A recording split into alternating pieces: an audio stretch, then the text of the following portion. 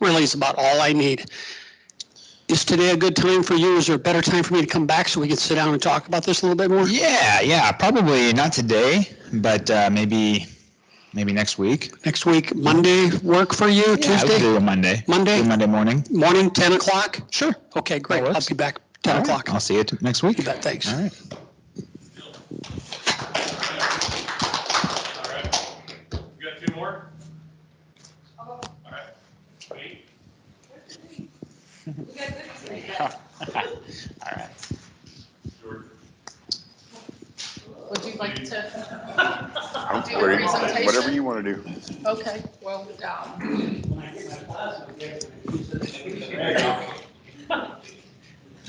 oh, there's prizes? Now you're gonna be, it's emotional. Now it's phone signal. Okay, are they doing the same thing? Yeah, same thing. Oh, wait, no, we have the Canadian folks back on with us? Yeah. Are they back on? Yeah. Okay. Great. Hey, Jason, I'm Bernadette with Source One Purchasing. Do you have a minute to talk? Just a brief minute. I'm about to. That's great. Yeah, so if you wouldn't mind, I can come back in, like a day or two. Would the afternoon or the morning work better for you? Mornings are better usually, and Monday or Tuesday. It's the slower days. Okay, great. And say maybe 10 o'clock? Yes. Can you tell me real quick what we're Sure. talking about? I work for Source One Purchasing, and we're a GPO. What's that? It's a group purchasing organization, and we're in, just going to say, we're in the Houston market. And what we do is we collect rebates on behalf of independent restaurants. We're a family-owned company, So would I have to just like you, purchase from you? family. No, actually, we don't have any warehouses. We're more of an IT company. We would collect the rebates on your behalf. So I stay with who I'm ordering. You stay with Cisco, you stay with Gordon Foods, whoever you're purchasing from now. Okay. And we would work with them. We electronically transfer the information to be able to send it to our suppliers to collect the rebates on your behalf. Okay. So we can come back in Monday, Tuesday in the morning? You got a card? I do here. As a matter of fact, I have a folder for you, and we can go over that when I come back. But here is my card, and I will give that to you. All right. Well, Thank you so much for your time. Okay, it's Monday, Tuesday.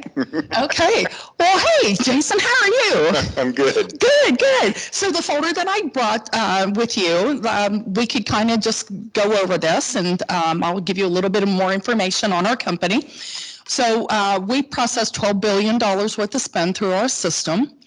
We have 165,000 line items that are rebatable. Now, that doesn't necessarily mean that all of the products that you purchase are actually going to have rebates associated with it. But we're going to, once we get your letter of participation signed, we will let it grow organically. And we will come back in a quarter, take a look at it, see exactly what items that you're purchasing, and see if there's any opportunities for you, and it's totally up to you, to be able to maybe move over to some of the items that do have rebates. Now, if it's an item that is a little bit more expensive, but it does have a rebate affiliated with it, it doesn't make a lot of sense for you to change to that item. But we just wanted to give you the opportunity. You are in total control here. This puts you in the field with 60,000 plus customers that are already on this program. And this gives you the ability to receive rebates like the big customers do, like the large restaurant chains. So how much does this cost me to be a part This of? program is at no cost to you. Basically, these vendors, the manufacturers, are looking for your volume. So then That's how do you this make money? works. So we get paid an admin fee through the manufacturers. That's why we're able to bring this program to you at no cost. Okay. Do you have any questions? It's a lot to take in. What all do you need from me to be involved in this? And, So and there what does is- that require of me? There is a letter of participation, and basically it's no banking information, no social security number or anything like that. It's just email, telephone number, doing business as your corporate name if you have one in a corporation. But it's just the basic information. Then we'll get your customer number for your distributor, and we will send the information off to them and collect the information. Okay. And if I don't like it, am I locked in for a long time, or how does that work? We have a 90-day out clause. However, if you call and you say, hey, I am really unhappy with this process, we will let you out of the letter of participation. I haven't lost one yet. Sounds like a good plan. I'll try it. Great. Let's get you signed up.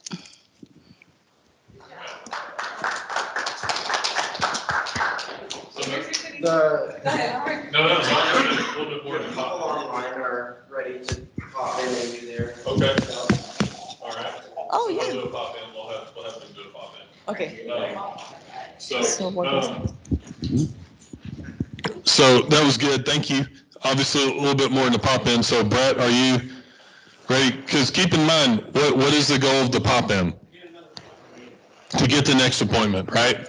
And so really the three parts of information we want to get: who's the decision maker? We got that. Who they buy from? You mentioned that. And then how much do they buy? And then set the next appointment. All right, that's the goal. That is the real goal of the pop in here. So let's see. Online people here. Let's go. Who would like to volunteer to be the salesperson? All right, Brett had his hand up first to be the salesperson. Who would like to be the restaurant owner, decision maker? All right, Liliana. Okay. I'm ready. It's the three of us. All right, Marilyn, why don't you be the gatekeeper that he has to get through to get to Liliana? Can you do that? Oh, sure, yeah. All right, on the pop in. So we're walking in for the first time. Okay. All right, go, Brett. I'm sorry, I couldn't hear you. We're all ready to go. You guys can hear us okay? Yeah, we can hear you fine. All right. Hi, how are you? I'm fine, how are you? Good. My name is Brett Fowler. I'm with Alliance Purchasing Service, Alliance Purchasing. I was in the neighborhood. I was just down the street at Ernie's Roadhouse, delivering him a rebate. And are you Liliana? Because I'm assuming Liliana's Diner. Is Liliana around or? No, Liliana's busy right now. Okay. Well, we rehearsed a sales presentation where I'd be speaking with Liliana. I'm sorry, it's hard to hear you. It's like double speech. And I can't hear you. Yeah, it's really hard to hear. Is it hard to hear me? It's like a delay or something, and it's double. Muffled. Someone needs to mute. Okay. Maybe try and mute until you have to speak, I guess. Okay, well, Liliana is in the back right now. What should I tell her you want? well, I just wanted to speak with her briefly about her purchasing, and our company can save her a lot of time and money. I'd like to set up a time to come back and see her. If she could just pop out for a couple of seconds. Okay, let me go check with her. 1 minute. I'll be right back.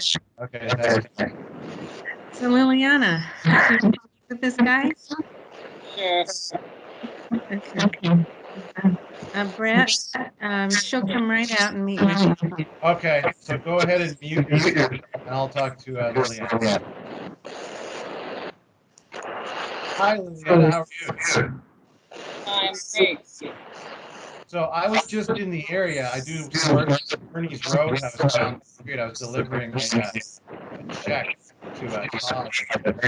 And I wanted to stop in and just introduce myself. Here's a card. I'm with Alliance Purchasing. We're a purchasing organization.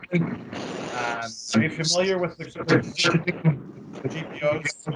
I'm with Food Buy right now. Oh, with Food Buy. Okay, that's great. So you're familiar with the GPO concept. I'm very familiar with it. I do a great job. But what we do, we have everything Food Buy has with the manufacturer rebates you're getting. We also have other sister companies. We have a produce management company. We can save a lot of time and money with your deals with growers in California. What I'd like to do is arrange a time to stop by and show you what we can do up and beyond what you're reading. Have a few minutes, I can stop by later this week, after lunch Monday maybe. Sure, we can do it Monday around 2 o'clock. Okay. I And, have a question for you. yeah, Food Buy told me that they offer so many foods that are rebatable. Do you work the same way? Because on my rebate check, I don't get very much money from Food Buy. okay, I think I heard, I'm having trouble hearing you for some reason, even though you're a couple of feet above me. But we have similar, as far as the manufacturers go, we have 165,000 line items, 350 manufacturers, so it's actually significantly more than Food Buy. What we could do is run a velocity report, run a report and show you what you save compared to Food Buy. Okay, I can have that ready for you for our meeting. Okay. And who are you using for a distributor? I'm using GFS.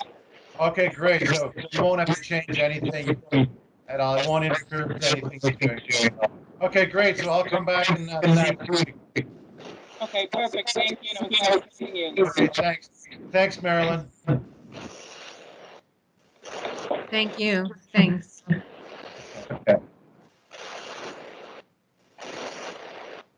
Cracking up. Can you hear me now? Onliners? We were cracking up at Maryland. That was awesome. It was really hard to hear everybody. Yeah, it was hard to hear you, Liliana. It seems like all day long. I wonder if it has to do with your microphone on your computer, because you cut in and out a lot from our point of view. But that's okay. That's all right. It's the first time we're doing this. We're figuring it out as we go. So thank you guys. All right, we got a couple more here that haven't gone. Pop-ins. Pop-in, Santiago and Holly.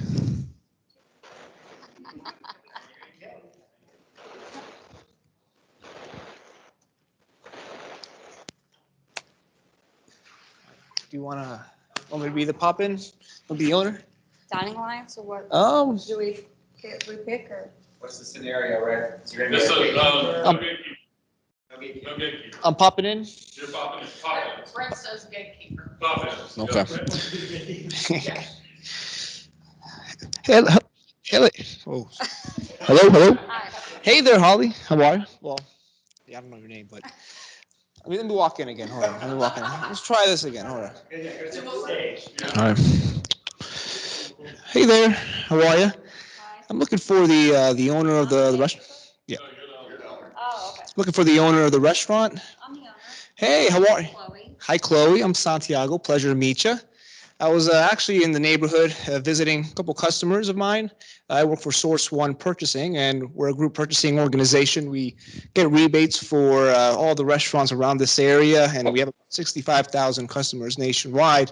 Don't want to take too much of your time right now. I know you're busy and looking around the restaurant to make sure your staff is working, but is there a good time for me to maybe drop by maybe later this week or next week to give you some more detail on our program? Sure, I'll be free Thursday. Okay, perfect. So I want to be as efficient as possible as well. So who do you buy your food and beverage from primarily? Cisco? Just Cisco right now? Any backups? Okay, just Cisco. And how much do you normally buy from Cisco on a weekly basis? Just so I can come prepared with the best information possible. 3 a week. 3 a week? Okay, 3 times a week? Yeah. How much each order? 500, 1,000 an order? About 1,000. About 1,000 an order? Perfect. All right, that's all the information I need. Do you happen to have an email so I can maybe, or a phone number, just so I can check in? All right, Chloe@Chloe.com. Perfect. Well, listen, I'll let you get back to what you were doing, and I'll shoot you an email and a text, 15 minutes before I drop in, and hopefully we can have a conversation and get you some savings. Thank you. All right, thank you. Rocky start, but we're good. Chloe@Chloe.com. Chloe@Chloe. Keeping it easy. Yeah, no, that's awesome. Thank you. All right. Thank you. Perfect. Yeah, it was. After the first little bumpy road, it got smoother. Is it always smooth? Sometimes it's It is a little bit more nerve wracking to be up here. You don't do a pop in front of 12 people. Yeah. Sometimes you walk in and there's a lobby full of people and you're like, is your manager around the corner? and so, but again, if you're not carrying stuff and you don't look like a salesman, you're there to get the next appointment. So no, that's good. All right. So again, just to review, what are our points? What do we want to get out of the pop-in? Who is the decision maker? All right, to get that information. Number 2, who are they buying? Who are they ordering from? Right. Number 3, how much? Give you an idea. Okay, just to give you an idea. So, and then obviously get the appointment. We do want to set a sense of urgency that they're fortunate we just walked in. Okay, because they are.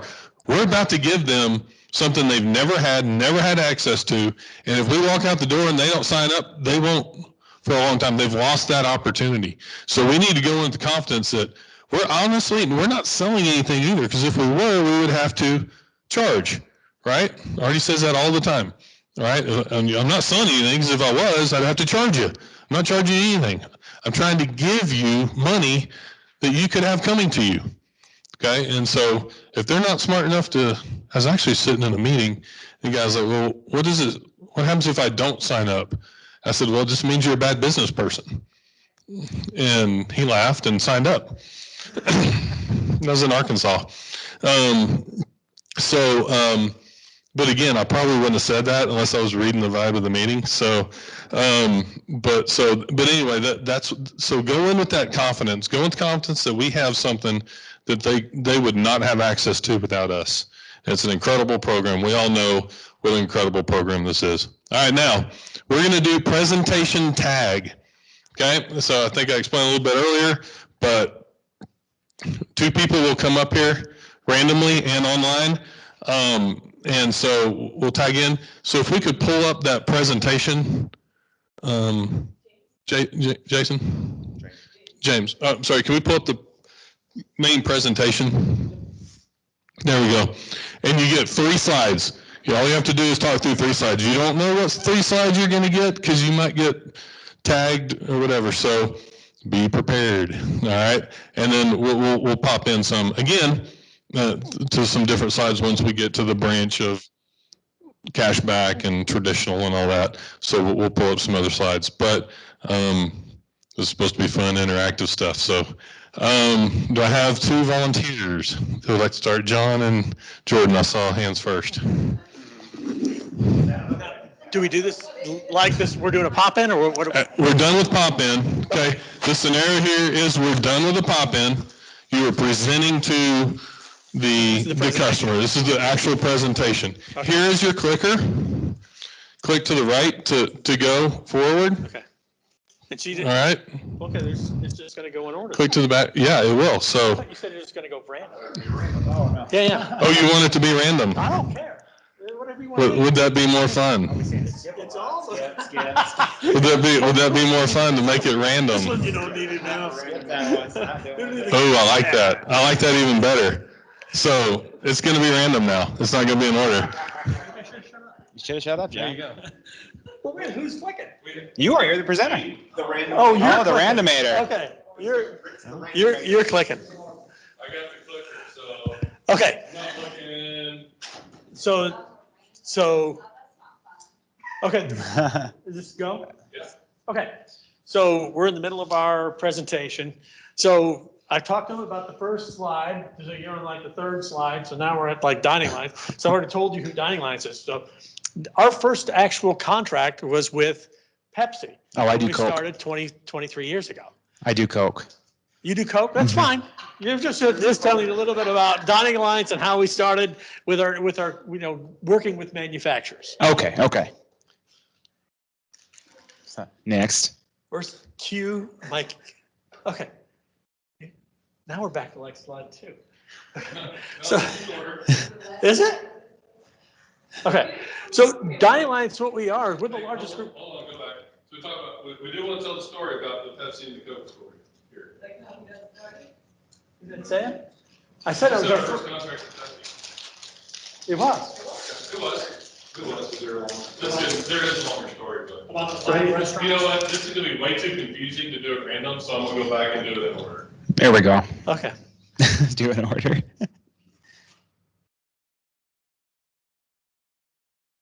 Sorry, that's in order?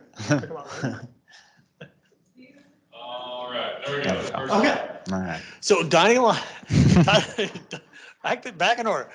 Dining Alliance, we're the largest group purchasing organization in the country. So we have 60,000 clients throughout our portfolio. We work with over 365 manufacturers. We take that and leverage that power to provide savings to our clients. Okay. So the majority of our clients are independent restaurants, just like yourself. You know, up to 10 units. I don't know if you're 10 units. I'm at exactly 10. 10 units. Yep. It's exactly 10, luckily. 11 tomorrow, but 10 Yeah, today. 11 tomorrow. So we work with independent restaurants just like yourselves, up to chains, just like yourselves of 10. I am. Okay, it wasn't. So we work with independent restaurant chains just like yourself, up to 10 units. So of our 60,000 clients, so.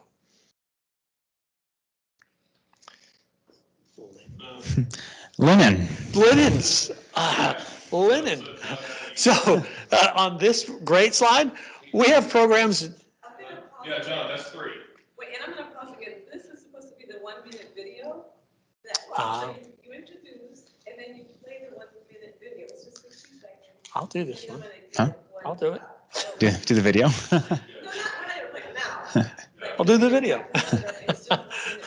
Is it like Beyond Crime video? It's Tina, isn't it? Is it? Areas of our business. It's called In Their Words, and so basically it's an overview that Andy did of restaurants and, you know, kind of their reviews, you know, before Dining Alliance, I was spending this, after Dining Alliance, and I think it's 60 seconds, I think, or 90 seconds. Yeah. So it's a Oh, trick- okay. So it's a trick slide, John. So it This is a trick slide. Trick slide. So this is, That's your third slide, you can now tag anyone in there. oh. No, huh? And David. But look, I looked and he was kind of like, you come over here and I will kick your. So let's go somewhere else. Somewhere close. You're kind of busy eating. I'm done. Are you? Okay. I'm tagging. So, He's still the customer? So now Jordan is gonna be the Dining Alliance person. Oh. And Steve, you're gonna be the. customer. You're the customer, all right? Wait, round of applause. Good job. Remember, you can also tag online people. What does that say? Oh, that's right. Oh, Johnny Boy. All right, here you go. Slide 1. Oh, Rocco. I'm glad you got this one. Okay, this is linen video. Okay, so now that you've seen kind of what we do, we are a GPO. So I introduced us as a GPO. Didn't really get into what that means. Are you familiar with GPOs? Yeah. Yeah. So Group Purchasing Organization, we basically exist to bring independents the same buying power as the big chains get. Next. So we are a family-owned company. So just like you being an independent operator, you're family-owned, we're family-owned. So we exist to help you because we're family-owned just like you are. We get the pain points.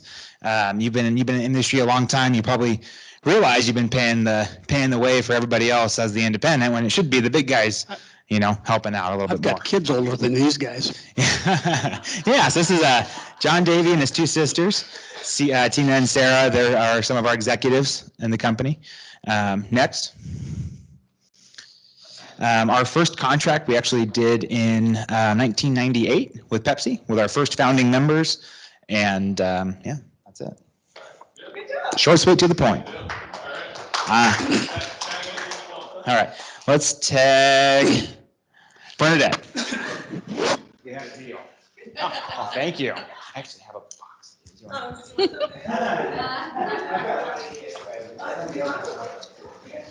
Okay, Dad, how are you?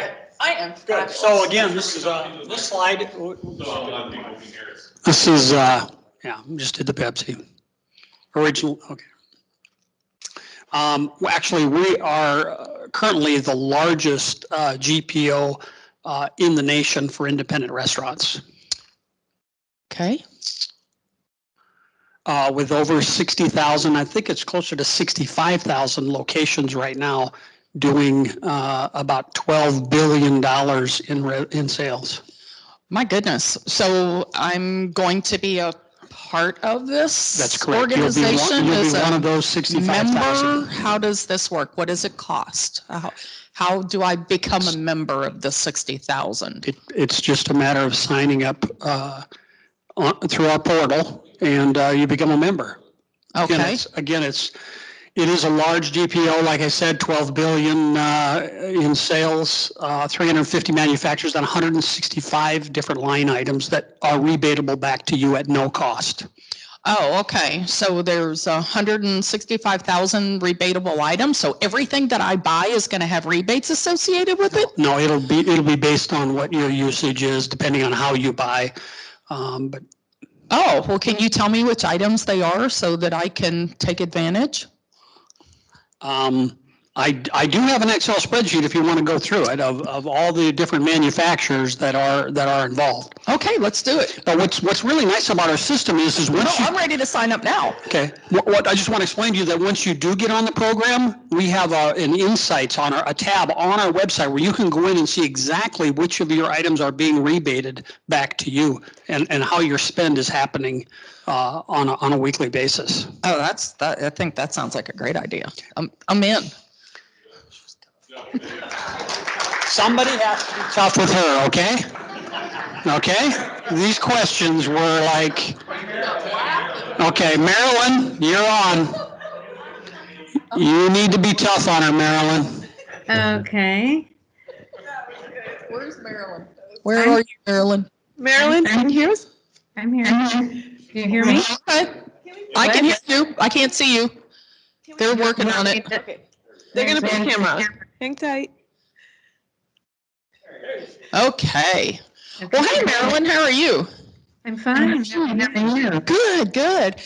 So I wanted to explain to you a little bit more about how our GPO works. First, we do not sell or ship any products. We're more of an IT company. We don't have any warehouses. You pay, there's no change. You pay your bills directly to your vendors as you make your purchases through your distributors. We don't handle any of the bill pay. We help reduce your cost and boost your margin. So we, as a family-owned company, and you as a family-owned restaurant, we help you to be able to have access to revenue that you normally wouldn't have access to. We uncover savings on non-food services, ancillary spending, such as paper programs. We'll take a look at your purchases and see if there are any opportunities to get you better pricing for paper and disposables, which right now you may have a lot of to-go orders, and that might help you out tremendously. We do have a team of experts that are ready to help our members. Former distribution executives, category experts, contract experts to help you out with pricing. We have culinary consultants also if you want to take a look at some menu items. And as I said before, we are an IT-based company, so we do have some technological gurus on hand that can answer your questions. Do you have any questions for me about how a GPO works? Not so much about the GPO work. That sounds too good to be true. How do you get paid? How does this work? You're explaining that, but it sounds too good to be true. Well, that's a great question. We actually get an admin fee back from the manufacturers. That's how we actually make our money. And how do you get paid? It's a great question. I don't think I'm allowed to share that with you. Okay. Okay. Oh, how we bring our members value is cash back, also known as rebates. Earn cash back on the products that you're already purchasing. So for the first quarters, we're going to let it grow organically. We'll take a look at the items that you're purchasing and see if there are any opportunities out there for you.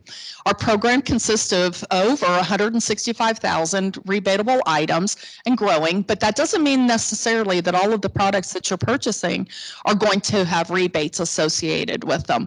But we will take a look at the program later on, say maybe a quarter, and see if we can help you with any of those items. As we discussed before, there's no cost for membership. This is a program that normally you wouldn't have access to. However, this is what we actually do. We can connect directly with manufacturers for insights and new product information and new innovative items that the manufacturers are trying to get out into the industry to see what your ideas about those items are and how you would actually use them on your menus. Cutting edge member portal. This is really a wonderful tool for you. The My Dining Alliance portal gives you the free data insights into your purchasing behavior. You can actually see your rebates calculating. And when those funds are available, you can actually move it by ACH right straight into your bank account. There are Beyond Prime savings programs that are available to you. I like to call them ancillary programs. They are Sherwin-Williams Paint, Office Depot, Staples that you can have access to. And I see around your restaurant that you have several televisions that we have a DirecTV program also. Do you have any questions? I do. So being it connects directly to the manufacturer, they can be sending me emails all the time and bothering me? No, you don't have to worry about that. You may receive some emails from our company, from My Dining Alliance, and it could be offers, maybe some information on new items that have come into our program. Just to kind of give you some insight, it might be also telling you that your check is ready to be moved into your, through ACH into your bank account. Okay, sounds good.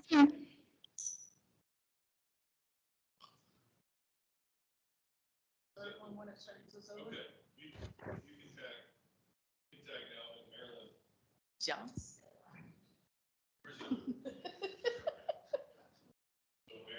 So you hear me, Marilyn? Oh, it's hard to hear you, Rick.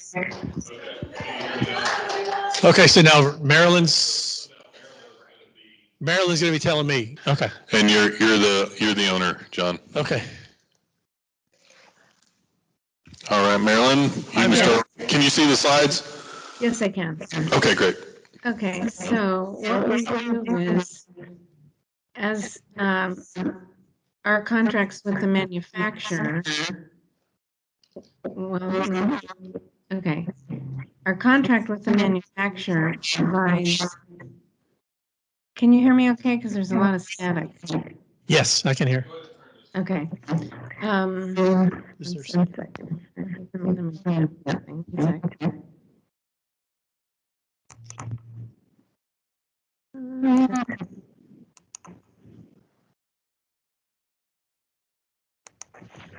So we have contracts with, as we mentioned, 350 manufacturers, and they have fixed pricing that goes to the distributor, and you will receive better pricing because you're not going to have the distributor markup.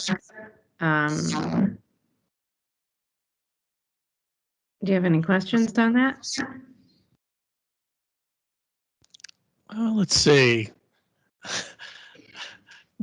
No, I don't have any questions on that.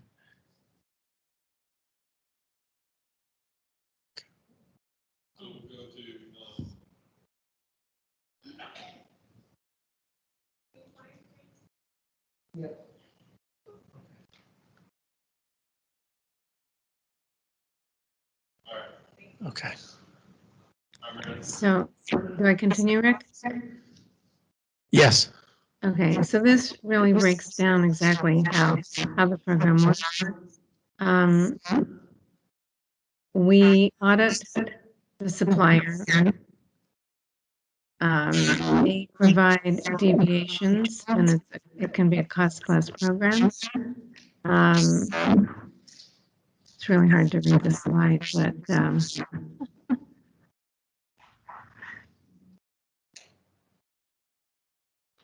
I'm trying to read the slide. It's very blurry. Look, I can't read it. I'm sorry. Let me bring up my board. Tell them to pick somebody else in the room. Oh, Marilyn, you get to pick somebody else in the room. Oh, Holly. How did you know? I know Holly.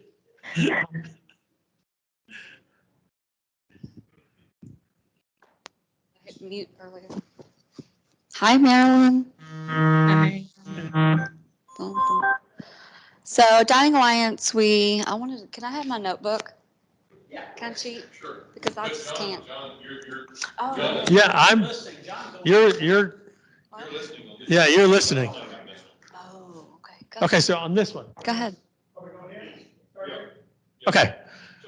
So kind of. Okay. Oh, that's right, Chloe at Chloe.com. So, that sounds bad. You're the one that chose it. I didn't choose that name. So she said Chloe.com. I know, it just sounds bad. It does. So we're talking about our traditional programs. So what we do is we go out and look for vendors that will allow us to audit their programs. So we've gone in this area. We've chosen EverDon to be our preferred strategic partner in this area for disposables, and we've given them our manufacturer deviations, over 45,000 line items of deviations, and we use a cost-plus program. So what we've done is we negotiate contract terms that are favorable to you. We ensure product quality. EverDon is sells anything but food, so they carry every different brand, Pactiv, Anchor Packaging, and eco products, whatever you you're going to obviously make that choice. You continue to get customer service. A lot of these programs strip out customer service. Our program doesn't strip out customer service. You're going to have a dedicated rep, just like you've always had. And then what we're going to do is we're going to be able to take your spend and analyze that spend, go through each and every line item and bring it back and be able to present that to you and show you what the savings will be. That's in the optimization, the comparison, and the deviation revisit. So kind of covered the whole thing. So okay, now. No, on this one, we're good. Yeah, let's go next. Okay, what differentiates? Okay. So what differentiates our program? So Chloe, you have 5 units, give or take. Yeah. So what if you had 60,000 units? What kind of pricing do you think you would get? Probably pretty good. So right now you're even though you have 5 units, still you're better than the single unit person, but still you're independent working on their own. So combining with leveraging our $12 billion of the purchasing power, you're going to be able to take advantage of that $12 billion of the purchasing power, and you're going to get a lot better pricing, which is what we would bring to you. It's kind of what I would do with this, rather than going through each one. That's how I would save time in my presentation, frankly, going through. But what I would also say is we also do price verification and and contract compliance to make sure that our contracts are being applied. And so that way you can rest assured that you're not going to have price creep. You probably had that before, where you've had distributors come in, give you some really good pricing for 30, 40 days. Next thing you know, your prices start creeping up just a little bit. And next thing, in 3 months, you're paying really more than what you were at the start of the whole process. So with us having contract compliance, you're going to make sure that that's not going to happen. And if it does happen, we'll bill back the manufacturer, or I'm sorry, the distributor for you, and ensure that you're made whole. Yeah, go ahead. We'll tag right there. Didn't want to hear this, but they. And so there's obviously going to be times where we hit highlights of a slide and don't go through, but for training purposes, it's important that we know like why the slides are in there. Does that make sense? And so just for training purposes, if you're an independent and you look at this slide, what does this make you feel? Like, yeah. It makes you feel alone. It makes you feel understaffed, right? That's what we want them to feel. Like that is the purpose of this slide, is to make them feel like, I don't want to be over here anymore. I want to be over here. Okay. And so keep in mind, so as we're going through this, yeah, I mean, we probably will skip over some of these. You might only hit a couple of these boxes, one or two of these boxes, but the purpose of this slide, again, of our sales pitch is to identify and make them feel alone, and then say, but we have a solution for you. Okay. And so that's the purpose of a lot of these slides. So I know it's probably not practical that we're talking through all of them, but I do want us to know why these slides are in there, if that makes sense. Just like this one, like this is a hard one to talk through, but we want them to know, why is this slide in there? Because we do our due diligence. All right. That's what this slide is really saying. Okay. We do our due diligence. We get people to agree to things that you can't get them to agree to. Okay. Then we do things that you don't have time to do for bidding. And then we put things in place that you don't have the resources to do either. Does that make sense? So that's kind of why we want to go through those. So, yep, John, you can tag out. Already tagged you. Tag, you're it. Am I doing it now? You're the talker now. Okay. I'll grab it in a minute. You didn't need that anyway. I'll get it now. Cheating. So before she gets going, like, what do you think the purpose of this slide is? Show where the operator's focus is currently and where we want it to be. I don't know that the people online heard his answer or your question. Can you repeat the question and answer? The question was, what is the purpose of this slide? The answer is to show the difference between what the customer is currently focused on and how we can help them focus on the larger picture.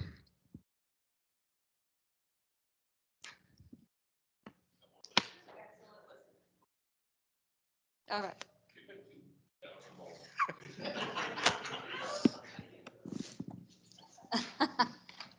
Okay. So I just took notes, so I'm going off of the notes. So let me ask you, do you shop your own? And what are your top 10 items that you typically order? Do you shop on your own? Yes, and we try to focus on, our chicken fried steak, which is our staple item, and the sides to go with it. That's where a lot of our sales go. And how many do you order, would you say, a month? How many chicken fried Items, steaks? I don't know if it items. Oh, how many items on This one I don't from the really distributor? understand too much, but I'm just going off of what you did in your So we presentation. probably have about, I'd say around 100 items that we order for our property. And then Rick says that leaves room to move margins. Yeah. So This one I don't, sorry, I'm not. I just wrote notes on this slide. I don't really. So, again, to the point is, don't necessarily think about so much of the verbiage, but of what is this slide trying to convey? It's trying to convey that they probably have good pricing on their top 10 items because they can check those. But if they buy 200-300 items, for their restaurant, there's no way they can check them all. Okay. And so while they're focused on their 10 items, to Jason and George's point, we're going to shrink the focus. Like, we want to save them on everything, not just their top 10 items. So that's the whole purpose of the slide, is in a bid or a contract relationship, we are, again, we're trying to make them feel like I'm not doing a very good job. Okay. But we're going to help you do a better job with our cost plus and contract relationship. We basically can help you. Yes, we basically can help you on other items, not just one single item. So we can help you guys save on your paper. We can look at your grocer. We can look at meat. We can look at disposables. That would help a lot. We're understaffed.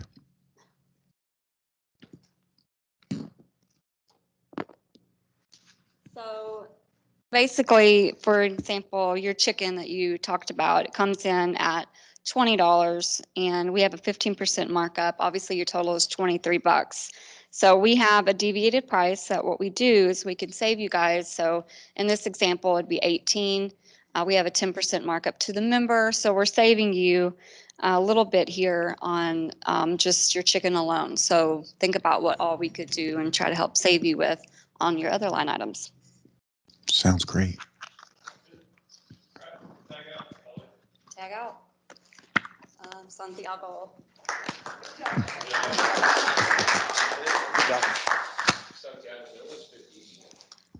She's next.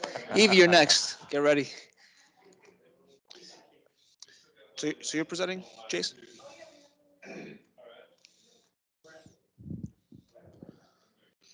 so let's go. Can you click into the cashback one? At the top. There we go. So with the cashback program, that's where your rebates are going to come from. Get cashbacks on all your purchases that are rebatable. So that does say all purchases, but that doesn't mean everything you buy. We'll run that report to show you everything you're buying that is rebatable. Make sure those are captured for you. Get your checks to you.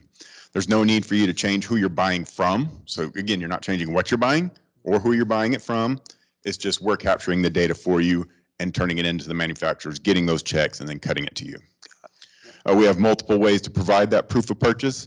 Again, the best way is we can capture that electronically so that we have clean data that's coming in without having to scan it in. And So what information do you need from me in order to capture my? okay, so I just need to know, what's your login information first for your distributor. We get that captured electronically. If you don't have that, we have a connections team that we can put in contact with you and your distributor and get that set up for I'm you. a little sensitive giving my distributor information. I understand that completely. It's locked with Data Vault.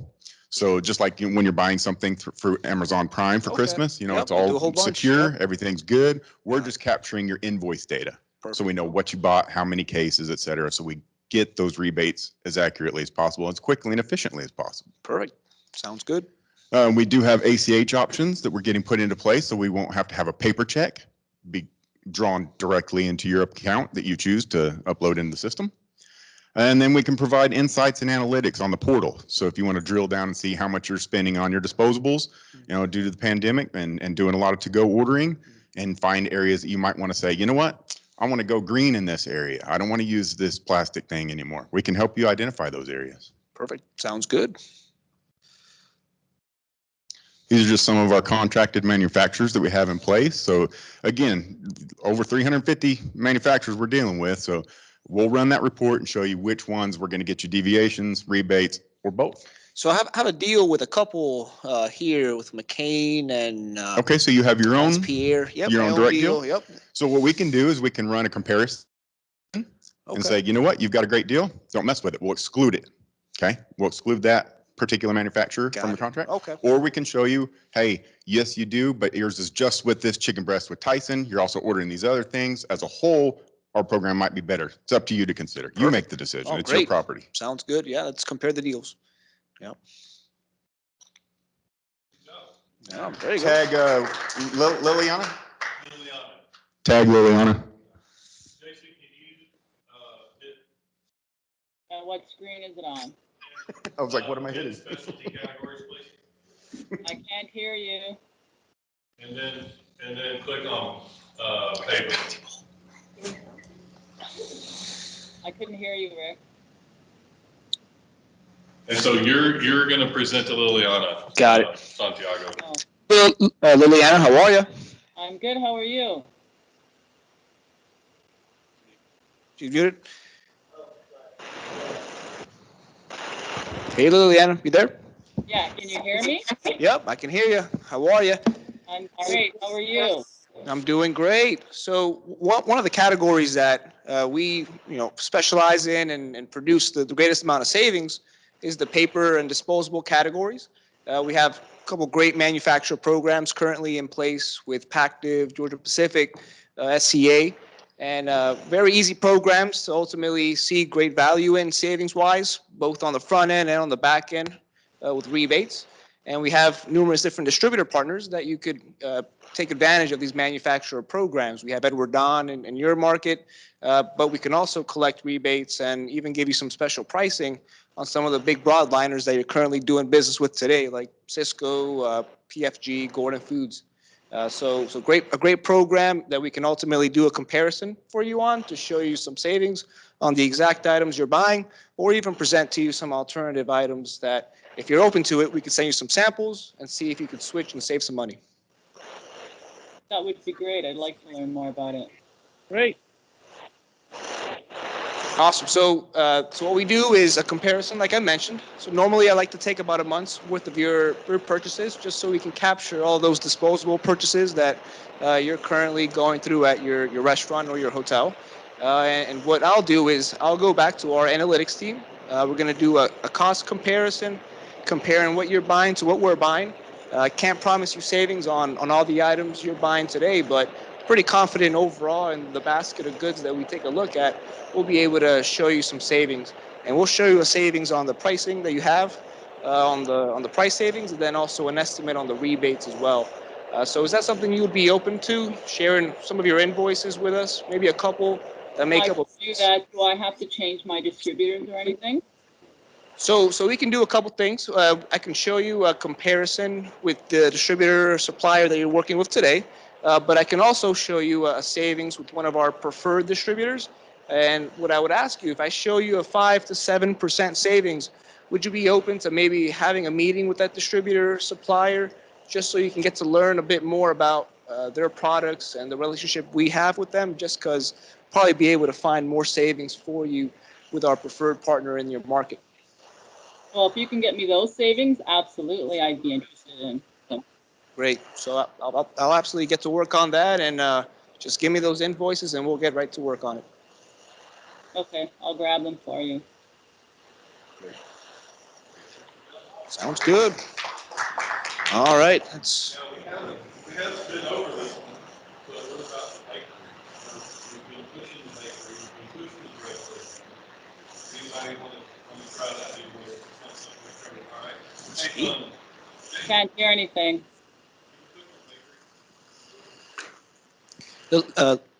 Rick was saying that we're going to go over the bakery slide here, Liliana.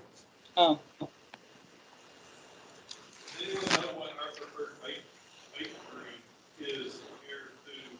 Bimbo. Canada Bread. Rick had asked who the bakery locally would be, and that would be Bimbo. Yeah, it used to be Canada Bread. They bought it out, but I can't hear Rick at all. He doesn't have a microphone. Oh. And so in California and Arizona, it's Giuliano's.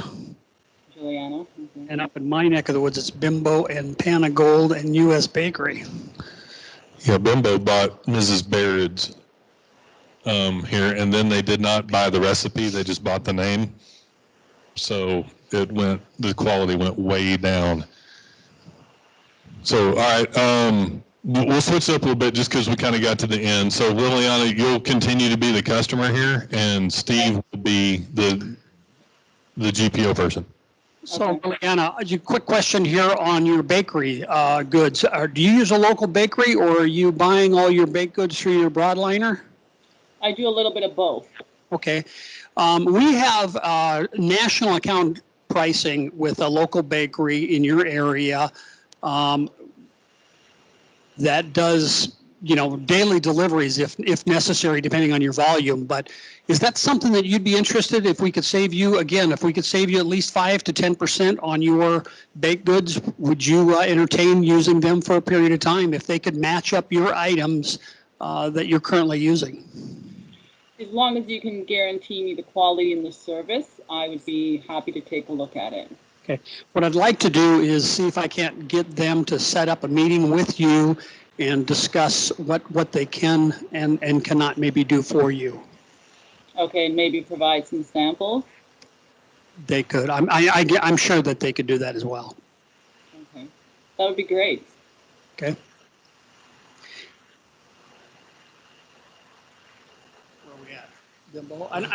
Yeah, this is the second slide in the bread category.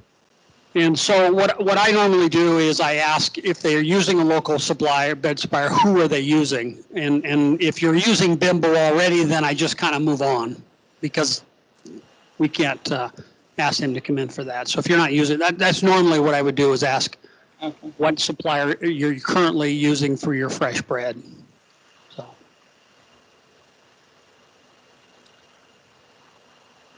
All right, thank you, Steve. All right. Liliana,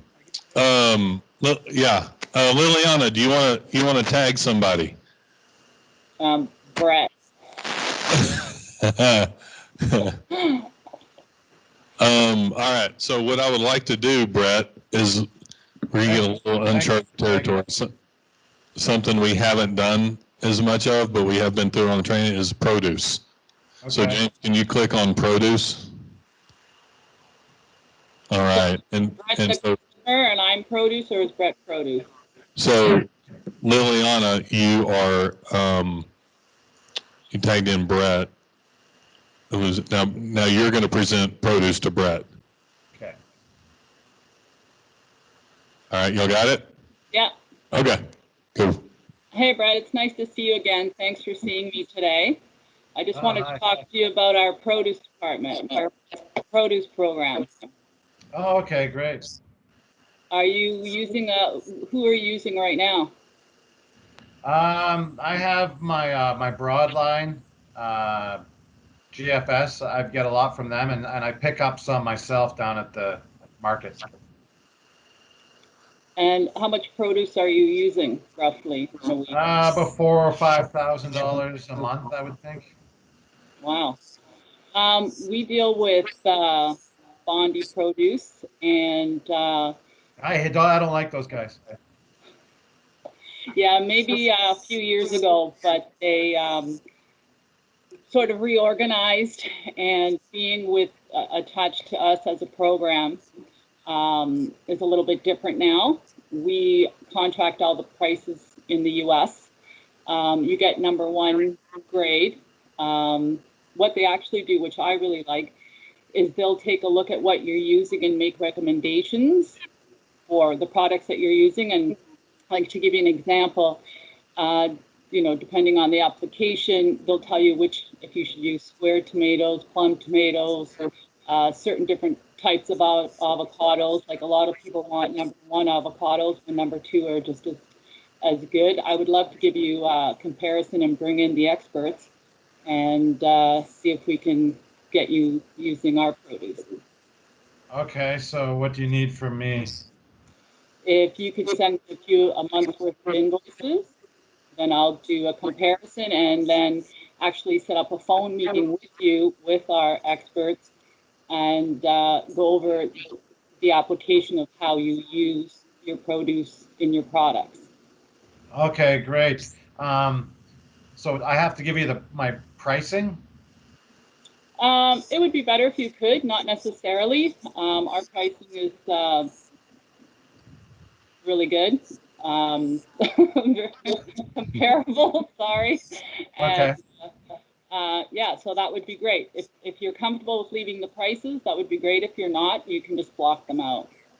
Okay, I'll get my chef to send you an email with a month of invoices. That would be great. I really appreciate it. Okay. All right, good job. Good job, Liliana.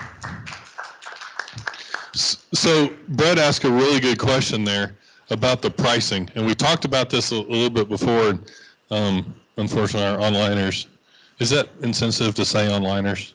Are they okay with onliners on the online team? That honestly, if we're doing a traditional comparison and they don't want to give you the pricing, we need to walk away. Okay. Oh, okay. Yeah. So, and because here's why. If they're not going to give us their pricing, that means they don't trust us enough yet as a third party to do what's in their best interest. So we just spent the last 3 hours telling them all through the presentation, right? And so if they don't trust us enough yet to give us their purchase information, then honestly, we're going to spend a lot of time and effort, a lot of company resources on it, and go back, and they're going to be like, yeah, I'll think about it. And they're not going to do it. And so you just wasted weeks, hours of all that. So honestly, if they don't want to give you their pricing, say, I understand. Thank you for your time.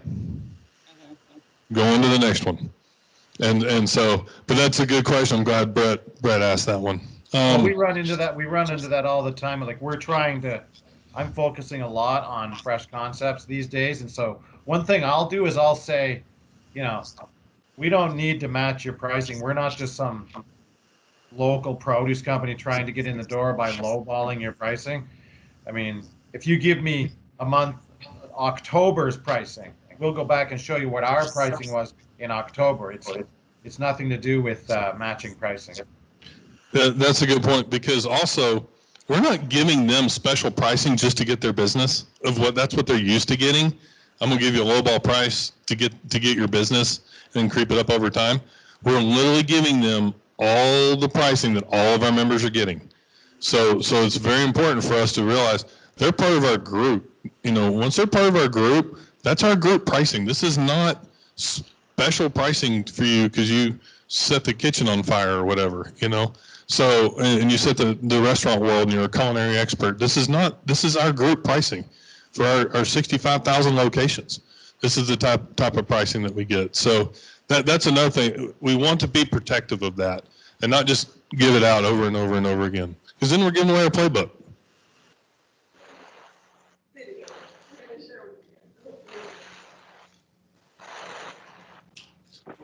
But it's about me. I hope it hasn't been boring for you. We don't have time to talk about it longer. I only carried away.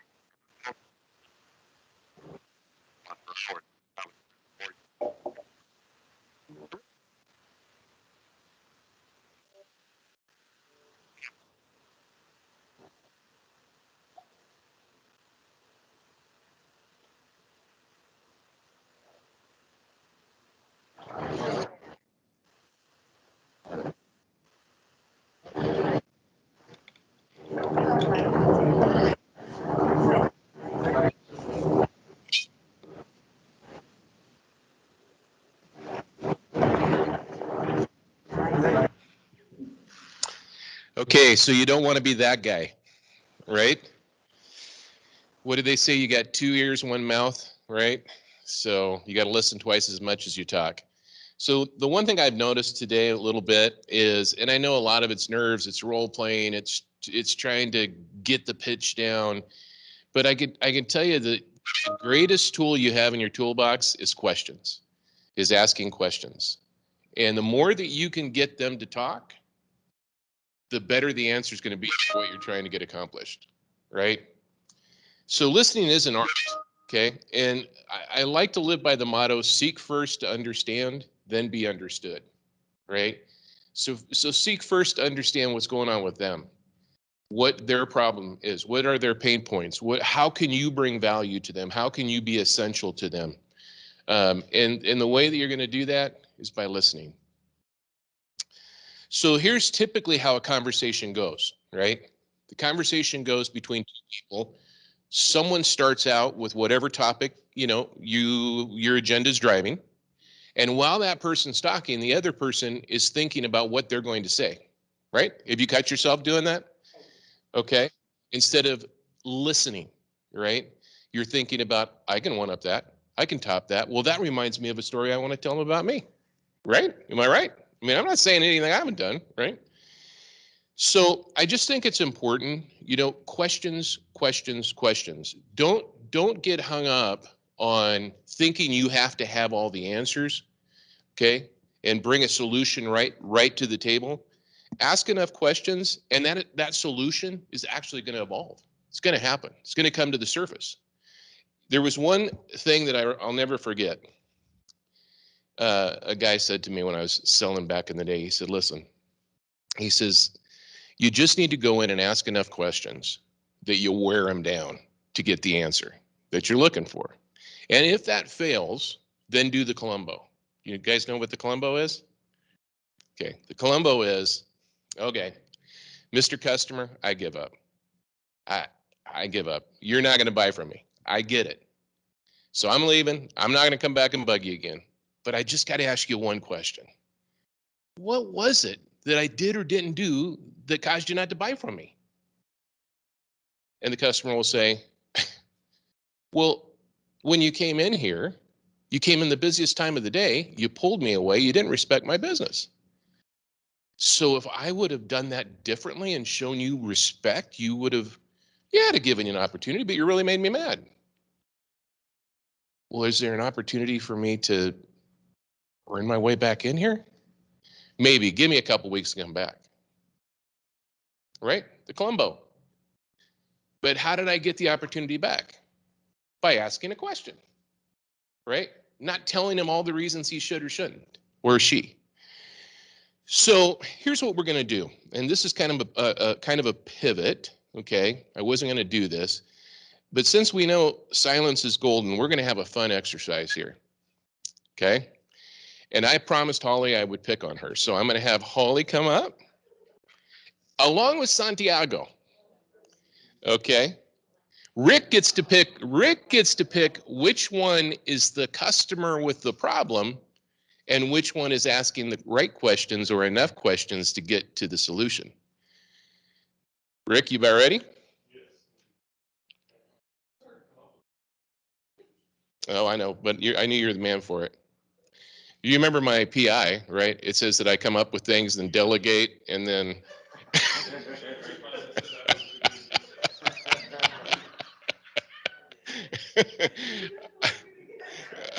It does work out good. That's why Rick and I are such a great team. Okay, so who gets to ask questions and who gets to be the one with the problem? I would like Santiago to ask the question. Okay, so you got off a little bit there, Holly, until the next go around. So you're going to look at the paper. Don't let her see it.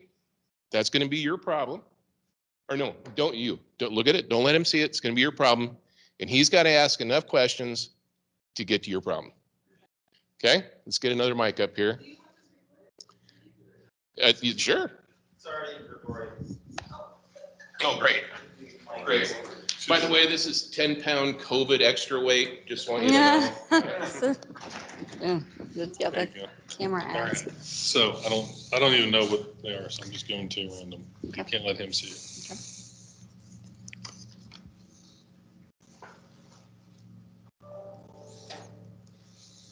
Okay. You can keep it for reference. Okay. Those are good cookies. All right, so. All right, so I have to figure out the problem. Problem, correct. So hey there, Chloe, how are you today? How's it going? I sent you an email at Chloe. You didn't respond back. I guess I didn't. But I'm back here at the restaurant. Want to present to you our program here, see if we can save you some money with our 165,000 items under contract.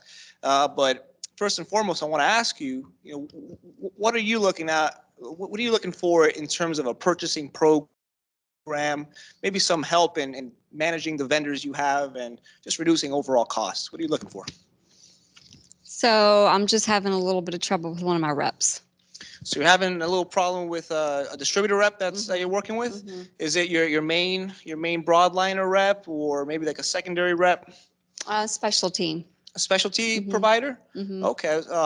So what issue are you seeing right now? Is it delivery? Is it pricing issues? What are you facing? He's just not listening very well to my orders and what exactly I want. So he's not listening to your orders? Yeah. So is he getting your order incorrect? Yes. Is he sending you the wrong products? No, am I supposed to, I'm not supposed to answer them, right? You want to make sure that he asks the right questions to get to the answer. So say no. Guessing game. Okay.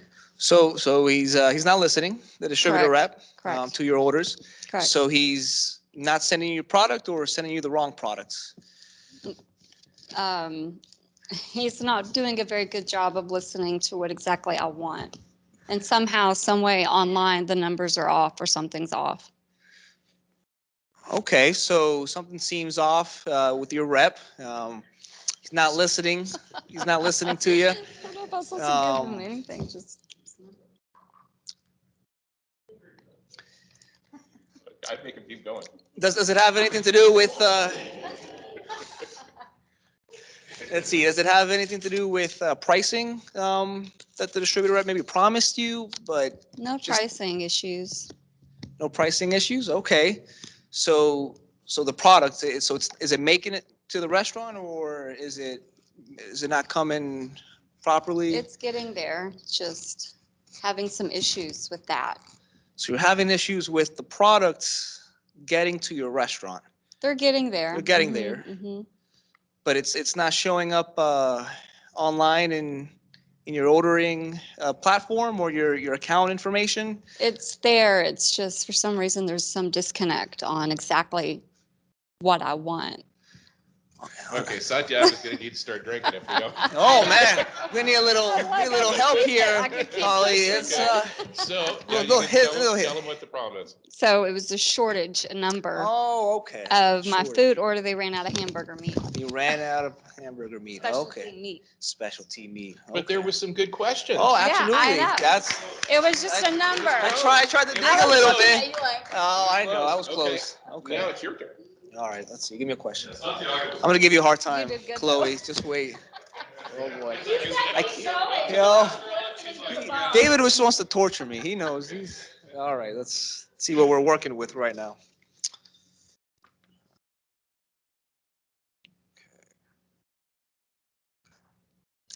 All right. Sounds good.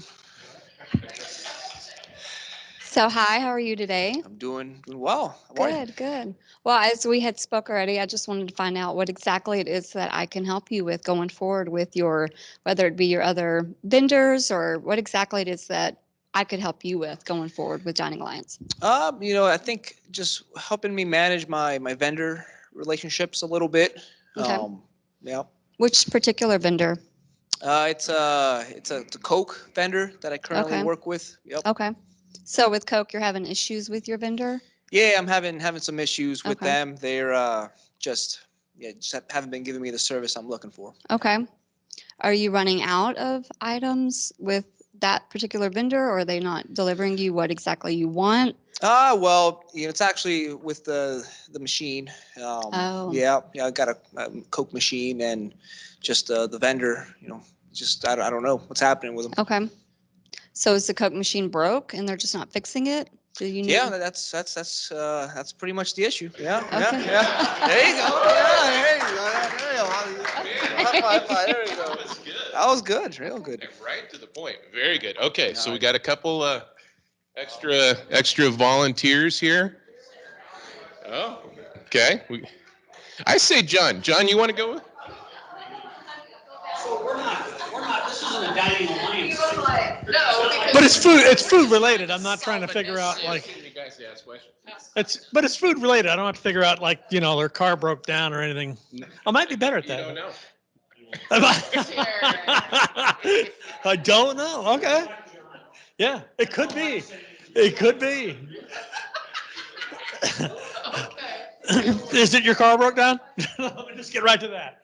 Listen, I don't have a lot of time today, so I am like doing double duty here. So Absolutely. what do you need?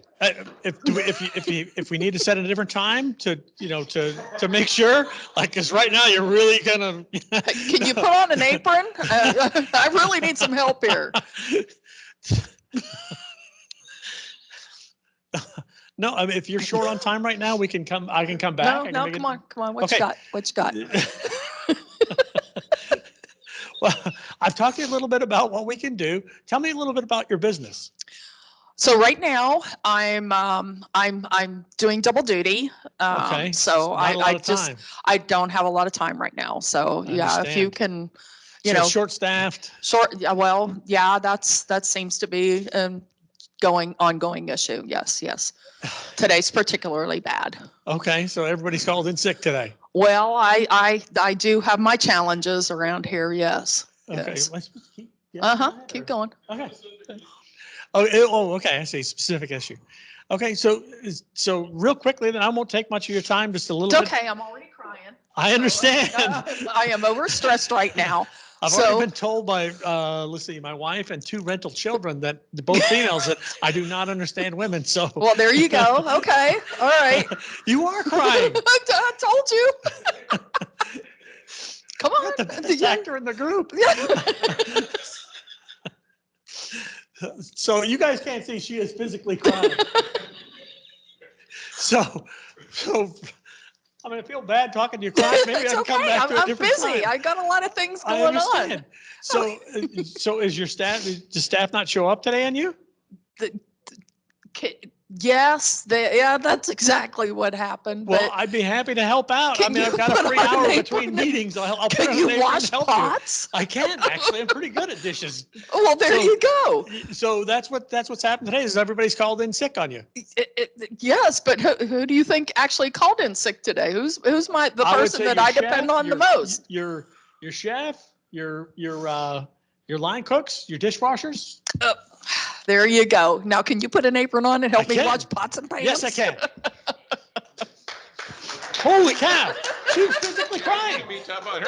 She's Oh my crying. gosh. Yeah, man, she is. So hard. I You said are it. actually. She gets like an Emmy. I know. Literally crying.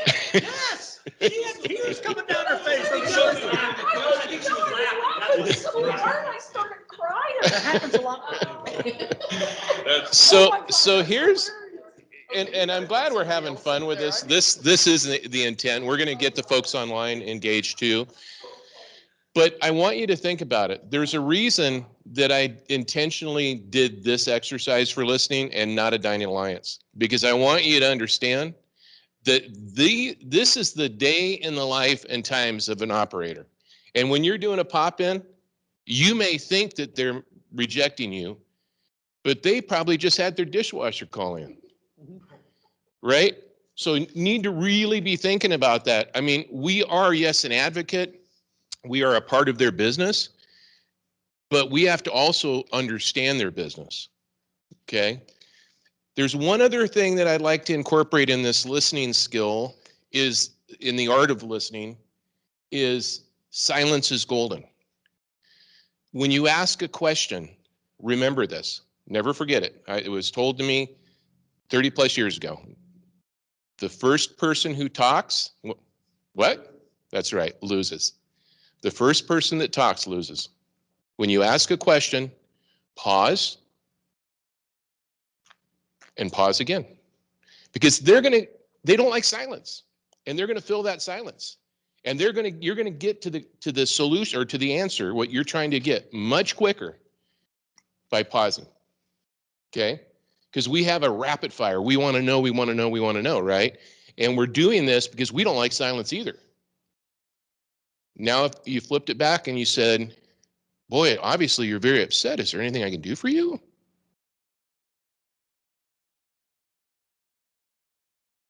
How long do you think it would be before she said, yeah, go wash dishes?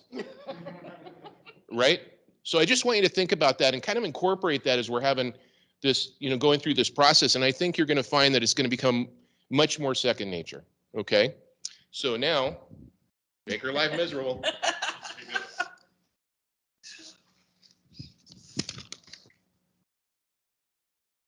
Uh-oh. Just by the look on his face, I'm scared. Okay. Hey, John, how are you? A little frustrated, but yeah. Okay. I'm okay. All right. Well, tell me what's going on. What's happening? Is there something I can help you with? Well, just trying to find staff. It's tough to find good people. Okay. Find somebody, train them, and then the next thing you know, they're leaving. Oh, well, So restaurants do have a quick turnover time. So yes, they is do. it, But, unfortunately, you hire somebody good person, give them some some leeway, and then next thing you know, you're looking for somebody else. So. Oh, I'm sorry to hear that. So is it somebody that we can help you with our staffing program, or is it, are you looking for an accountant? What kind of staff can you? Well, can we've you got provide? different programs through Beyond Prime that we could probably, that we have temporary staffing companies that can help you. Looking for somebody to be able to take help. over this place, really. Really? So you need to sell your restaurant? No, not sell it. Just Oh, when okay. I'm not here, though, I need someone to take over. Oh, you're looking for a general manager. Exactly. Okay. I don't know if I gave her too much. Is that it? Yeah. Oh, wow. Yeah. Okay. Yeah. You sold me. Well, sweet. I didn't even have to try. No, but I was waiting for it. The waterworks were coming. I knew it. All right, good job. Thanks. So we're going to do an online now. Okay. And Steve, Do I turn in? so Liliana's going to be, have the problem. Steve's going to get to ask the questions. Thanks. I know, but you love role playing. I do. So is somebody giving her the, okay. Quick. Pardon? Okay, Liliana, did you get your question? Can you ask her, Steve? You're going to have to talk to her. Liliana? I'm just looking. Oh. Rick just texted it to you Yeah. on the phone. On your phone. Yeah, it's coming up on my computer. It's okay. Okay. Hi, Liliana. How are you today? I'm great, thanks. How are you doing? Good. How are things going at your business right now today? Well, they were great this morning, but I ran into an issue and I don't know what I'm going to do about it. Is an employee involved? No, not really. It's not anything, I mean, tough times with customers or suppliers? No, the customers are great. Suppliers have been good. Right. So is there anything I can do to help you? Well, unless you know some really good repairmen. Oh, sure. You looking for somebody got a freezer went down or one of your appliances? You need help with one of your appliances? Yes. Okay. I know a refrigeration company, if it's refrigeration, or is it more on the end of your stoves or fryers? No. No? Dishwasher. Right. There you go. Yeah. Thank you. I'll send that lab right over. Perfect. Thank you so much. This is your question for her. Oh. She has to guess yours. Oh, great. Okay, Liliana, now you're going to guess Steve's. He has a question. Okay. I'm ready. Hi, Steve. How are you? Good, thanks. How's everything going? Oh, you know, it's just busy. It's that time of the month. Yeah, people with all their government checks. Just kidding. Sorry. Sorry. Couldn't resist. So you've been really busy? Yeah, well, you know, it's the end of the month and I'm always really busy at the end of the month. Are you having any issues other than that? No, you know, it's more in just getting the time to get my job done. You short-staffed? No, staff is not a problem with staff. Any with your distributors or beverage companies letting you down, or No, all your equipment's working? yeah, equipment's just fine. Just I need to get in the back room and start doing some counting. With inventory, you looking for There you go, something else? inventory, yes. There you go. Good. Good job. Okay, so now I think it's only fitting to have Jordan and Rick Gailey come up. Brett's going to go. So is Marilyn. But no, I'm having Rick and Jordan. This is going to be fun. I'm in trouble. Hey, we all have to listen better, right? That's exactly why. No? No, I just wrote them and folded them, so I don't know. Wrote and fold. Wrote and fold. All right. So this is the. That's the problem.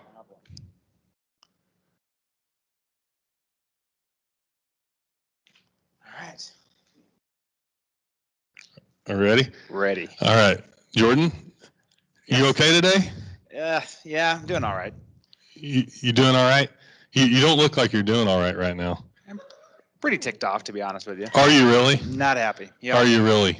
I'm just tired of getting taken advantage of. I'm sorry. Is it a personnel issue or a distributor issue maybe? Yep. Is there anything I can help with? I don't know. I mean, if you can help me figure out something with this problem I got here. Okay. All right. So is it like a person on your staff? Are you having an issue with a person there? Well, yeah, they probably could have done a lot better job keeping an eye on my pricing. Oh, okay. So is your pricing out of whack? Yep. Yeah. All right. Is you having a distributor issue? Yeah. I mean, they're not my distributor anymore as of today, but yeah. Oh, really? Yep. Fired them this morning. You fired the distributor. What did they do? Did they do something to upset you, obviously? Yeah, it was, yeah. I mean, the cost of my products, you took it through the roof and. Really? Okay. So you're paying too much for some products. Yep. Okay. So is there a person that I can help you, maybe give you some recommendations there? I mean, you may have a program in your arsenal that could help us. Okay. So your pricing went up. That's correct. Yeah. Okay. My pricing went up. All right. Is that it? That's it. Okay. All right. Your pricing went up.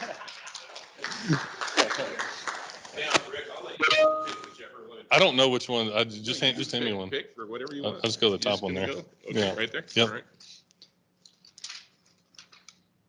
Ask any questions. All right. All right. Rick, how are you? Not very good. Yeah, you seem pretty mad. Yeah. Yeah, what's going on? Well, I'm trying to run a business, and it's hard right now when people don't do what they're supposed to do. So tell me more about that. Well, that's a good question. Very exploratory.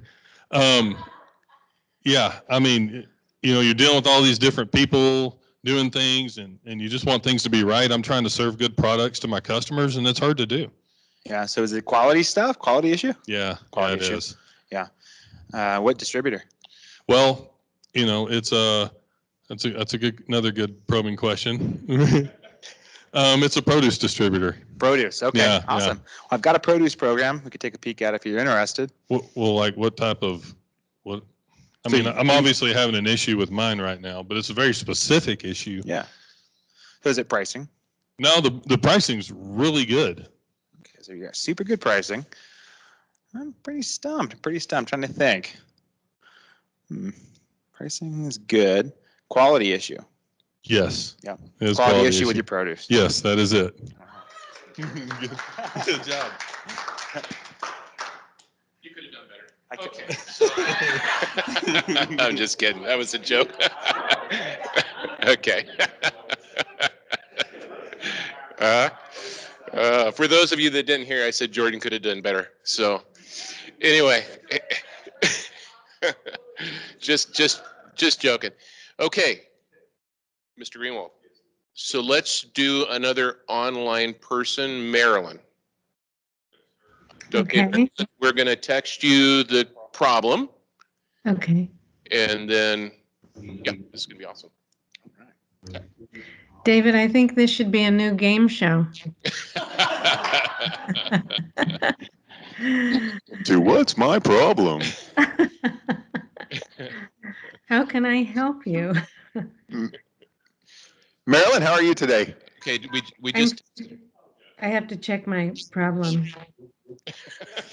I often Okay. check my problems. Oh, I'm okay today, just a little upset about some things. Oh, is everything going on good with your distributors? They could be better. Are you having a problem with a specific distributor? Yes. Is it a problem with a specific product? Not really. So just the distributor is having an issue. Is I'm having an issue with the distributor, right? is he not getting the products to you in time? No, they do come on time, Are they the correct orders? most of the time. Is the pricing correct? No. That's the problem. There you go. Is Well, that there it? you go. You got to it. Oh, you get the problem. Oh. Now And Marilyn I gets have a to uncover.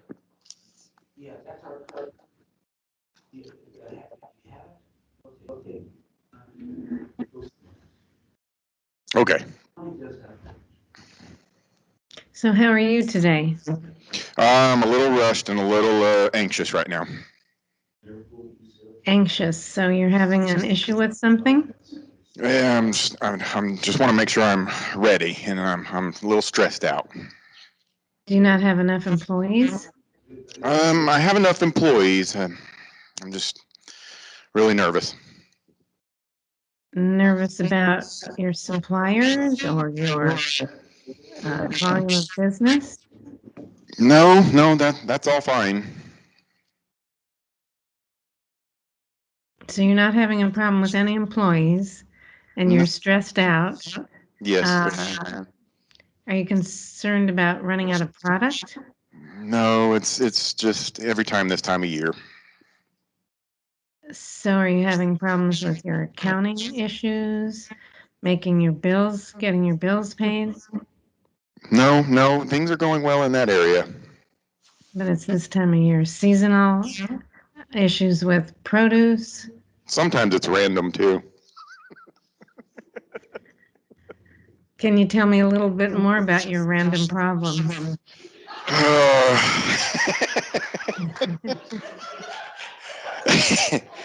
I just don't want to get shut down, you know. I'm trying to do the best I can. So the health department's after you? Well, I've got an inspection. I'm trying to get ready for it, so. Uh-huh. Good job, good job. You got it. Wow. Wow.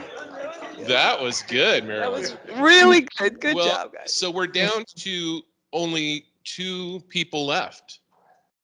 Brett and Evie. So this will be a lot of fun. Okay. Okay, so we'll get Brett up on the screen. We'll text him the Be up there problem. for a while. And Evie's going to put her selling shoes on. Okay. I don't know how long we'll be here. So just letting you know.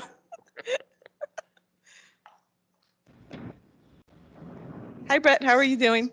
Hi, okay. How are you? I'm good. Good. Great to meet you. Yeah, great to meet you too. So who's got the problem? Oh, I do. Yeah, he has a problem. Can't you tell? Okay. Shh. Sorry. I gotta get serious here. So let's start over. Hi, Brett. How are you? I'm Evie Little with Dining Alliance. How's it going today? Not bad. Kind of dealing with the situation here. What can I do for you? Oh, what's going on? What kind of situation? Just actually, so I got a staffing issue, Hmm. and one of my employees is causing some problems.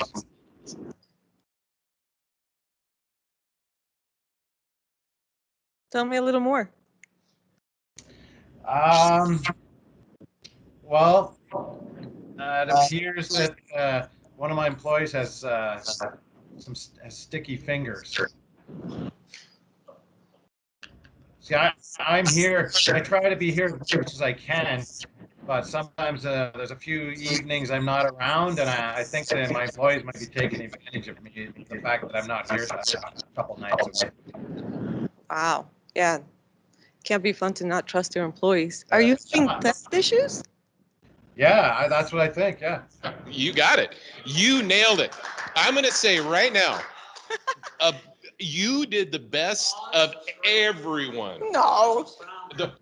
Does the pause work, you guys? Silence is golden. I'm telling you, he could not handle it. He had to tell you. Perfect. Excellent. Well, thank you. I thought I'd be here All right, for hours. now Brett, it's your turn next. Okay. Thanks for picking an HR thing. I can handle that any day. Never fails. Silence always works. Which is not one of my common traits, by the way. Okay. Okay. Go ahead, Brett. Wait, let me read it.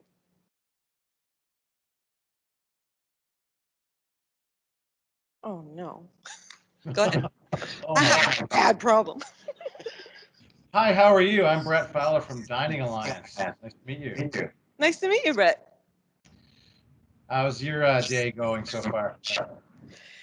Well, it started off pretty good, and it's just gone downhill in the last 24 hours. Really? Yeah. Would you care to elaborate? That doesn't even make sense. I'm sorry, tell me again. Oh, you were saying you're having a bad day? Yes. Yeah, what I meant to say is I was having a good week, and the last 24 hours has been just terrible. Oh, really? What's happening? Oh, just having some problems, you know, with the restaurant. How's business? Are you guys doing well during the restrictions they have on these days? Is it something to do with business or customers? Yeah, definitely business. I won't be able to serve my customers. That's how bad the problem is. Well, I may be able to help you. I mean, we have 65,000 members, restaurants. We have a big stick. We have deals with almost everything you could think of, every category. So if there's anything with suppliers or anything you think we could help you with, go ahead. Well, you know, I was going to say I'm not interested in what you're saying, but then you said a keyword, supplier. I am having a crisis in my in the back and with the meats. They're just, really? Yeah, they're all basically gone at this point. Like someone stole them? No. Well, I don't have time for you to be guessing. Just help me. Tell me about your supplier. How can I fix this problem? I can't serve my customers. We have deals with the best suppliers, best distributors in the country. I can bring in anyone you want. Bring them in tomorrow. It's about my meats. Are you hearing? Are you listening? It's about my meats. I can't serve them. They've gone bad. Was it a refrigeration issue? Yes. Evie just couldn't take it anymore. She had to get it out. That was really good. Good, Brett. That's it. Okay. I tried not talking at first, but I couldn't do it. You did really good. Oh, awesome. That's good. I think we're done.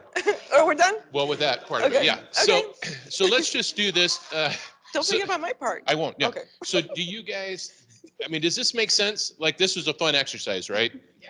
But it makes sense, you know? So what, like, if I were to say, what did you learn from this exercise? Okay, very good. Hesitate, yeah. Listen, yep. Be quiet. Sometimes a pause is golden.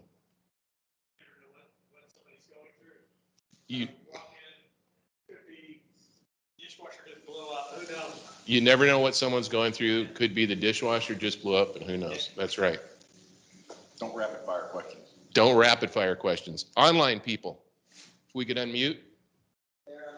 Okay, what did you guys get, Liliana? Listen to keywords. Listen to Like keywords. me. Yeah, like me. Brett? Yeah, really, the letting them do all the talking as much as possible. That's great. That's what I got out of it. Yeah. Yeah. What about Mean Marilyn? Where's she at? Asking questions that make them open up more. Mm-hmm. You know, broader questions rather than specific questions, and then they might open up more. There you go. Not yes and no, but Mhm. leave a lot of space. Yeah. So, good. Okay, everybody stand up, stretch, and then Evie's going to finish out the listening portion, and then we'll move on. Yep. Okay, good job, everybody. Good job. Good job.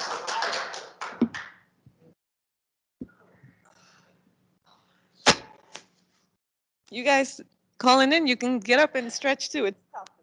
Look into the screen a little bit. All right. Yeah, we can stay standing. That's fine. Right? Okay. So a couple of things I wanted to share. So listening for me is not a natural thing. You guys saw on my captain thing. I'm very goal oriented, but I'm also an extrovert, right? So it's really something that I've had to work hard on. And does anybody know when you're in enough pain, that's when change happens? Anybody heard that before? When you're in enough pain, that's when change happens, right? So I've had some pretty bad experiences. I feel like because I don't listen and I talk more, I can sabotage myself very easily, whether it's in sales or relationships. And I'm going to be vulnerable. Like it happened within the last couple of hours. I feel like I said something that was inappropriate and it threw me off. Something clicked in me and I was like, oh my God, I'm the worst possible person. you know, I thought that's how my mind works, and that's what happens. I mean, we're human, right? But the key was taking a breath, going out, asking for help. I went and I asked friends to pray for me, to be honest, because I needed to just calm down. We're doing this, right? We're doing it, and I want to carry through and finish it up. But I'm sharing this with you because that's what happens, right? We're all human. And everybody's running, everybody's got stuff going. It could be that you had, before you went in and talked to that customer, something might have happened with another call, with another supplier. Things trigger us all the time, right? And with that, we're also making, like we talked about in the video, about making assumptions, right? When we had a training with Fred Pryor. So everybody has this. You guys online, I'm going to be emailing it to you. This was a full day training on communication. That's how important it was. So the company approves these kinds of trainings, and this particular one was on professional communication. It's on the back of your notebooks. This was really good. Some of the things I'm going to just kind of touch on the points that she said. But talking about kind of like my experience that I just was mentioning to you, if you're in a presentation mode and something triggers you because you're human and right away your mind goes into whatever that's happening and you can't focus again. So remember to pause, like have a plan B. How do you do this, right? So for me, I mentioned to you guys, when you're in enough pain, that's when change happens, right? So about 10 and a half years ago, I started going to this program. And every Saturday, consistently, I said, I wanted to make my life better. I really did. You know what? It had nothing to do with the problem that I had, but listening has become something that I've learned there. We kind of sit around in a table like this, and people speak one at a time. Like you'll speak, everybody listens. You speak, everyone listens. Nobody's making comments on what you're saying. I don't know about you guys, but in my house, everybody talked. Think about when you grew up, the way we grew up, right? Like who was the loudest? My dad, he's in heaven now, but I definitely inherited two things from him. He talked a lot. And he loved learning. He was a doctor. He spoke 7 languages. So those two things I did learn because I love learning and I love learning new things. I always say I get bored easily. So that's on the good side. But the talking, I knew that was a problem since I was a little kid.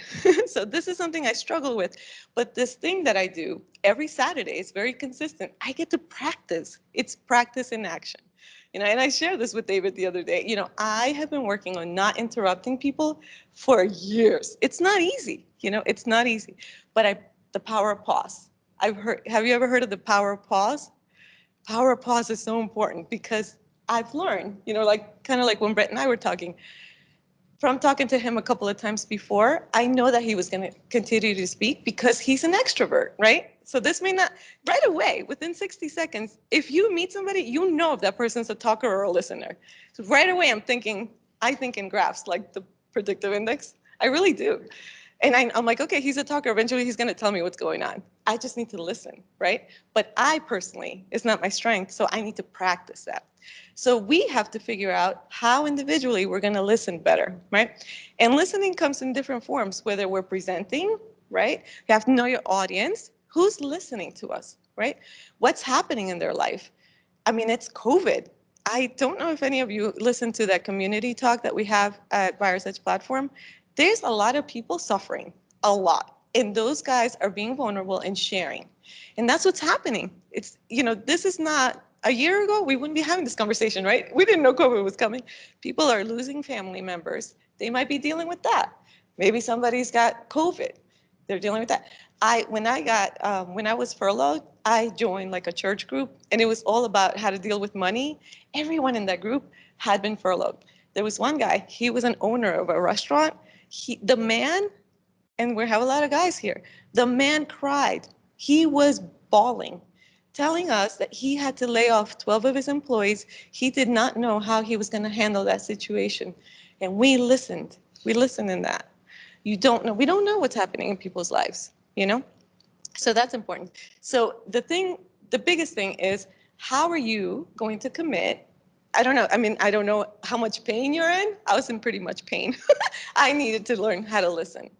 And like I told you, I went for a different thing, but in that situation, in that place, I learned to listen, right? People sit down, they talk, and then I was able to listen, and I practice and I practice. And it doesn't come natural to me. When I was in the training, somebody said to me, you might want to write notes, because I am more visual, so I write notes. David knows. I'm in meetings. I probably overdo it because I think people think I'm a psychologist writing everything everybody's saying, which I'm not. I do it because I need to hear. Like, that's the only way I can pay attention to you. And I know when it's like 30 seconds, like you guys have 5 minutes, 2 minutes. So think about what kind of tips. I think that this is something so important that it's more than just this 30 minutes of conversation. But listen to what we did. We were able to ask the questions. It's kind of all coming together, right? Our predictive index. Don't make assumptions. How do we listen? How do we do this whole thing with traditional sales? So in the book, if you guys want to flip through some of the pages, you can sit down now if you want. But that was fun. So let's see. There's a couple of things I wanted to talk about. So on page 11, remember page 11? So there's a thing that says stop sabotaging your communication skills. You already know some areas you need to improve upon. This is assuming we did the training. Use the list on the previous page to help you come up with more. List at least 5 of your current personal roadblocks to effective communication. So let's take the time to do that. I'm going to repeat the questions so you guys hear me. So I'll give you, I guess, 2 minutes to think of roadblocks that, based on what we did today, you think may be roadblocks for yourself. Okay? So I'm going to repeat it again. List at least 5 of your current personal roadblocks to effective communication. Oh, thank you. I was going to ask Siri.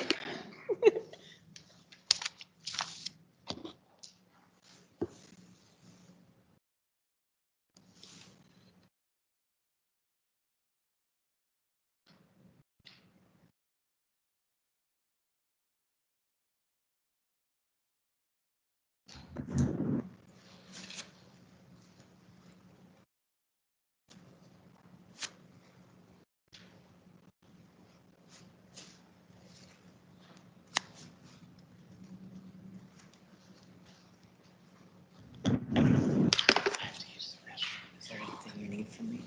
We're good. Okay.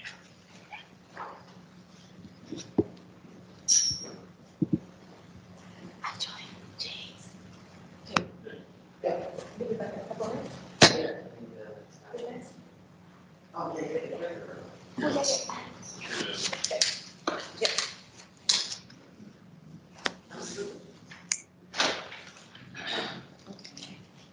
How are we doing?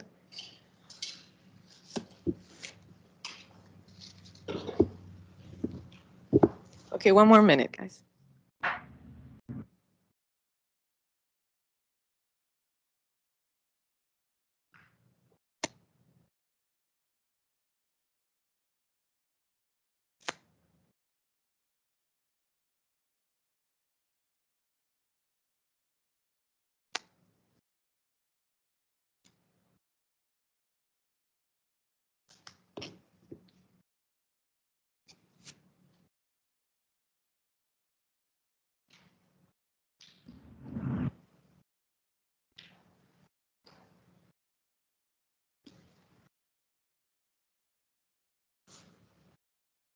We're good? Okay. Had you set the timer? I don't know. Yeah. Okay, cool. All right, good. So anybody want to share or is it very personal? Okay, cool. If I put talking too fast, my note-taking skill, which is one that I'm working on today, currently, sometimes I come off too brash. Sometimes I'm just very direct. It comes off brash. Speaking before thinking. So I'll speak before I think about really, what the effect could be, or what the outcome could be, and then not asking enough questions. Very good. They can't hear? Oh, shoot. You got Sorry, guys. I'm gonna put Jordan back on. I was intently listening to you. Okay, I'm going to repeat it again real quick for the online folks. So this is Jordan, in case you couldn't tell. So my 5 are talking too fast, not taking notes, coming off brash at times, speaking before thinking, and then not asking enough questions. Good list. Yep. Who wants to go next?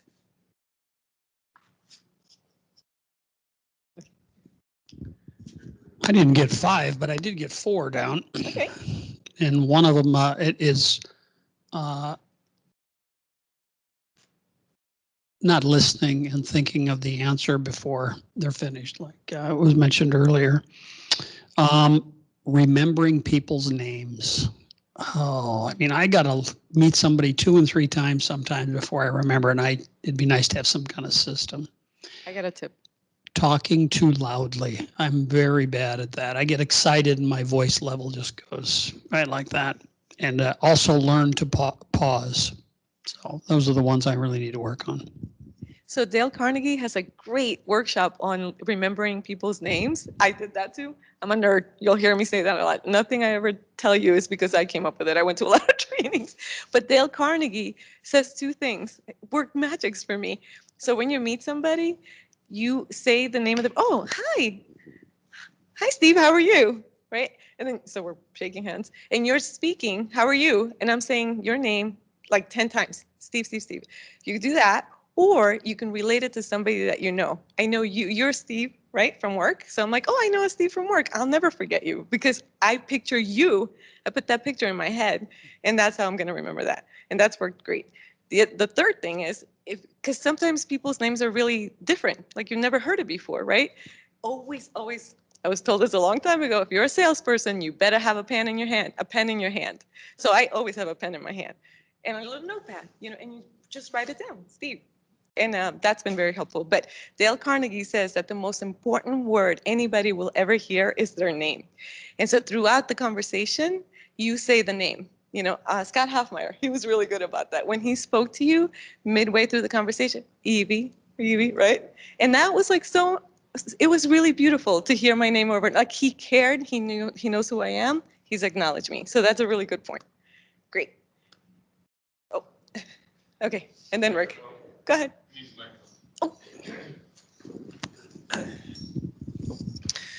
All right, so a few on my end. So filler words. So trying to be more efficient with words. Sometimes I get stuck in the those type of things. So I'm trying to clean that up and be a more fluid presenter.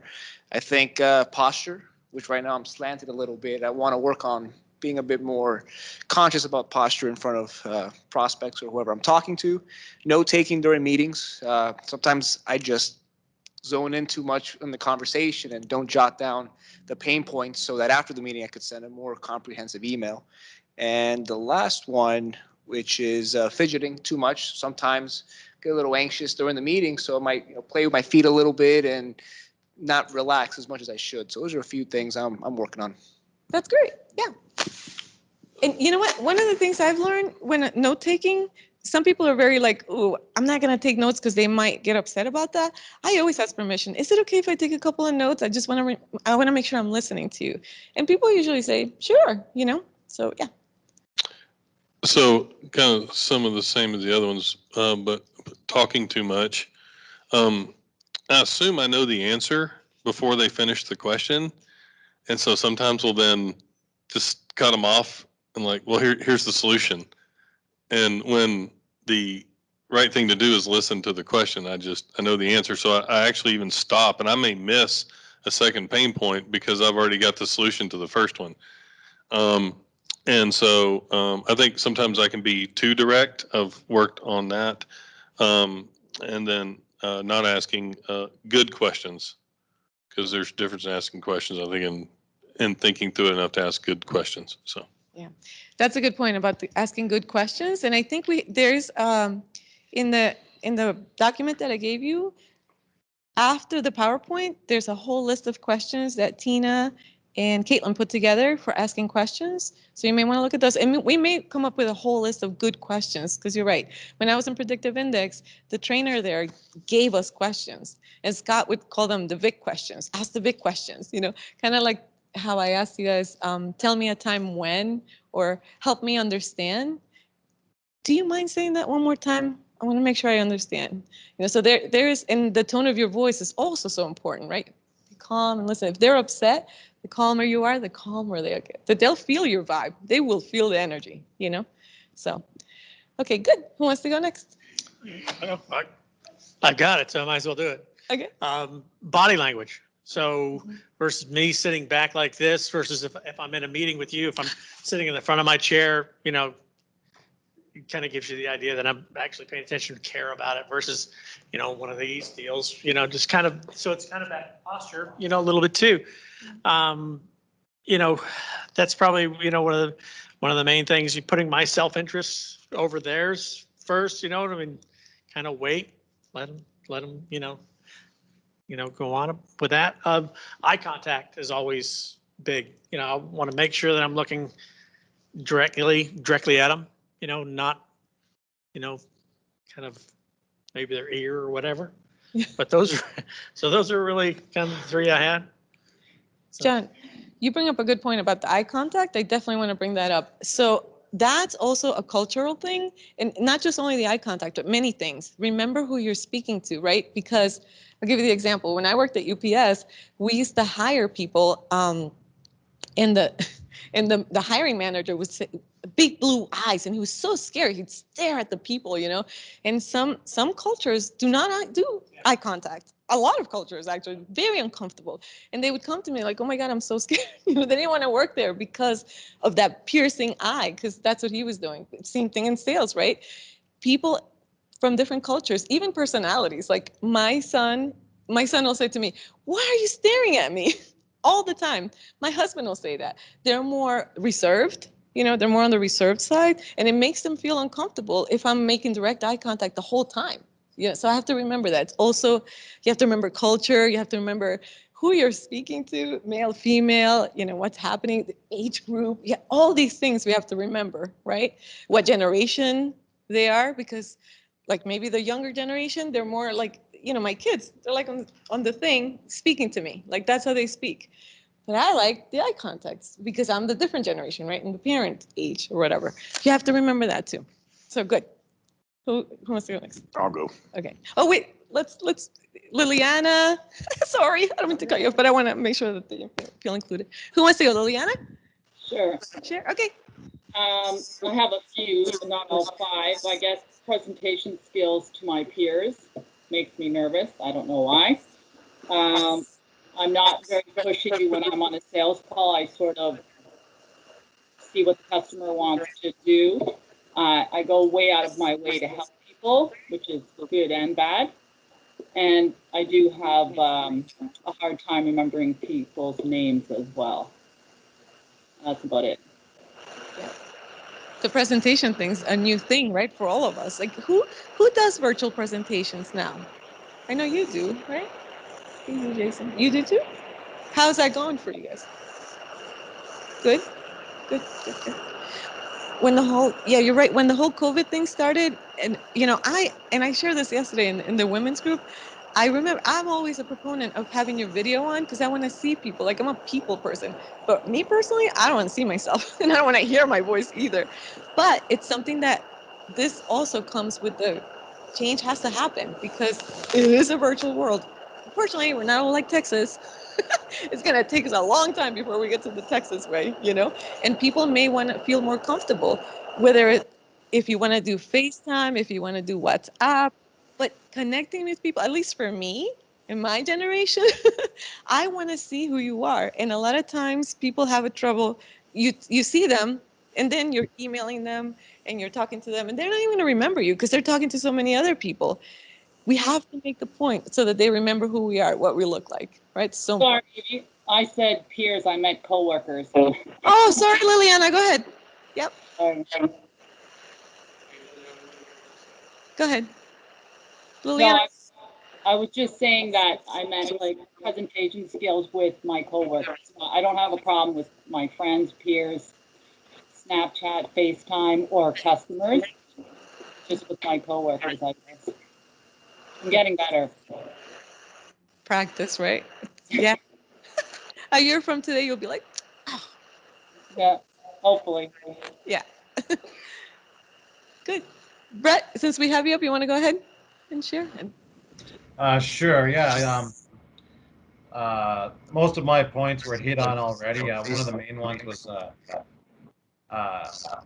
making assumptions. I know I've been guilty of that, where I walk in and I think I've got everything all figured out. I know what this guy's all about, and then that you can run into problems with that. But one thing I took care of, I don't think I do it anymore, but it used to be like the guy would already be signed up. He's already committed and signed, ready to go ahead, and I'm still sitting there talking to him. And it's time to get up and leave then, you know? So then you could open up a whole new can of worms or something. So know when to stop and when the meeting's done and go do your work. Yes. Yep. That's a really good point, Brett. Yep. So we'll let Jason go and then Marilyn. Go ahead. So I'm a visual person, so sometimes I think I gesture with my hands too much, and I'm afraid that I might be distracting who I'm talking to. What else we got? Not listening enough, where I'm listening to what they're saying, but then I'm generating my answer, and so I don't catch the second or third thing they're talking about, kind of like Rika said. Not asking enough questions or opening enough questions to get a full picture of what's going on with them. Not using their names enough during a conversation so that it's burned in my brain. And then sometimes I do talk too fast if I'm trying to really get an idea out there and my brain's getting jumbled and I'm just trying to spit it out and I talk too fast. Great. Very good. Yep. Let's see. Let's go to Marilyn. Yes. Learn to pause, which goes to patience to listen, because sometimes, like someone else said, I feel like I know the answer, so I don't have the patience for them to go on, which causes me to interrupt them. So it all kind of goes together. And my other issue is remembering names. They can tell me their name and 2 minutes later it's gone because I'm paying more attention to them than what their name is. And basically that's it. Very good. Great, Marilyn. Thank you for sharing. Who didn't go? Bernadette and Holly. Go ahead. Go ahead. Mine are basically the same as everybody else's, but talking more than others, rushing. I find myself rushing sometimes. The same with Brett. I put assumptions. Sometimes I'll walk in and I have an assumption about the person or the place, and oftentimes I'm wrong. And then for me, I have sometimes a lack of personal confidence, and it kind of could tie into knowledge. And so sometimes it kind of disrupts my confidence. Right, right. Actually, I'm right there with you on the confidence, because coming in, I didn't quite know all of the new programs that were available through, all the different platforms. So the learning curve was really tough for me. So that one that's a really good point. So learning to wait for the other person to talk. And I know that I've got that issue and I have to deal with it.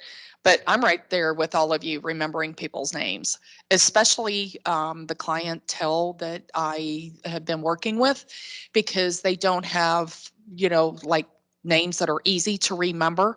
So I have to write them down, and it's just really difficult to like get it through as to what those names are. I've tried word association, try, remembering people that I know that they know. Kenny Robinson used to go Bernadette Bujanowski Murphy, and he would say it like in the course of our conversation like 15 times. And finally I told him, I was like, Ken, could you just please call me Bernadette? Stop with the Bujanowski Murphy, but that's how he remembered. And he was a Source One person, but I guess Scott must have, like beat that into his brain. And then knowing when to stop the conversation. That's another good one too, because I'm always ready to sell them something else. So That's good, Bernadette. Great. Did you get to go? Well, yeah. I had some Japanese members, so at a club I ran, and so I learned from the Japanese businessman. It was really kind of different, a different culture, obviously. And when we get a card for, like, if I give you my business card, everybody just kind of takes the card and puts it away. But like the Japanese businessman, you give them a card, and it's like there's this huge pause, and they're reading your card. It's kind of awkward for us because you're like, what are you doing? But he's like, like just super long pause, reading your card, who you are, what. So, they use that as like, that way they kind of learn your name, and it's awkward. I don't know if we can do that with our business, but what I've kind of done is just like, if I have my little notebook and I know I have a meeting, and I have, 3 people there, I'm writing names down. The first thing I do is write the names down, so I have those names, and then I, at least I can remember, Jason, and I can remember, who the names are. But it is weird. It's a different cultural thing. I was just thought I'd mention that. It was kind of strange that, they take this long pause reading you who you are, what your name is, what your title is. It's all very different, very important for them. So different. So I just have one other Wait. thing that I got it. I think is odd, but it's just kind of one of my quirks. So when I'm in a meeting in a room with a lot of people, I take a piece of paper, and as they're all announcing themselves, as they're sitting, I write their names down, like on the piece of paper. So that way I can identify like who those people are as to where they're sitting. That's probably a quirk, but that has helped me out tremendously in big meetings. That's a great tip. Does anybody do networking anymore? Is that even a thing? Like, I used to have to go to the chamber and different. Do you guys do that? Before COVID. Right. It doesn't happen anymore? Everything's virtual? Okay. Because I learned a trick on LinkedIn, which I love. Like, you actually can pop up your LinkedIn when things go back to normal, or Texas, you open up your LinkedIn, and there's a little, like, you go through 3 little steps, but there's a place on LinkedIn that you guys have LinkedIn open. I have it open. It will connect all of us at the same time. It's unbelievable. There, you connect with the person, you see their face, you can see what they do. It's the best thing in the world. So if anybody wants to know, let me know. We can download it. But that was a LinkedIn meeting that Georgette and I used to go to, remember? I don't know if she remembers that, but yeah, so I thought that was a good tip, because if you could remember the people's names, if you have 5 minutes with them, they're going to love you for that. They're going to appreciate that. Did you have anything to share, David? Or you're the perfect listener. When you're close to wrapping up, I am. I'll tie it up. Yep, I'm wrapping up. This is it. And then, thank you. Is it on? Yeah, go ahead. Thank you, everyone. Well, for are you sharing. close? Yeah, I was just going to. I just really want to piggyback on what you said, and really, I think it's important to know your audience, because communication, listening is a big part. We talked about that, right? Speaking obviously is a big part, asking the right questions. But knowing your audience is incredibly important, and you brought that up. When I was in distribution at corporate FSA, I took the time to take a very deep dive into Indian country, into the Native American community. And, man, I asked a lot of questions, and I was very uncomfortable with a lot of the answers, because I realized that I had made lots of mistakes without even knowing. For an example, I don't know if you've ever shaken hands with a tribal leader or someone that's Native American and they don't squeeze your hand. There's a reason. You know what it is. Do you know what the reason is? Anybody? Yeah, you gave them a good handshake, right? Yeah, you disrespected them. Because what it is the person of authority is the one that will squeeze a little tighter to let you know. So when you went in, you basically just said, okay, I'm here and I'm in charge, and totally offended them, right? So then I took my group and we did a deep dive into the Hispanic communities, okay? And a lot of the restaurants we deal with in our neck of the woods, back where I'm at, is they're Mexican restaurants. Mm-hmm. So not like, you know, the other Latin countries, but it's just Mexican restaurants. And of course, we walk in and we're Cisco or we're FSA or we're whoever, and we're telling this owner, hey, listen, why in the world are you paying someone to cut that lettuce and onions? And man, we could sell you this value added produce and it's going to change your world. And when I took my deep dive and I'm sitting there having a conversation with Maria in California, she starts laughing. I said, what's so funny? She said, well, you literally just told the owner to fire his 2 cousins and his family, and you have no idea that family is everything. I didn't know because I didn't take the time to know. And I want to translate that into what we're doing. We're taking this traditional model, we're taking this cashback program, and from the sounds of it, it's all great, and we're bringing value and we're helping people, right? But do we really know if we're helping them until we actually take the time to get to know them and listen to them? Because they might have other problems that we could be a solution for, but we'll never know if we don't listen and don't get to the root of the problem, right? We heard what assumptions mean. So does that all make sense? Does that all kind of tie this communication portion together? I think Evie did a fantastic job. Thank you guys for your participation in that. Okay, so great. I was gonna say 2 quick things because you reminded me, David. So I don't know, but I know Santiago, obviously you're Latin, but like I never say I'm Hispanic. Never. That never comes out of my mouth. I say I'm from Guatemala. And so I always wonder why people put us on this Hispanic thing. You know, now that you mentioned it, that's why I remembered. But my brother-in-law, he's Vietnamese and Chinese, and you do not call them Oriental. He said Oriental is a rug.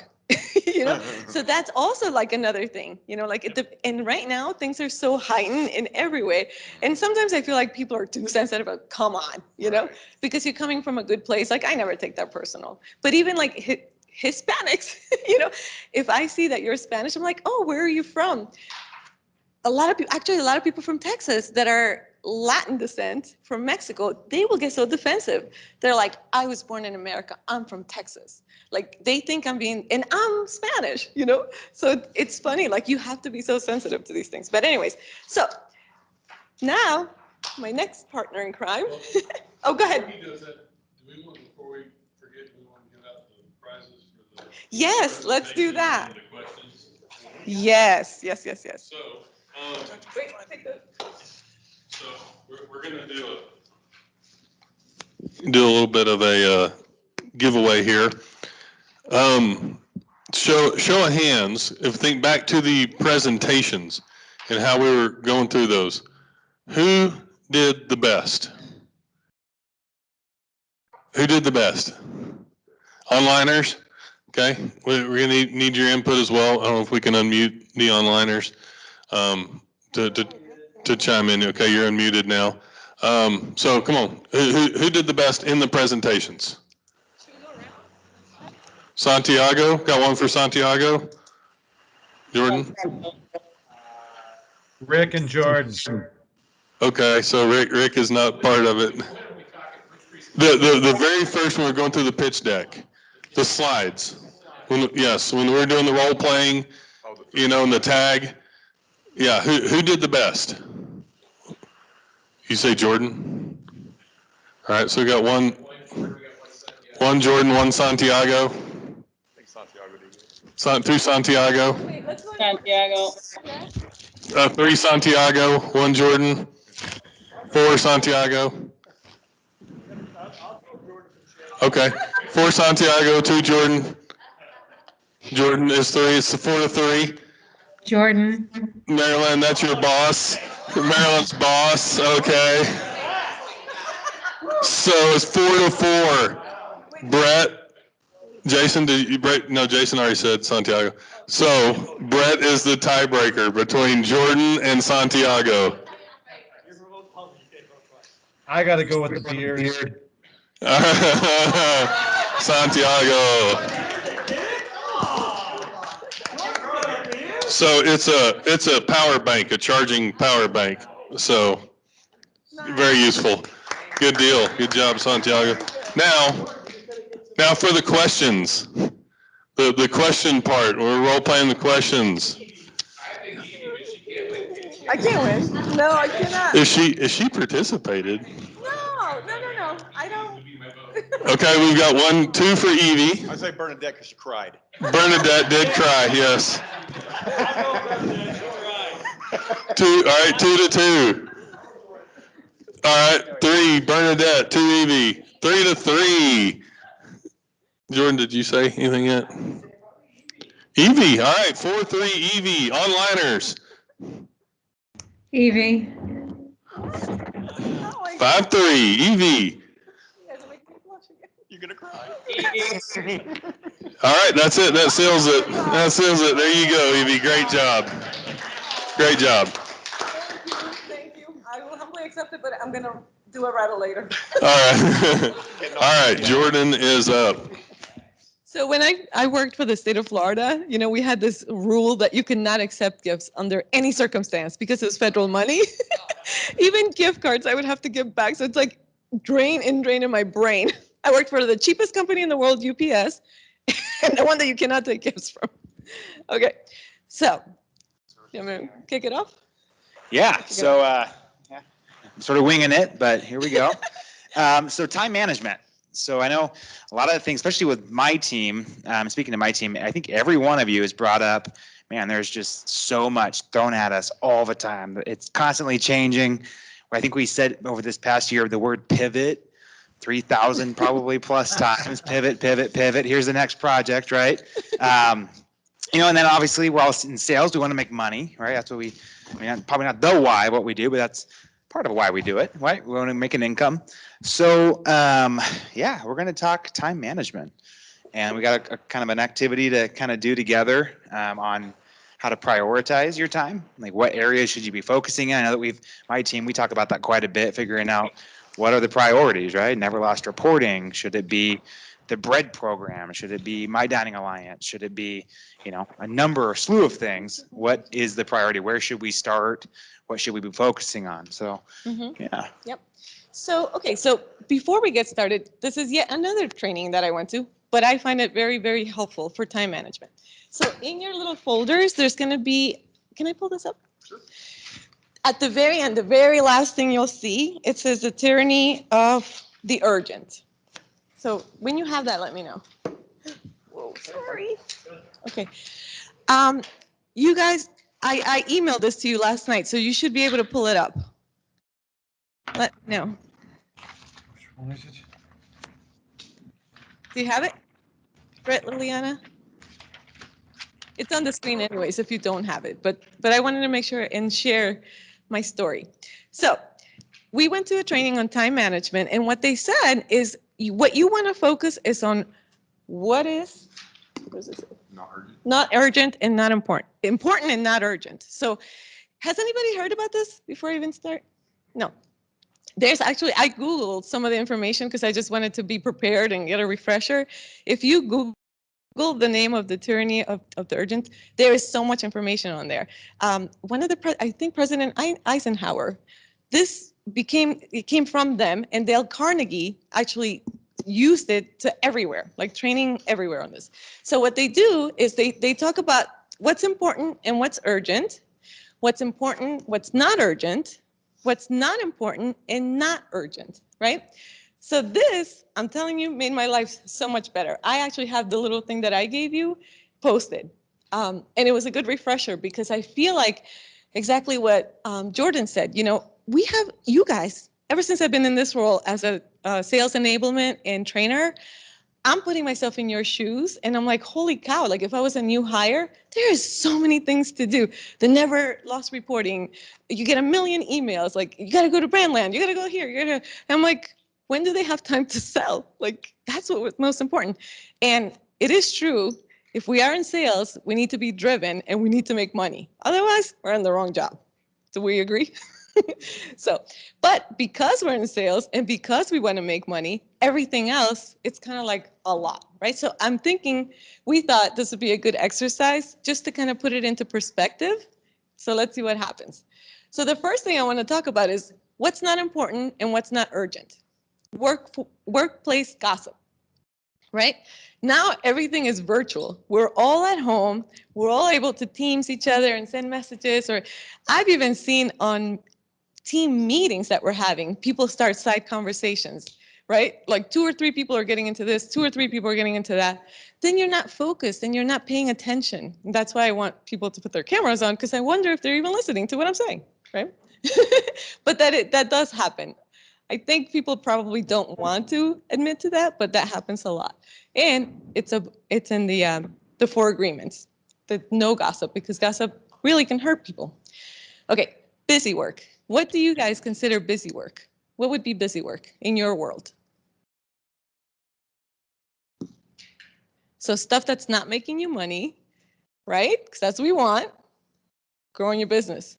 We're thinking about it like this is our business. ACH, okay? So that would go here, right? Yeah, or do you want to flip? Do you want to switch?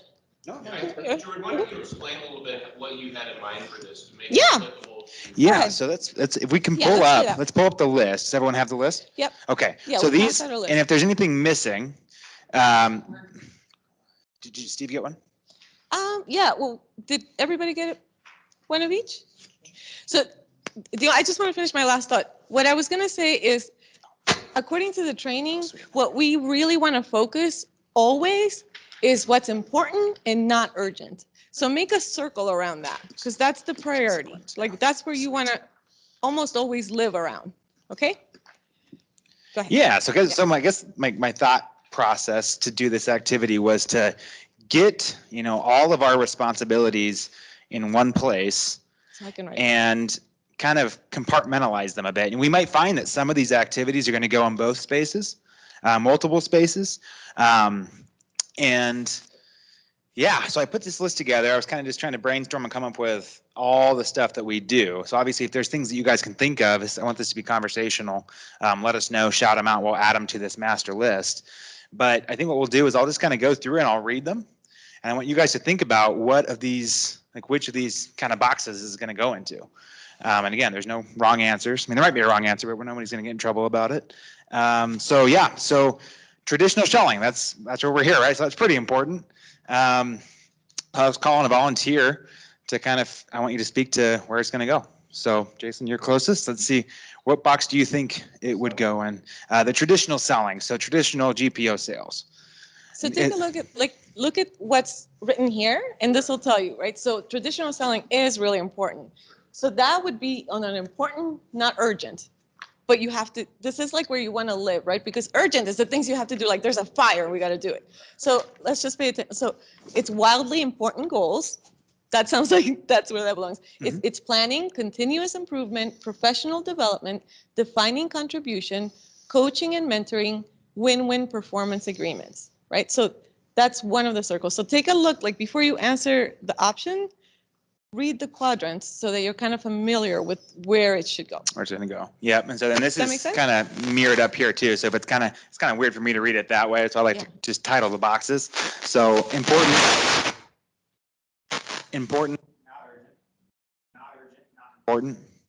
not important, but urgent, or important. Okay. And what we'll do is let's just kind of go through them, just kind of quickly put out there what you think, and then we'll discuss it. Okay. So traditional selling, where would you put it? So I would initially want to put it up here. Okay. Unless something more important came up, then it might move over. So it might be in 2 places. Right. Okay. So which boxes are you thinking? You put this one here? Top left. Yep. Top left. Okay. Oh, yeah. You got it. Okay. I know. Sweet. All right, John, distributor ride-alongs. pre-COVID, I'd say, box number one. Uh-huh. Now, it's kind of not urgent, Yeah. so maybe two. Yeah, maybe 1 and 2. We could do one of, yeah. So distributor ride-alongs in both, or just ride-alongs? Yeah. I think it depends on your market, depends on who, where you're at. Obviously, it's Steve's market. Now that stuff's cracking open in Texas, I would probably say, yeah, it's important. Yeah. Creating your plan. And we talked a little bit about that in our group, our kind of our little mini team meetings, creating a plan, working your plan. But before you answer, take a look over there. Make sure we're putting it in the right place. So Santiago, what would you say, creating a plan? Yes. Important, not urgent. Rick, mapping out your budget, which we haven't given you your budget yet. We're hopefully going to have that this week. But yeah, mapping out your budget for your sales goals, like knowing your sales goals. I would say same box. Mm-hmm. Second box, the Yep. Awesome. Yep. All right, Holly, obtaining DCNs. First box. So obtaining DCNs in this one. Let's see here, hitting your traditional goals. So this is, you may keep in mind for most of us, this is year 1 of traditional. We're just getting into the swing of it. Where would you prioritize that for this year? Important, not urgent? Yeah, I would probably agree with that. And Tell me again, what is it? that is hitting your traditional goals. It's just, yeah, traditional goals. I want to say something about that. Sure. Okay, so I want to share this with you guys. That's a very important thought. Oh, so we have specific goals for this year that upper management, the executive leadership is expecting of us. So when I was at the state, my job was to give people grants, but I needed to plan. Like by January, I had to have all my grants out there so that I could disperse the money by May, right? So I asked Rick this question: does it make sense for you all to have your traditional programs in the system by a certain time? Because like, let's just say you wait until November. Oh, I'm going to do it in November. And you get them in December, they're not going to count because they're not going to be producing. The goal is to get them to produce. Is that right? So if they have to show up on the report for them to count against the goal. So I would not make sure you put it on your calendar to get going on that, because this life cycle of this is longer. Am I right in saying this? Yeah. Okay. Yeah, absolutely. Right. All right, so we just did hitting traditional goals. So beyond prime programs, so just, selling beyond prime programs. Bernadette. First box. That one there? Okay, perfect. Again, we're going to talk about everything and have some conversation about them too. So we'll probably pick maybe, I don't know how much time we have, but maybe pick the top 10 or something and do that. But spiffs, making money, spiffs, additional income. David. Where would you prioritize spiffs? Where would I prioritize? Yeah. It's all about the money. I put it right in the upper left. All right, yeah. Okay. How do you spell spiffs? Urgent Where are you? spiff. So that's when when companies will pay you extra income. So we've got like a bread program spiff right now. Here. This one up here. Yeah. So it makes you money, pretty important, and urgent because usually they have a timeline on them. Yeah. Steve. All right, we are doing ACH. not urgent for you, right? Correct for you. Yeah. Yeah.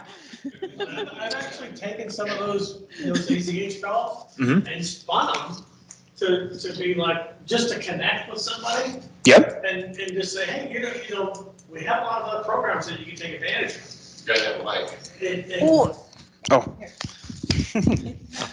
I was just talking about the ACH program. I'm just saying how I've spun it to where I'm reaching out to Steve, hey, Steve, we haven't talked to you for maybe 3 years, 4, or whatever it happens to be. And just say, hey, did you know about some of our other programs? Do we have a great disposables program, or maybe the produce programs in your area? Maybe the produce distributor has actually even asked about you, to where I can say, hey, let me see if I can break some ice, with that. So I've kind of used that. I'm going to be on the phone anyway. Might as well try to do something with it. Make some money, right? So. Yeah, I mean, I was like, honestly, with this one was kind of a funny one because I honestly, in my head, put it in every box because depending on who, it is going to matter, right? For the customer, they want that money, they want it now. So for them, it's probably in this box, right? For not important but urgent, there's a timeline on it, right? Technically, there's a timeline on it because if we don't get this round done, they're going to dump another one on us here pretty soon. And then we've got even more to do. So we probably could put it in this box. Important, not urgent. Well, it's like the money they signed them up, told them we were going to give them money. So it's probably could fit this box, and obviously not important, not urgent for the ones that we've already contacted. But to John's point, yeah, we could probably hit them again. So I really think that's kind of one that will kind of go into all the boxes. Really depends on how many lists you already have. True. Never, for sure, you've got, it's the end of the month, you need to. Yeah, Steve. So Steve, for the online people, saying basically it kind of depends on. Yeah. So okay. This whole speaking with a mic thing, that's not my favorite thing to do. Right. All right. So customer service. Let's go Marilyn. Where would customer service fall? Well, like you said, depending, but I would say urgent and important. Marilyn, are you muted? What? Okay, there you go. Sorry, we didn't get you unmuted. Where would you say customer service falls? Important, urgent. Important, urgent. I agree with that. Yep. Brett, follow through. Where would you place follow through? Urgent and important. Urgent, important. Yep. Liliana, responding to emails. It depends on the email that I would say was urgent. Yeah, I think that's another kind of one like ACH could end up in a couple of different boxes because it depends on who's sending the email, right? If it's a distributor partner, typically they want an answer today. If it's somebody internally, usually they can wait a day or two. So it's one of those that, Which one yeah. is it? I'm sorry. That is the emails, responding to Here? emails. Yep. Yeah, so we'll do emails there. And emails also, because on the training, it says, on the emails, think about this, right? Because certain emails, customer emails, hot, right? But then there's emails, so I don't know if you guys get into this, but sometimes the conversations start back and forth, on, like we had a meeting and then back and forth. And I'm like so distracted. Oh my God, it's an hour later. It's not that bad. But those emails, if you have a deadline, you may want to say, hey, I need to hit a deadline. I'll talk to you later. So you're not, because you don't want to be hurtful to your coworkers, but sometimes those conversations, or maybe they need help or whatever, depending on the urgency. That's important to remember too. No, that's a great point.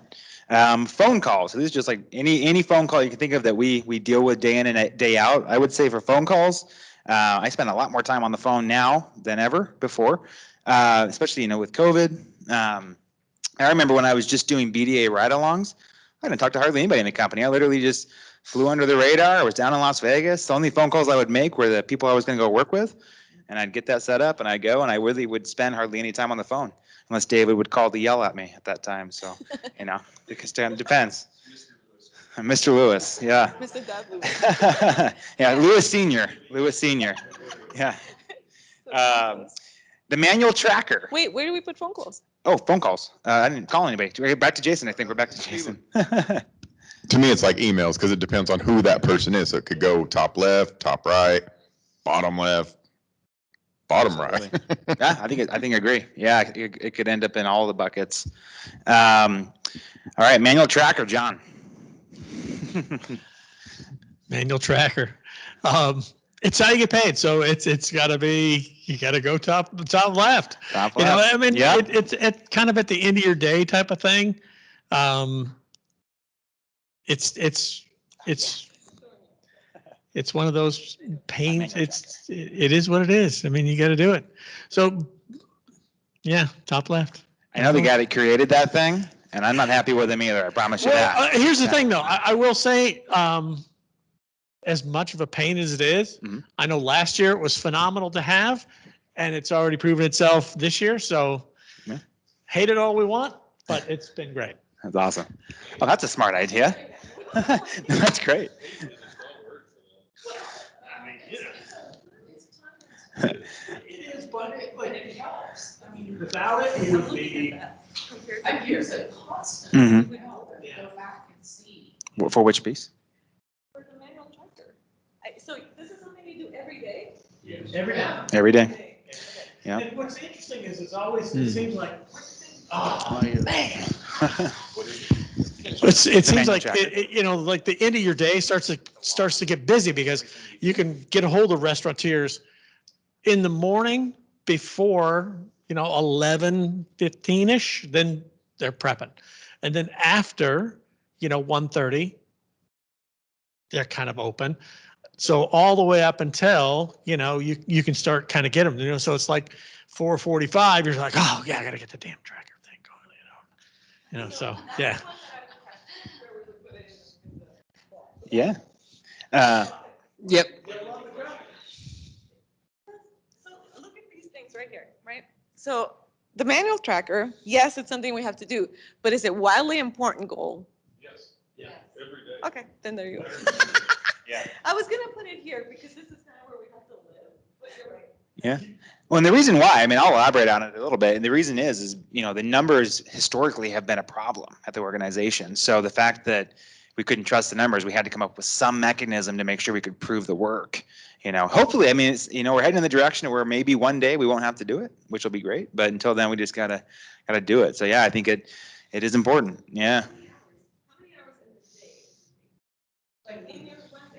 10 minutes. Yeah. Oh, so we're talking about one of those. All right. I think Santiago. Company initiatives. Company initiatives. Well, I feel like this has to be top left, right? Any of the big company initiatives. Yeah, it's important and urgent. I think that could go in multiple places. Mm-hmm. As well, yep. And here's why. If you think about Santiago's PI, Mm-hmm. Darlene and Mike, you just say it Oh. for me. Hey, touch on the thing.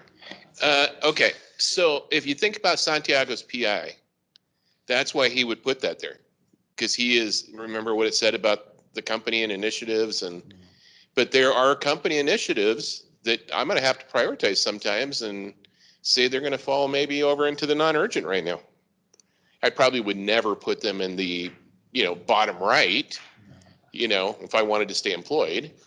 But I think that there is potentially other boxes because you got to look at your priority, what you got on your plate. So my 2 cents, yeah? By the time we're done, that left top box, yeah, it's so full. You're gonna have to move something. Yeah. Yes.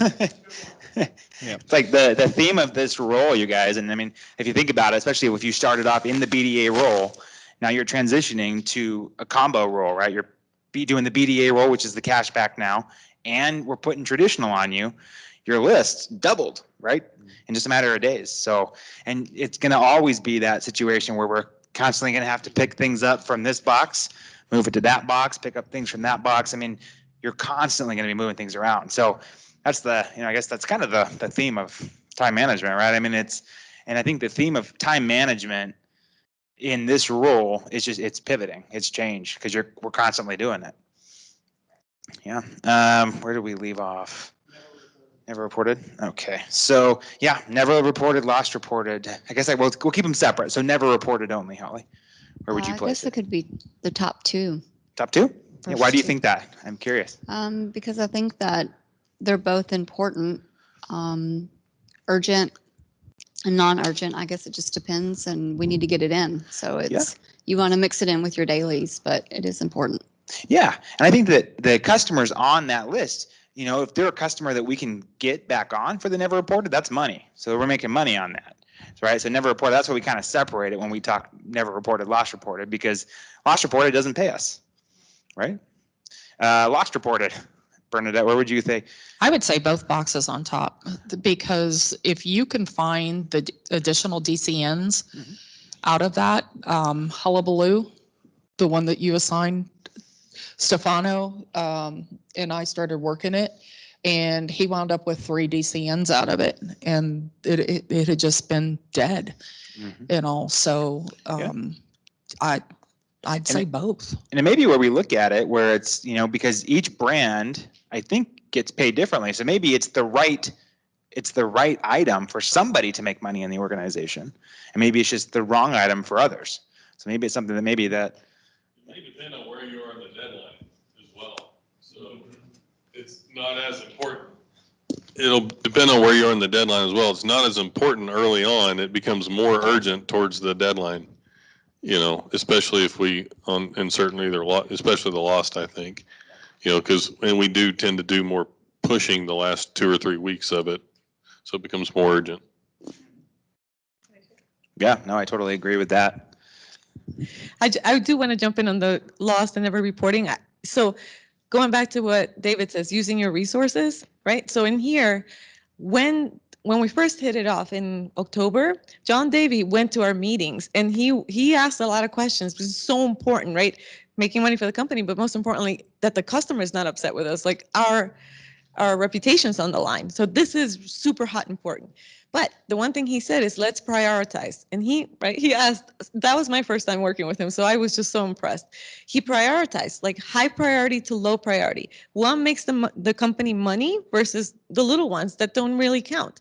So I want to make sure that you are all aware when you're looking and working on that, high priority is the most important. Does everybody know that, right?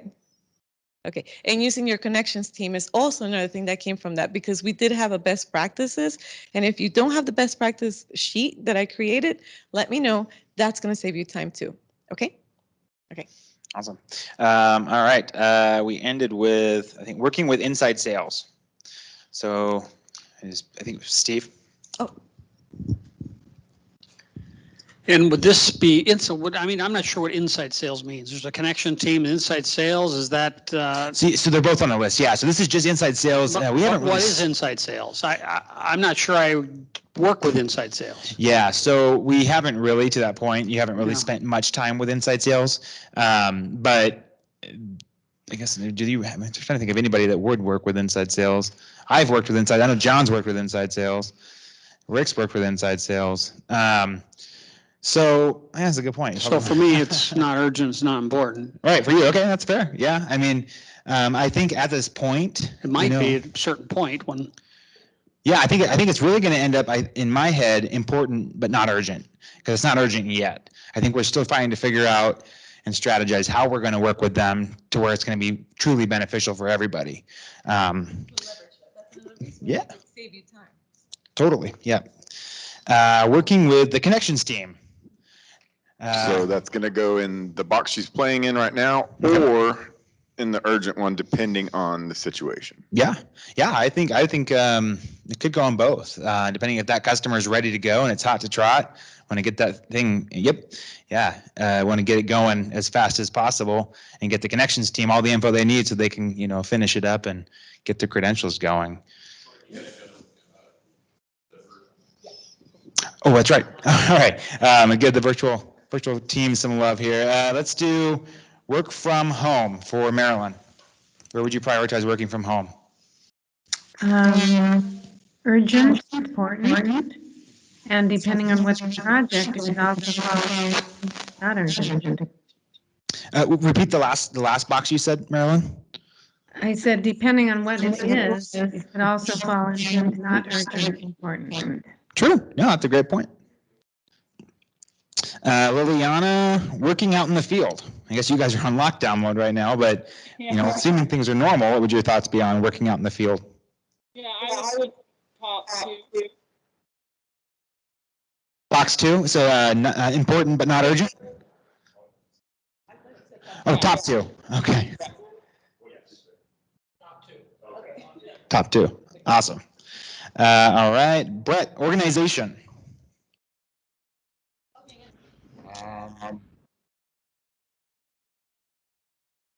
Important but not urgent.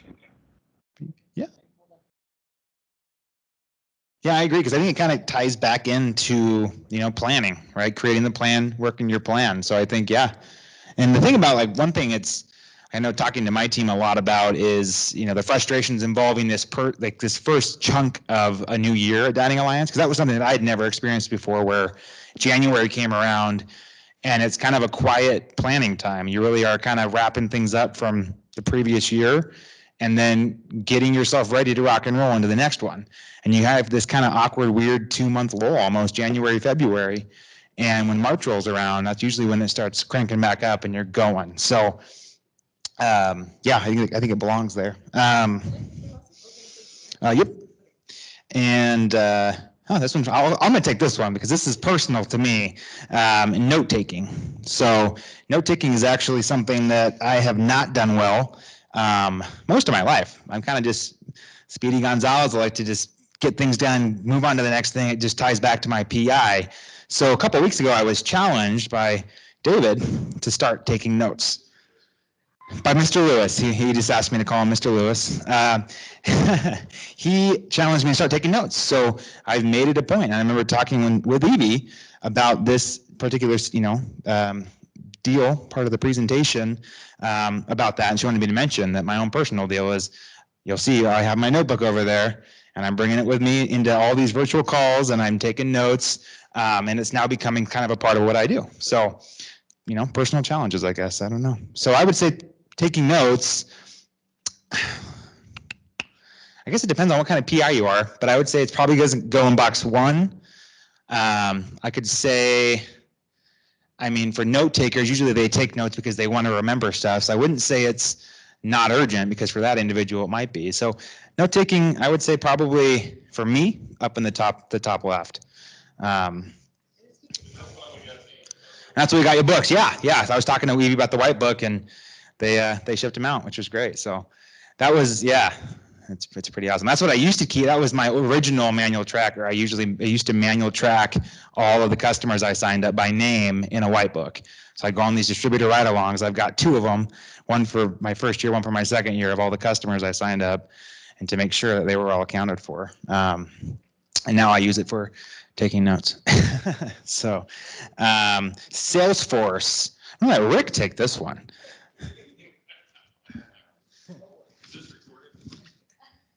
I don't know. Yeah, no, I would say, I would put it definitely in the top 2, because it can move, but that is something that is going to be an emphasis this year, is tracking things in Salesforce, and we are working right now on ways to make it simple and with as few steps as possible.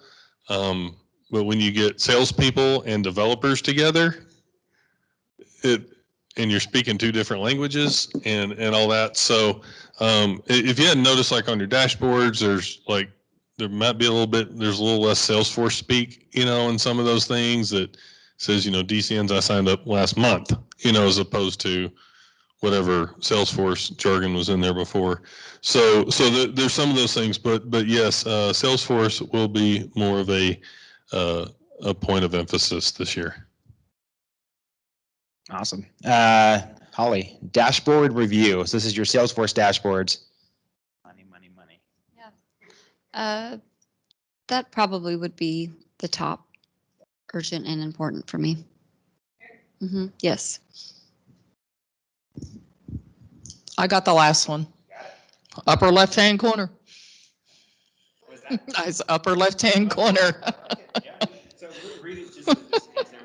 Manual, did I get paid? Process for commission. And for those that don't know, my team, what we do is we take our manual tracker and we bounce it up against the commissions dashboard to see which programs did you get paid for that month, and then we just highlight it in green. So that's the manual process. So Evie, see if you have any things to say. There you go. So we're at 4:33. We're doing great. How do you guys feel like this is helping you as far as prioritizing? Go ahead, Rick. If you guys see, out of all the things on the list, what percentage of it is important? It's a lot. Whether it's urgent or even non-urgent, it's still all important. And so this is why we have trainings, we have things. So it would be great if someone took a picture of this and we could send it out and say, these are the things that the sales team is dealing with on a daily basis, weekly basis, whatever. And so that's a lot. So you guys keep in mind, this is why I love this team and how much you guys do, because this is all stuff that we do. And not everyone can do this. And so, I mean, I look at this sitting back there just going, these guys are incredible to be able to do this stuff and manage this many important things on a daily and weekly basis. So, yeah, I mean, that's a lot. That is a lot. And when you see a visual of it, you're kind of like, oh my goodness. You know, but Bernadette, you started a year ago. Did you think you would be where you are right now? I told you I was going to ask Bernadette within a year after she started what Bernadette, when she started, who came in is like, I know Source One. I worked with Source One. I know Source One. I got this. And I was like, let's just talk in a year.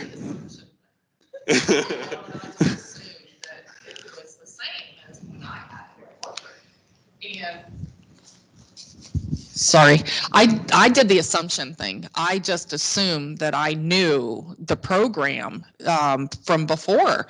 And when I came in and I saw all the changes and so many different options for the customers, I was like, this is unbelievable. So it was like, I was like a sponge, you know, like more.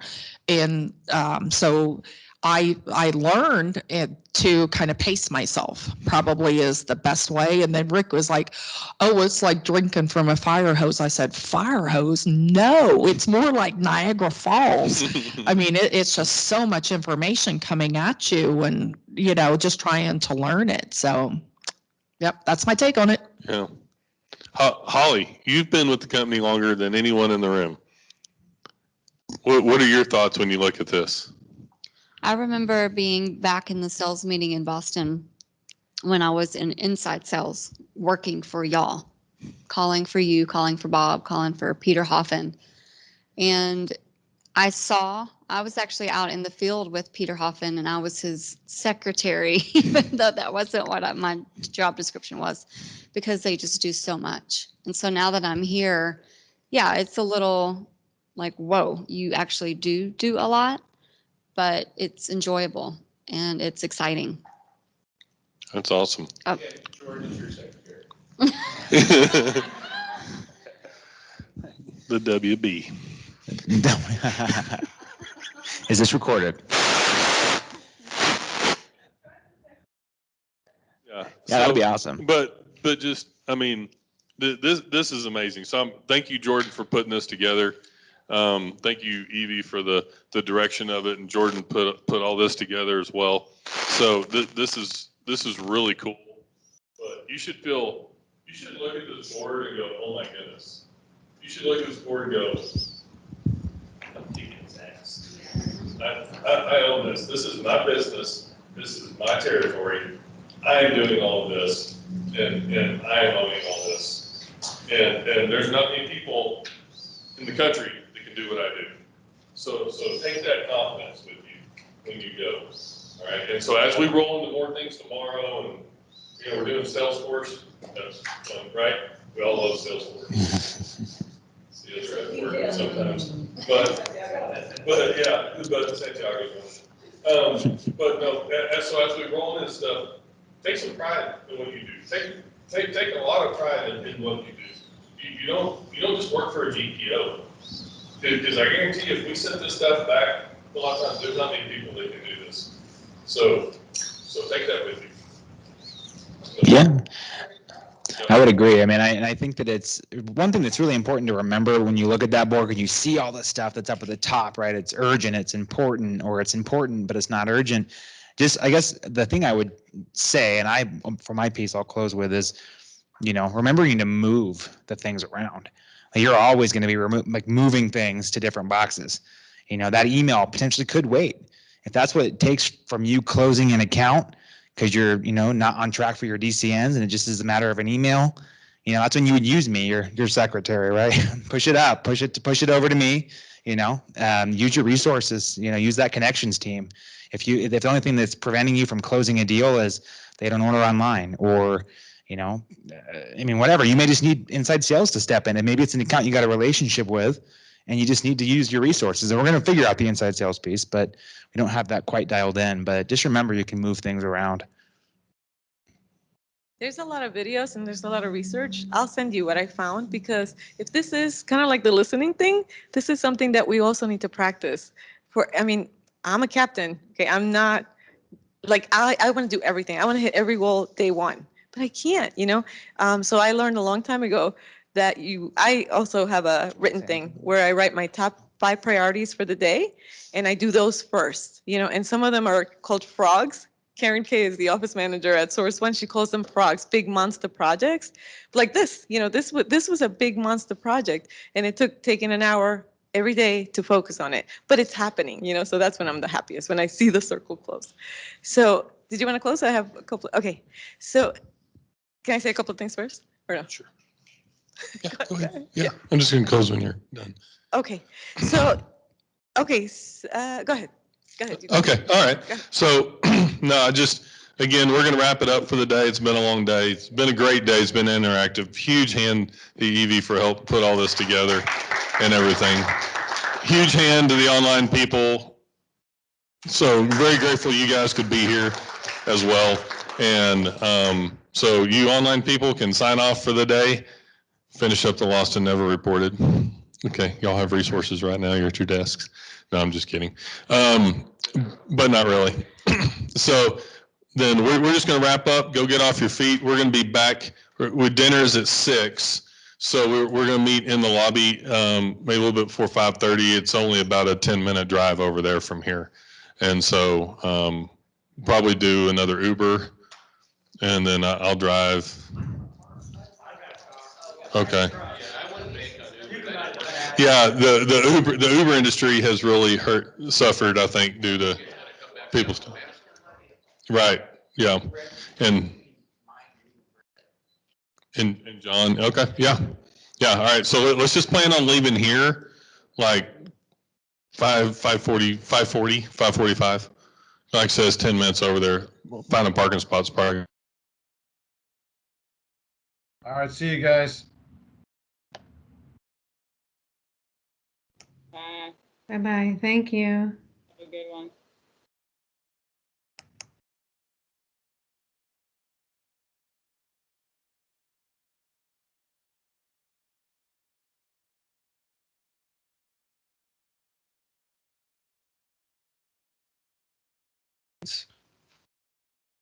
And it's going to bring you to this list view, and it'll show you any leads that you recently viewed or anything like that. And then again, just like accounts and contacts, you'll have this new button up here in the corner.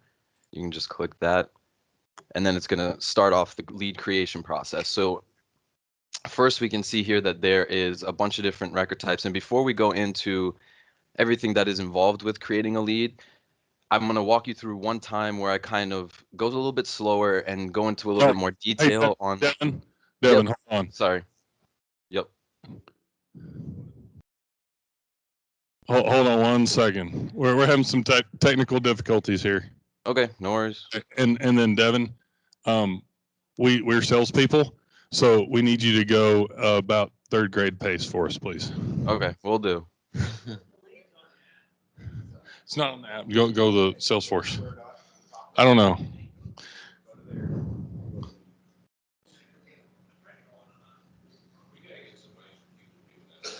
Yeah.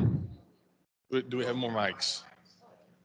Oh, yeah. Do we have more mics so people can? He's setting up more mics.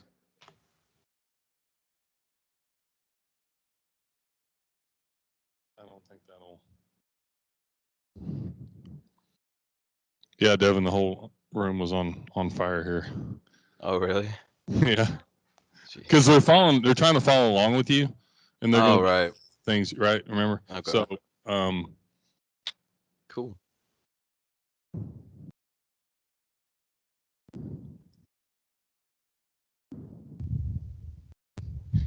Devin, is it possible to do lead creation through the Salesforce app? It's possible, but it'll just look different than what I'm doing. But the fields and everything is all the same. Okay. Here, let me pull up that. Here, you can use my computer, John. Yeah. Yeah, if they have their cell phone, they can kind of follow along, and I'll pull it up on my cell too, and just so I can maybe talk them through it on the cell as well. Okay, well, we had an iPad here. Okay. Try and do it on an app.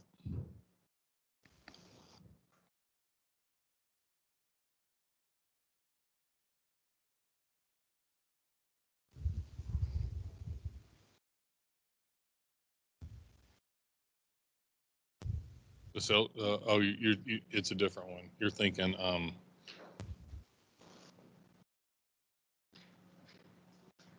yeah. Well, there is a Salesforce app, but it wasn't that. It was, what was it called? I know.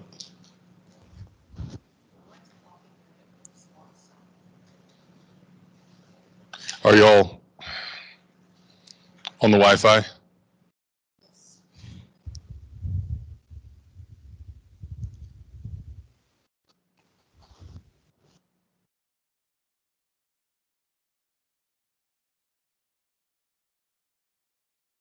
What do you need? You good? All right, is everybody on? Except for Bernadette is, her ThinkPad is thinking. You're on, you good? All right, are you at the home screen? Let's see. Yep, there we go. There we go. Okay, Devin. All right, so let's start back at new lead. How to create, click the lead button Yep. at the top there. Yep. All right. And so again, a lead is a complete stranger, and I want to also emphasize that this lead process, the creation of a lead, is essentially replacing the creation of a new account and a contact for someone that's a complete stranger. It's faster, and the process is a lot easier to track and get that information as we kind of move them through the process of becoming an account. So we're going to go super slow here, and like I was saying before, we're going to walk through it one time in depth and kind of show you guys all the options and some of the fields that you guys can fill out. But I want to say that leads are meant to be a work in progress. It's not, you're going to see that there are a few fields on there, but literally there's only 4 pieces of information that you need to fill in to create a lead. Everything else in there is, meant to be a work in progress, meant to be filled out as you're, learning more about this person and their business and all that stuff. So we're going to go super slow this time through. So again, we're just going to click leads up here at the top. And that's going to bring us to our list view. And then we have the new button up here over with the rest of the buttons. So we'll click new. And then it's going to bring up the record types. So you guys are always going to be picking the DA leads, obviously, and it'll be automatically selected for you, which is good. So you can just click next. So Devin, is there a spot there for source 1 leads? Okay, yep, good. source 1 leads is down here as well. So right now we have CC leads and source 1 leads and then just generic leads. But for right now, yeah, DA leads are up at the top and then S1's down at the bottom. So then we would click next. And so here's where it actually brings up what you need to be filling in to create the lead. And like I said, you'll see a few options here, but I promise you, once we walk through it again, as if, I'm a salesperson and just filling out what I need to fill out, you'll see just how fast that this can really be. So we start with the contact information. So we have the salutation, the first and last name. So I'll just go ahead and enter something in here. Do you need something in there? You need at least the last name, but yeah, first and last name. You need a Mr. or Mrs. You don't. Oh, no, that is, no, you don't need that. You had mentioned you only needed 4 things, so I was just kind of curious at what those 4 were. Yeah, I'll let you guys know what those are.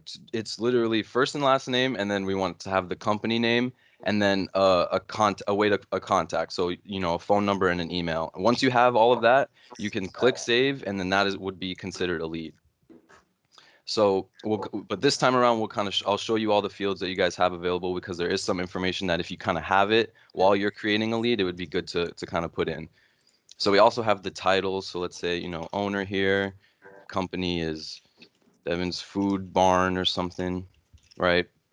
And then if I put a phone number in here, technically this is all that I would need to create a lead. I have a way to contact this person. I know who it is. I know where they work, and I know, you know, that this is the owner or whoever this is. So this right here is a perfectly good lead, and I can click save. Everything else here is meant to be filled in to kind of, you know, help you, you know, get them actually to be an accountant on the program. So over here on the side, we have some fields that are all about, you know, contacting them and when they want to be contacted and the next time you should be contacting them. So we have a next recommended callback date/time field where you can set a day and a time that you think would be the best for you to contact them again.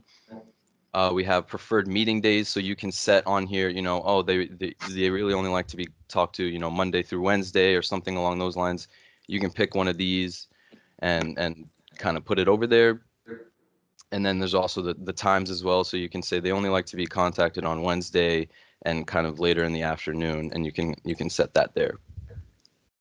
And then so down as we scroll down, we have on the left side some more contact methods. Again, we have a mobile number if they have a cell you want to enter, an email if they have an email address you can log in here.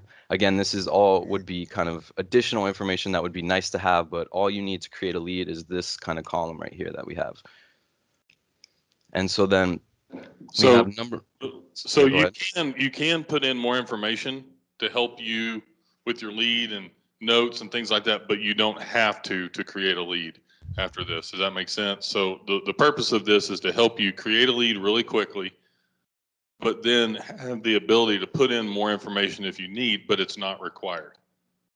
Right. Like I said, work in progress. So again, you could literally just, you know, you're trying to get in a bunch of leads. You've had a busy day. You can just say first, last name, title, you know, company, phone number, done. Move on to the next one. Click save and new and just keep going like that. It'll be really fast. But like I said, this time around, I kind of want to walk you guys through some of the different information that you can add to kind of make things easier for you. So moving on. Jim, I have a quick question. So Sure. Liliana just sent me a message. Alliance Purchasing, they don't have access to this. Okay, we'll get them access. Okay, all right. Okay, cool. But yeah, so moving on from mobile and email, again, we have a few more fields down here that just kind of adds a little bit more information about this lead. This stuff right here is pretty important too. We have, you know, number of locations, who are the distributors you can buy from. You can just kind of enter that in. This is a free text field, so you can type whatever you want in here. And then we have weekly purchases. So this kind of follows along with the CIT form information as well. This is just really good information to have on any lead.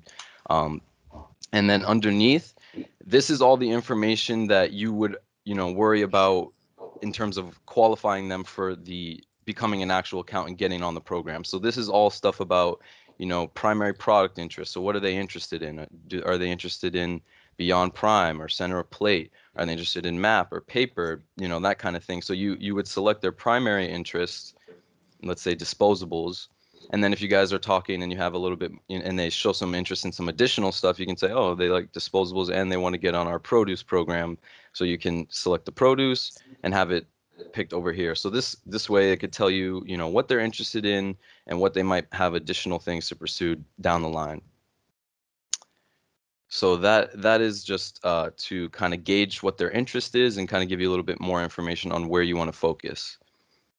And then keep going down on this kind of column here. We have market sector. So this for DA is automatically populated for you guys as restaurant. So you won't have to worry about that unless it's not a restaurant. Then it's automatically populated as well that it is the brand of Dining Alliance, which is great. And then down here is where if we have a distributor or a contact that already exists in Salesforce. Devin, Yep. I see on the brand, I do see Alliance listed there under brand. Yeah, all the brands are listed here. Well, oh, because Liliana had concerned that wasn't there, so. Yeah, all the brands are here. It's just that you guys don't have, I guess, have access to the leads yet, which I'll get you guys access. But it'll be this. Everything will be the same, and yeah, the brand has everyone in there, so it'll be the same for you guys. But yeah, so if we do have a distributor that is already in Salesforce, you can enter that information here. So we can kind of get that info. And then if we have a distributor sales rep that you know of that is in Salesforce as well, you can kind of tie that here.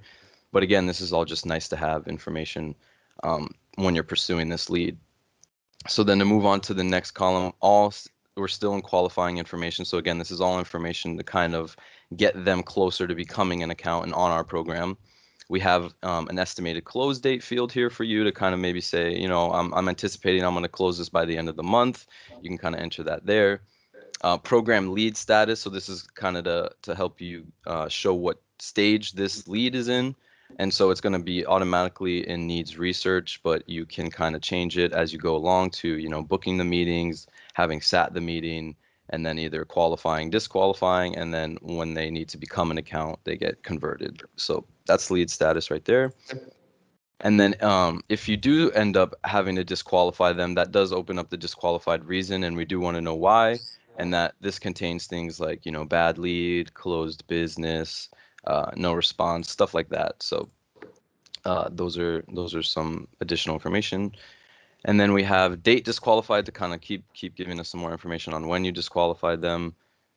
And then we have the lead source for you guys that it is automatically entered as a pop-in, but if it comes from a trade show or, you know, Google ad or Facebook or something like that, you can change that there. But for leads, we're anticipating most of the time they're going to be pop-ins. And then if it's something that you don't see listed here, that somehow you got this lead, you can kind of just enter it in here. So that wraps up the qualifying information section. So I know it seems like a lot, but once we get through all the fields, we'll kind of go over just strictly how we would create it, and you'll see that it's really not that complicated. So that's it for the qualifying information, which is, again, just kind of getting them that one step closer to being an account. And then down here at the bottom, this isn't required for lead creation, you know, once you're creating it, but it is required for an account, obviously. So address is a huge part of this process. So you will want to enter the street, city, and all that kind of stuff there. And if they have a website, that would be good to enter here as well. So that's address information. And then finally, just down at the bottom, we have any notes. Let me just jump in real quick. For the address information, it would be best to go ahead and enter that right now, even though it's not required, because I believe, correct me if I'm wrong, Devin, but we're going to move to, I guess, matching accounts in Salesforce by address, not by email or whatever that had been done in the past. So as soon as we can get the address in there, the better. Yep, absolutely. And then after the address information, the last thing that we have here is notes. And then that just kind of, you can just enter some descriptive stuff about this lead or anything that you need to remind yourself of. And that's basically it. So let's just kind of go over it one more time, everything that we can enter here. So up at the top, we have the program lead info. So this is all stuff about who are we contacting, you know, what title do they have, what's the company name, you know, how do I contact them, what's the phone number, what days should we contact them, what times, and then we also just have some info on how many locations they have, who are their distributors, and how much they're purchasing weekly. So this is all strictly, you know, just lead information, introductory information for the lead. And again, the only stuff that is required to create the lead would be first, last, company name, and then phone number. So then again, we come down to qualifying information. All the stuff here is about, you know, the program and how we can get them on our program and which program is going to be the best for them and all that kind of information. So we have the primary product interest, any additional interest that they might have, the market sector, brand, distributor that they might work with, a rep, close date, the lead status, and if they're disqualified, we have some additional disqualified fields, lead sources, and then other lead source if it doesn't fit here. And then finally, again, we have just the address information and then notes. So hopefully now that we've gone through it all, it doesn't seem like too much. So I'm going to go ahead and save here and show you what happens when you save the lead. So the lead was created. And so it'll take us to this lead, and the lead status is going to be shown up here. This kind of looks similar to how a program is laid out in Salesforce. So you have the status, like the stages up here at the top, the header kind of over here on the side, and then some of the related stuff like the history of the lead, the notes, and all that kind of stuff is going to be over here. And then standard, you know, Salesforce stuff, we have the tabs here in the center. So you have the activity is the default because it's really important to log your activities on these leads. And we're going to get into that in a second. And then we have the details, which is where all the fields and stuff are, which, like I said, leads are a work in progress. So this is where you would come back and say, okay, now I know, what distributor house they work with or who their distributor rep is or when I think I'm going to close this and stuff like that. So this is all stuff that can be worked on, later on. But so yeah, that is the lead creation process as in depth as we can go with it. So let's just kind of go back to the beginning and just walk through as if, okay, I just left a place where I talked to someone and they're not in our Salesforce at all. I know that they're a complete stranger. So now I need to go and log my lead, right? So I'm going to go ahead and click leads. And I'm going to click new. Devin, hold on 1 second. Sure. So everybody, yeah, go back, exit out of what you just did and go back to your dashboard screen. So we can walk through it again. And this is the page where Liliana was saying there's no alliance purchasing. Yeah. So this page right here, so there are different fields for each lead. So the DA fields, what you guys need to know is a little bit different than what Source One fields and what they need to know on their lead is. So we'll probably just need to get with Alliance to see if the DA works for them, then I can just give them access to this this one right here. I would say that'd be a good start. Okay, so then yeah, we'll just give them access, and if we need to add anything or change stuff, we can kind of work on that. Great, thanks. Cool. All right, I think we're ready. Okay, cool. So yeah, so again, I just clicked new up here at the top, and this is going to bring up your record type page, which gives you all the different types. We're going to select DA. And then I'm going to say, Carol, because we like Carol Krusty. So we'll do Carol Krusty. I just know that she is the owner of this restaurant. She owns the Krusty Krab. And she told me to call her at this number.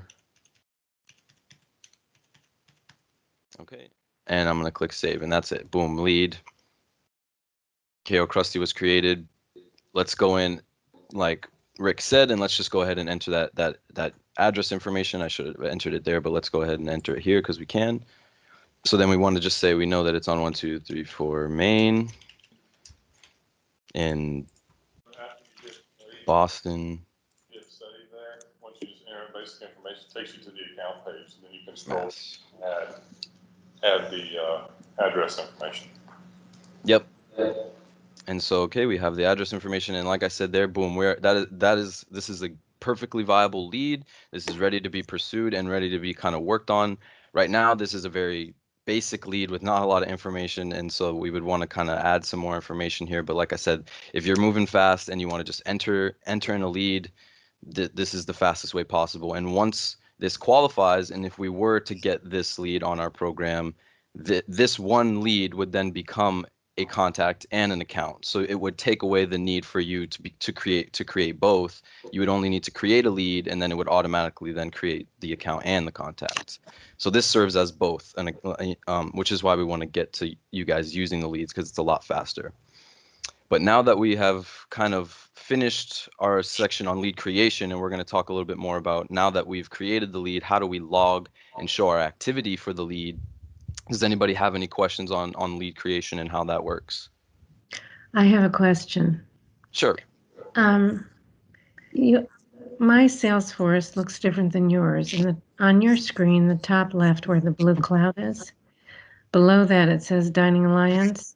Yes. Whereas when I'm in Salesforce, mine says Sales Console. So Yeah. being in Sales Console, I don't see the tabs that you have. Yeah, so the only difference is that in Sales Console, instead of it being vertical like this, or horizontal as you see here, it's vertical. Like you have that little drop down where you click the arrow and you can see the little box that comes out here. So we don't have the ability to be in Salesforce as you are right now.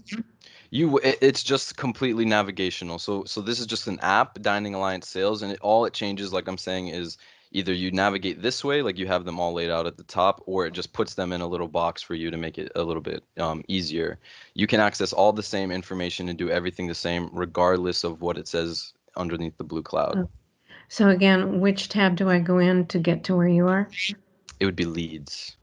No, but I don't see that now. How do I get to see that is what I'm saying. You said. Oh, so if you don't have leads in your navigation bar at the top here, Or if you're, again, like she's saying, using Sales Console, it doesn't matter what navigation, what app you're using, it's all the same. There's always going to be this little pencil. So if you click the pencil, then you can add things, and don't worry about it. I was supposed to get a list of everyone and add it for you guys to kind of skip this step, which I will still do. So if you don't see it, don't worry about it. I will go ahead and add it like I have for Steve here to all you guys' navigation, so it'll pop up for you guys. So don't worry about doing that. Okay, thank you. Devin, I think Marilyn and I have the same view, so maybe I can help because I had to do the same thing, Marilyn. So Yes. do you see the button that says home? Yes. Okay, click on that, click on home, Oh, and then I see leads. and then you see leads. Yep, and then Uh, just click on there, and there you are. okay, perfect. Yeah, perfect. But yeah, I for feel everyone better. else that has this layout here, I'm pretty certain that I have to add that. I was supposed to, at least. So if you don't have that, let me know and I'll add it for you if you don't No, know how that's to add it. perfect now. Thank you. Perfect. Any other questions on this? On the creation process, at least?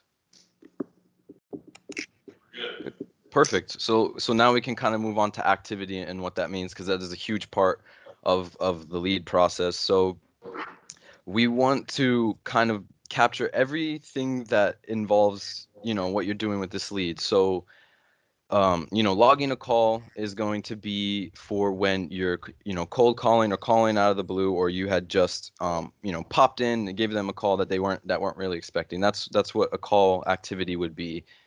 And then we have the events, which is more of a scheduled type of meeting activity. So that's what an event is meant to represent, is that, okay, we schedule the time to have a phone meeting or a face-to-face meeting, and we're actually going to sit down and talk. Whereas a call is like, I just called to see, just to, give them a call or whatever. So let's say that we left Krusty Krab earlier today. And so I just created my lead. And so I want to log a record that I, talked to Carol and got this lead. So let's say that I called her once I entered this lead and said, hey, do you have time to talk? And she says, no, let's schedule a meeting for next week to sit down and we'll talk a little bit more. Okay, so what we want to represent with that is that there's two pieces there. We have the fact that you did an activity, you made the call to Carol today, so we want to log that you made that call, and we want to log the event that you are going to sit down with her next week to further pursue the lead. I know it seems like you're entering two activities for one thing, but the more activities the better, and we want to just represent every piece of how this process works. So, a call leading to a meeting, we want to be able to represent that. So let's say that we called her and that she wants to set up a meeting for next week. So first we're going to log the call. We're going to log the pop-in call. So you would click log a call, and that's going to open up this screen here. And you guys should be a little bit familiar with how to log activities. It's going to automatically tie the call to the lead, so you don't have to worry about that. All you have to really worry about is entering in the other information. So the type is going to be, make call. So since we made a call, so that's the type. The subject is, for you to be able to type any specifics about what the call was. So, called Carol, didn't have time to talk, etc. Meeting next week, something like that. We want to make subjects, pretty specific, because that is what gets displayed in activity history. So you can just kind of take a look at it and say, oh, that's what that call was. So you have the subject here. And then over on the right side, we have the call results, which is to elaborate on what happened with the call. So we have, spoke to correct contact, not the correct contact, sent an email or didn't connect. So in our scenario, we did speak to the correct contact. We talked to Carol. And then now we're going to fill out our call results details, which is going to elaborate a little bit more on our call results. So we spoke to the correct contact. And there's a lot of information here for you guys to kind of get familiar with, but it's really simple. Like, we can just say we spoke to the correct contact, but follow-up was required. We're scheduling a meeting for next week. Boom, there we go, call results. So, and we have a needs assistance description. If they say, if they have, pain points that they need to talk about, you can kind of enter that here, or enter that in the comments as well. So there's a few places for you to enter any notes about, any needs or anything. And then, so with the related to, this, you don't have to worry about filling this out on leads, because it's already tied to Carol Krusty.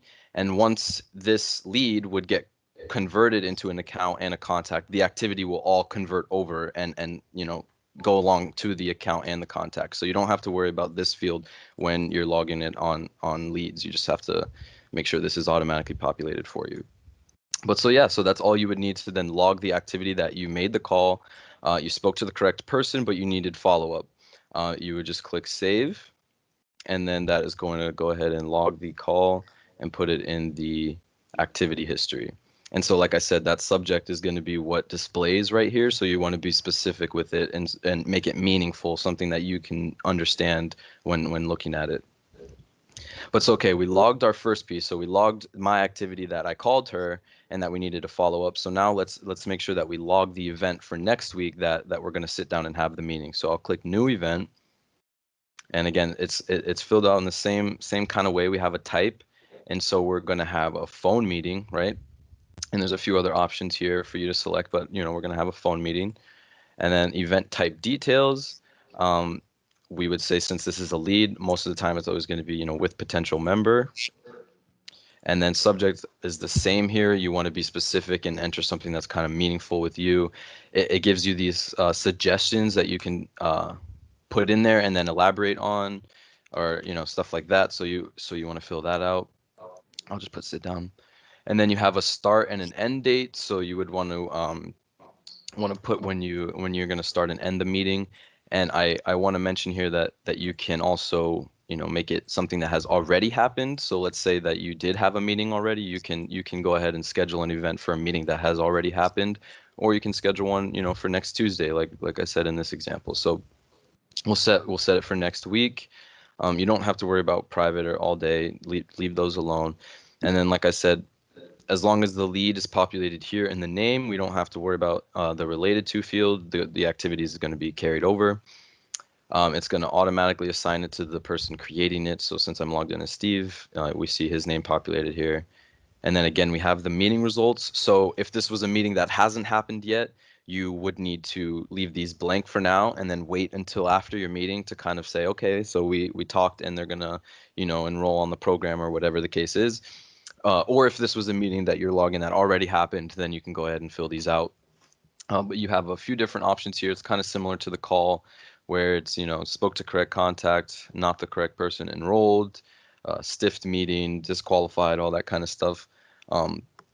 So let's say, we can say enrolled. And then if this is still grayed out, once you've selected meeting results, there's nothing else for you to elaborate on. You can just leave it alone. But if you click one and it kind of opens up, then there's a little bit more for you to enter. So just keep an eye on that and see if you need to enter anything there. And then again, you have notes. And then the last kind of piece of it is if this is a joint effort, if there's multiple people, internal salespeople working this meeting, then you could add people here that are users in Salesforce that are helping you out on this meeting. So this could be something like someone, like if you're working with an inside salesperson or something. Right, exactly.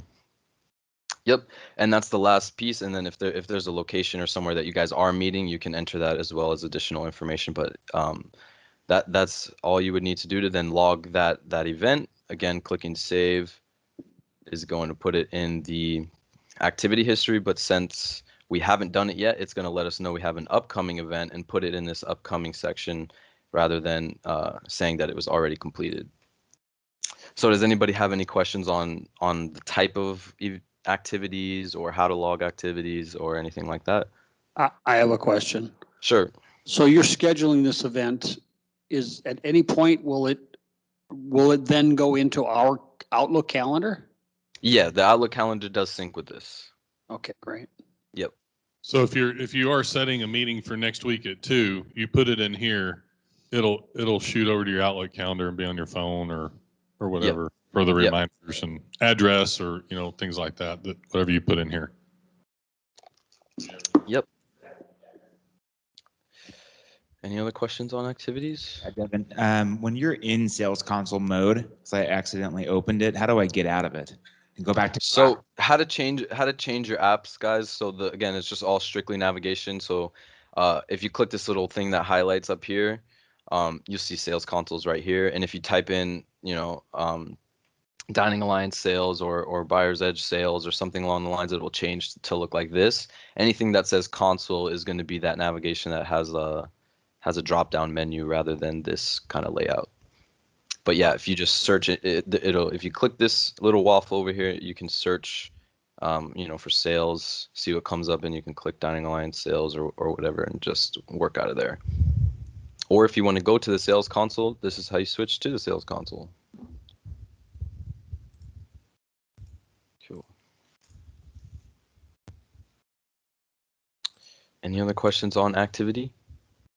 I will say this, guys, just this year, this is going to be a big focus of tracking our activity. So as far as pop-ins, phone calls, meetings, meeting results, like this is something that we're going to have to focus in more on what we're doing. So. Yeah, and I will say a good way to manage these, especially for when you're scheduling stuff that's up and coming and stuff that hasn't been resolved yet, that maybe you got to go back and enter some results in and some details into that activity.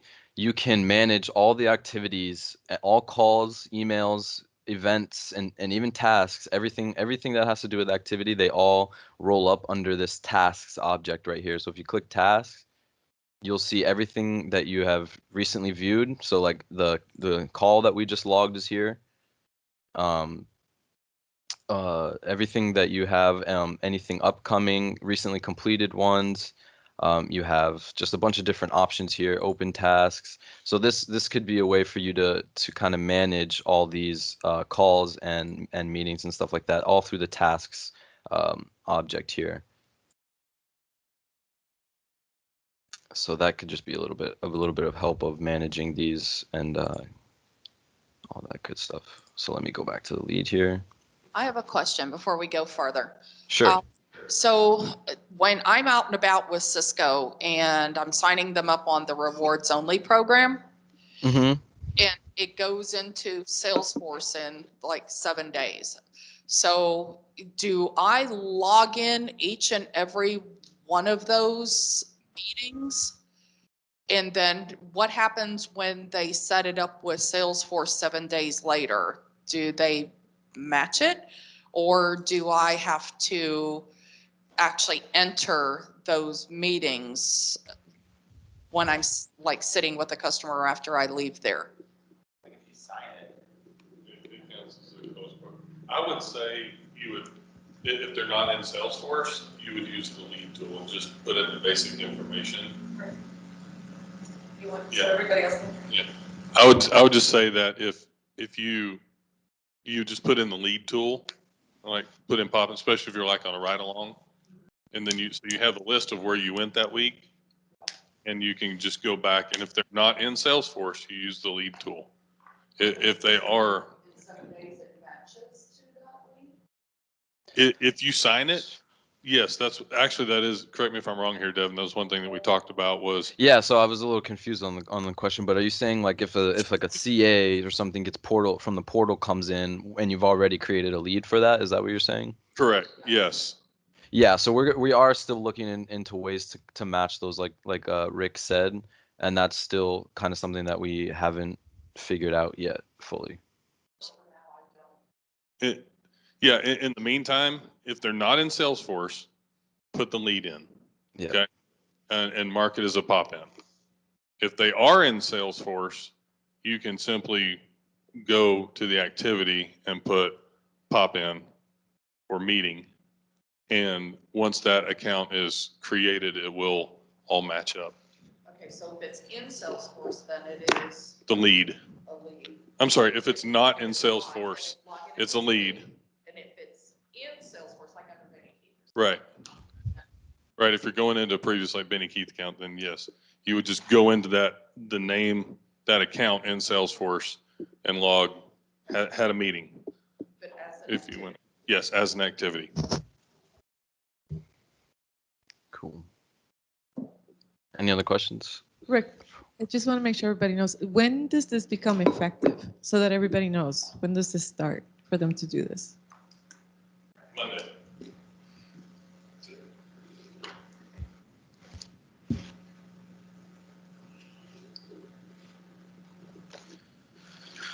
All right, go ahead, Doug.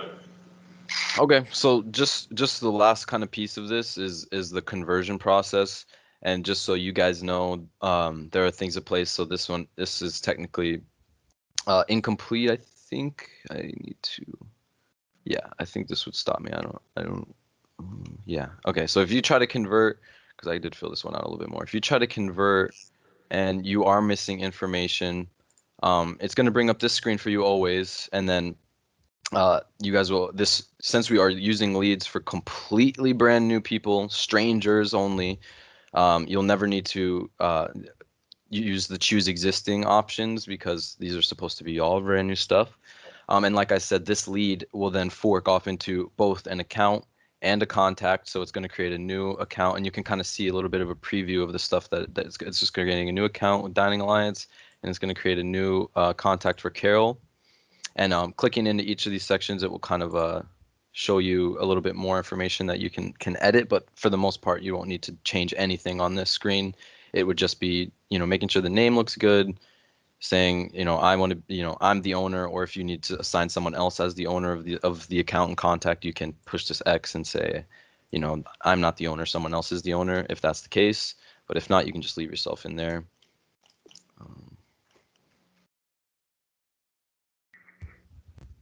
Just go ahead and pick Steve.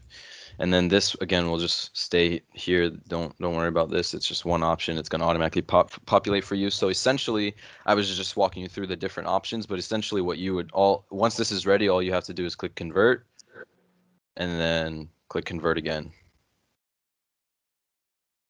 And if it goes through, it goes through. And if it's not, then you realize, then it'll show you, what is the issue with the lead if you haven't had complete information yet. I will say, the kind of frustrating thing about this, and there hasn't been much we can do, is that it only chooses to show you one of the things wrong at a time.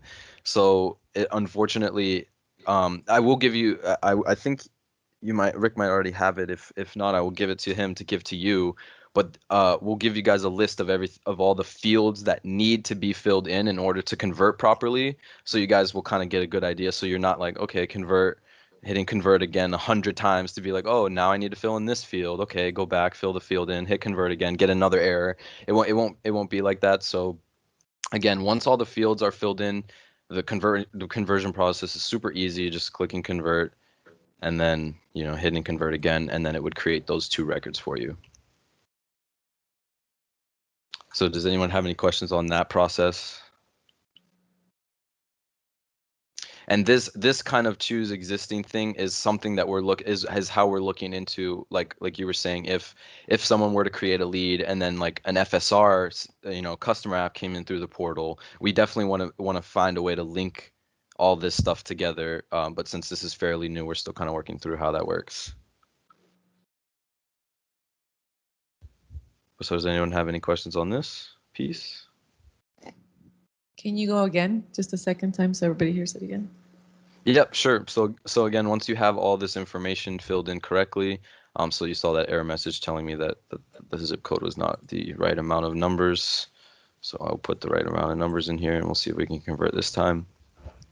So I edited that information. It was telling me, okay, that was wrong. Perfect. Let me try again. I will convert.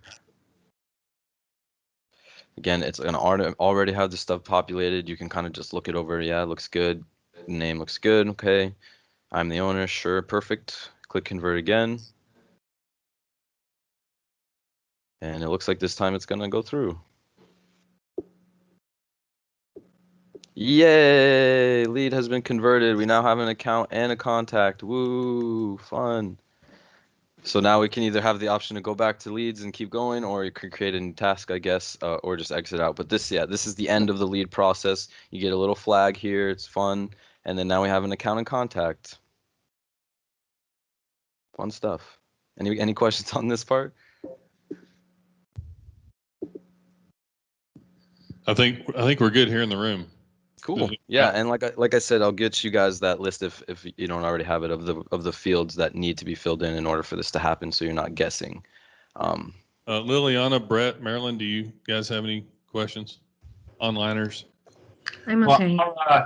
our Alliance purchasing Salesforce, it doesn't have these new options added yet we'll have to look into that after. Yeah, I'm gonna take care of that after I hop off this call. Like our screen, it doesn't have the lead tab. I Yeah, guess ours is separate or something.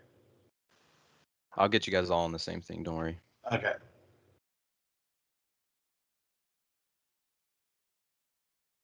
Well, cool. Just any questions in general? Anything else you guys wanted to ask? Okay, I'm acting as if I'm a new employee here, and Okay. I have the console also. So Yep. I clicked on the lead, and then I don't see the next steps on mine. And so this applies to Maryland too. Like where would Okay, I? let me just go ahead. I'll show you guys the process then, I guess, in the sales console. Okay. Just so we can kind of show both processes. And I guess I'll show for the people who don't use it how it's different.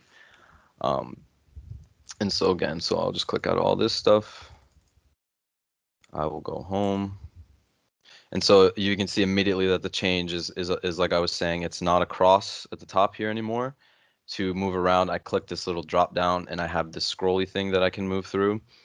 And again, the process is still the same. So I just click leads. Once it brings me to this leads, I have a new lead button here that I can click and again, go through all that same process. Next, filling in the fields and then clicking save. It would all be the same thing. And then once I have a lead created, for example, like this one we created earlier, again, it still all looks the same. Everything is the same. And if it's ready to convert, you click convert. And it'll bring up, again, it's just a little bit different because it'll bring up a new tab for you. But again, all still same stuff. And then you just click convert. And then if you have an error, it'll tell you an error. But again, once we sign them up through the portal, we're working on converting it automatically on the back end. So you don't have to go in and keep converting. Right. Once they sign an LOP, they're a member. And so that we're working on it to trigger that on the back end. So hopefully we'll be able to cut out this step. Yep.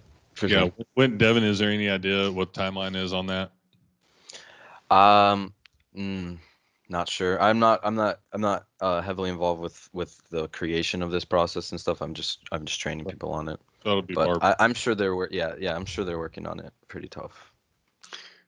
So if we did a pop-in, got them signed up through the portal, boom, we don't need to go in and do a lead or anything because it's already a populate in Salesforce, correct?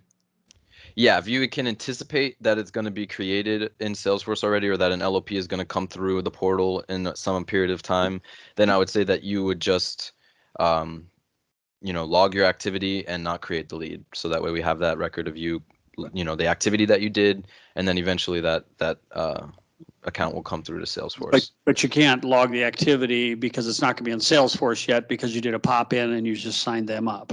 So would you have to wait? Again, so if they are completely new as of now, I think what would be the most beneficial, again, if they're complete strangers, to still then create the lead. But let's say that that my LOP is coming in a couple days, through the portal. I'd say then you would have grounds to convert and make sure all your information's here and then actually convert it to an account. And then once that account's created and that LOP comes in, onboarding will look and check to see if any accounts exist for this address and for this LOP. And once they find that it does, they'll just attach it to that account that you created from this lead. Does that make sense? So my original question was, if I walk in the door and sign up a customer today through the portal, I still need to go in and create a lead? Is that what you're saying? And put in their information in there? No, I would say, Steve, so you pop in and you get them signed up on the pop in, right? I would create the lead with the address, okay? Put in your activity as a pop in and leave it alone. And then it will convert. Yes. Yeah. You can just leave these alone. Yeah. And because this would just be a way to track that activity. And like we said, we're looking in a way that for Salesforce to recognize that this lead has now become a member and just kind of move it over. So you would really only enter two things: the lead information So be sure the address is in there so it'll match up with the LOP when that comes in. And then your activity is to pop in. Yep. Yes, Holly. So when you are in Steve's example, so you put it in Salesforce, but when you create an LOP, it's a duplicate in Salesforce. So No, you're saying don't. that's why you want to put in the address. That's what they're going to match up. Okay. So that if the So it'll address and the auto-tell name you. of the restaurant is the same as the lead, it won't create it. Because when you create a lead, you're not creating an account. You're just creating a lead. Does that make sense?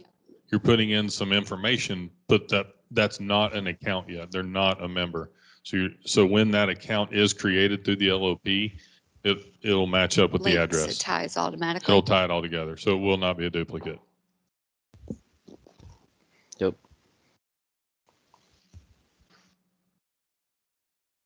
All right. Is there any other questions? All right. Devin, thank you very much for your Cool. time. Awesome. Thank you guys. Walking us through this. Yep. No worries. See it, You all- but there's a little round of applause here. Awesome. Thank you guys. All right. All right. Have a good one, everyone. Thank you. Bye. We're going to take like a 7-minute break and be right back here at 10 o'clock.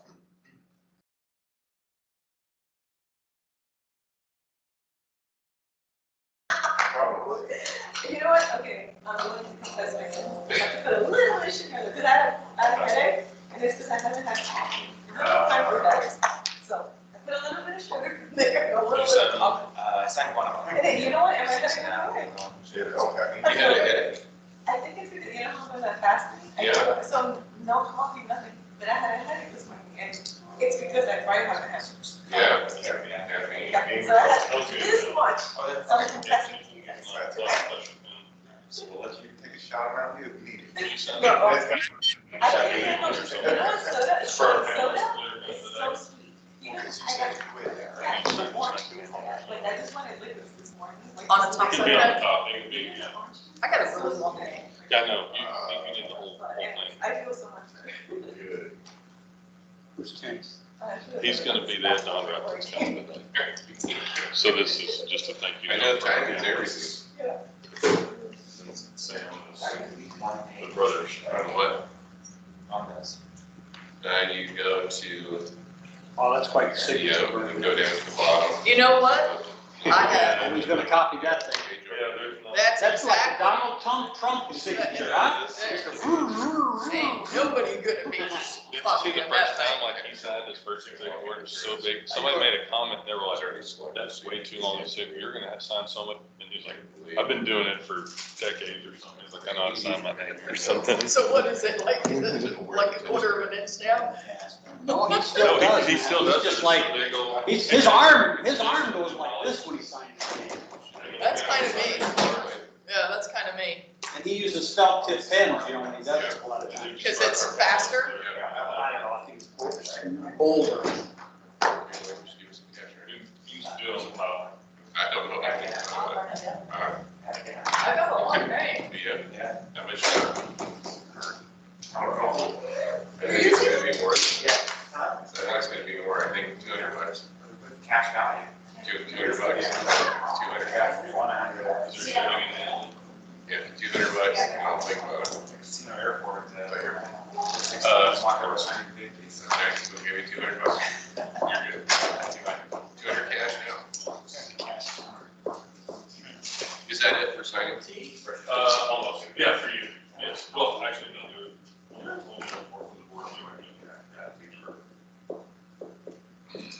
Are we gonna be short on board members? We're short on board members. It should be adjusted. We did one. One member. We sell that idea. It's selling. Right? So, yeah, it's good. Yeah. There we go. Yeah, all right. What's your thoughts about this? My thoughts, I have invested in this future. You done? Yes. What about your Son, one that's short. Oh, sorry. Hey, you're screwed. You're screwed. Sorry, I failed. Still not trying. Failed. After he disappointed me so bad yesterday with the lack of questions. Well, that's what Foley was embarrassing too. Did you see me use a little kid rack? Yeah, I did. I got the picture. You got one of those. The kid rack screwed you. I did. It had a curve to the right. It was broken. It was broken. That alley had its tail down. Hey, your ball. The ball, you it would actually spin. It had to be the alley, because that lane lost both matches. So it had to be the lane. There we go. That lane lost. That lane lost both matches. Yeah, it had to be the lane. It was the lane. It was sloped off to the side. We had Jason, it was still obviously the lane. You know, that would have been the more fair thing to do. Switch lane. It would have been fair, yeah. Well, whatever. We wanted your lane. As long as we wanted that. Fair enough. That zombie thing was fun. Zombie thing was cool. I can see how kids can get into that. Oh, yeah. And get addicted, yeah. I had one of those in my house, I'd never come out of it, I just living in there, always in there. They're gonna, Get addicted.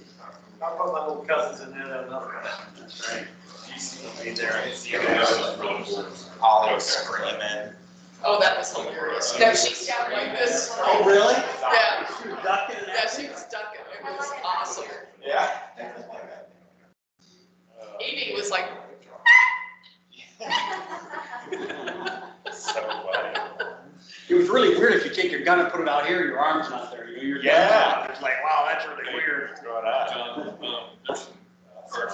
Well, it was just amazing technology. It didn't allow you to like go like out of the thing. Like you felt like you were. oh, you had to stay in a circle? Well, you were in a box, you felt like you were in a box, you couldn't go out. Could go out of it, yeah, but I was thinking, oh, people are gonna put that thing on, we're gonna try to like walk around or something. I think that cord just kind of stops it. It stops it, yeah. So it controls the movement. Yeah. So you have to stay together. Yeah. So it's like you have your backs to one another, so you're kind of. Well, yeah, in or that like I did the back of my head. So I think it's right in the back of my head. But the zombies would come into your cage, they'd be coming in and they'd be falling over top of your cage while you're in there. It's like, oh, Yeah, these big giant ones would come running in, yeah. It's pretty funny. I couldn't see the other player. Did you see the other player? I could, yeah, you can turn around, you can see, yeah. Yeah, it was fun, it was a good time. Here, I need you to sign. That goes tea. Very good, these one. Everybody could ask something, it does, sales concept. What's that? Yeah, sales concept. That was not a bad app. No, I don't like it.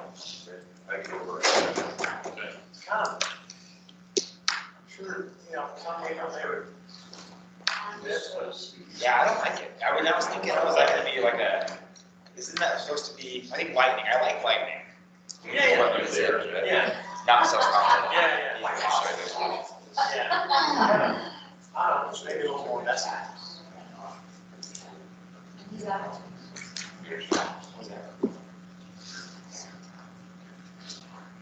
So that's what makes it.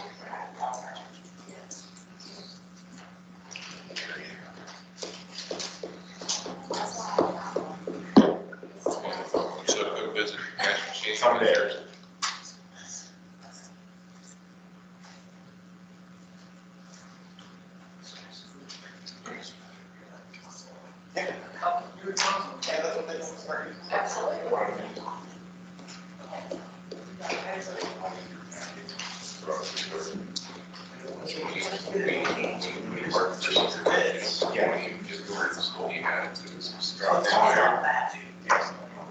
Yeah. Well, it's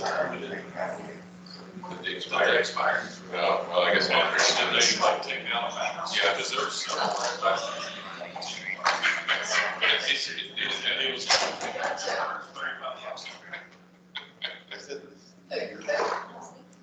That's what I tried to.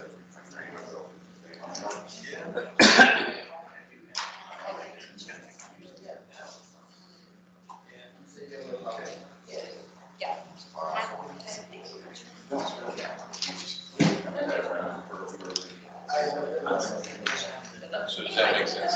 No, I mean, letters are a little long ways. Yeah. And just, maybe and one source. It's written into the RFQ. That's all you're supposed to say. Sorry, I was in Florida, and so I just consolidated. However, source code, I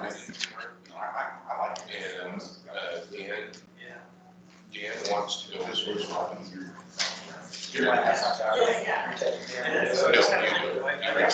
That way it keeps it.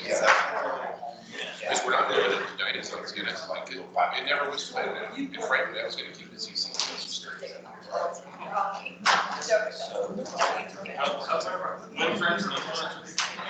But I don't know, like, as we discussed.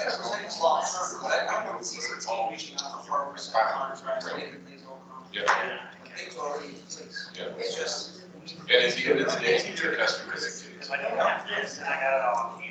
Right. No, I haven't heard. Yes, I understand.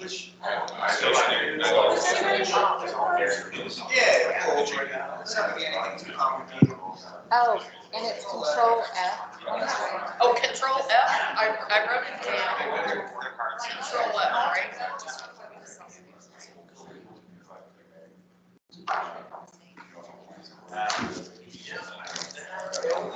You get it on the letter that maybe official definition looking.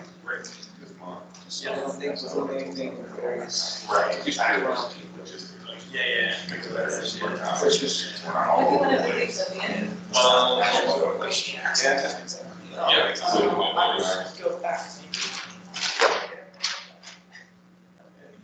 So right now, we're gonna do CIT. There's a lot. Yeah. Southern California. No, that's true.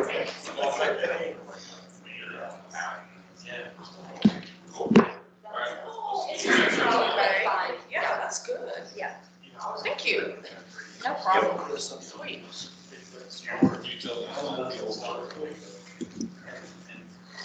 All right. Hi, team. You guys have a seat? We're going to be starting in just a second. We're just giving some shirts away, but I think you've got them. Need a microphone. All right. So online is back on, I believe. So Can you hear us? of course, these are, Let's just make sure. Can That's you hear okay. us? Yeah. Yeah, we got you. okay. So thank you to everybody for coming, but we got everybody some Dining Alliance polos. Okay. So onliners, if they haven't arrived yet, they will be. They did arrive. Did y'all's polos arrive? Mine did. Okay, good. Mine didn't. Yes, I got mine. Brett, yours is going to be a tank top. Okay, that's perfect. Pink one? Yes, it'll be, what's that called? Acid washed, or what's it called? Tie-dyed. Yes. Okay. All right. And adult, okay, so we got your shirt size, but adult medium, who had a adult medium? Okay. There are a couple women's in here. So, I'm guessing small. Yeah, that one goes to Jordan. Does anyone remember the old Schimmel shirts? Like went to here and. Yeah. Extra large. Who's extra large? Steve. Yeah, the majority.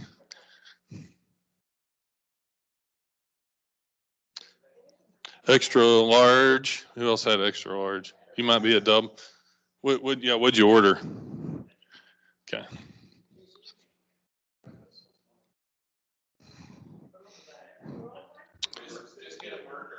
Extra large.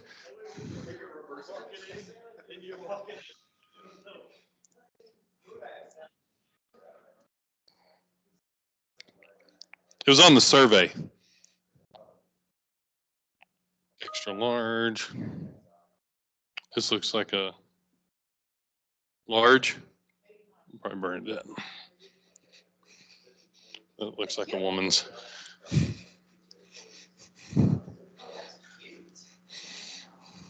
That's how we do it here. So I have an X and a 3X. 3 is. Really? Are you? Yeah, there you go. All right. Denata. Oh, mine's at home. No problem.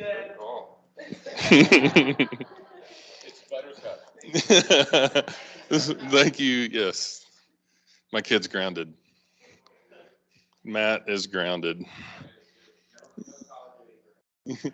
Actually, I got home last night because they're not allowed to have like electronics up there, and I went up to tell him goodnight, and he was acting real weird, and I like put my hand on his bed, and his Chromebook was under there, and I was like, really? And he just goes, so I said, remember that game I said you get last night? You can't get anymore. Yeah, I did. I shut it down. No, I'm good. I'm good. I kind of prefer to stand here. So what we're going to do right now is we're going to do the CIT. All right. So ideally, it was designed to be used in a meeting. Okay.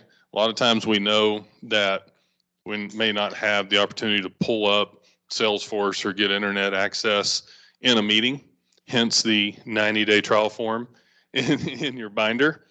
Okay. So the goal though is, and keep in mind, a lot of this is more for new hires.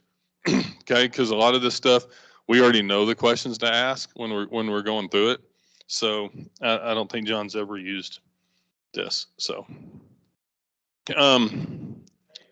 right. So what I did, but I created, am I still sharing my screen here?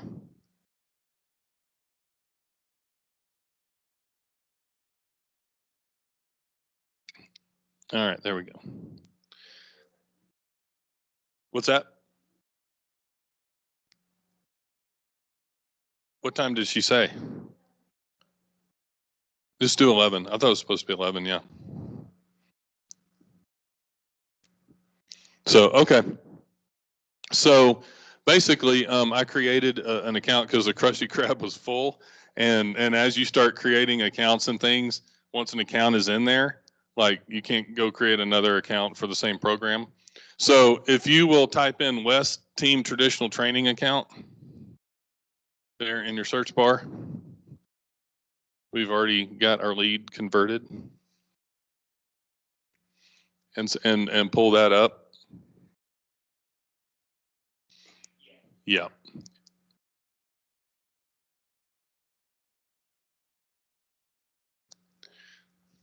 So as you can see here, it's coming up.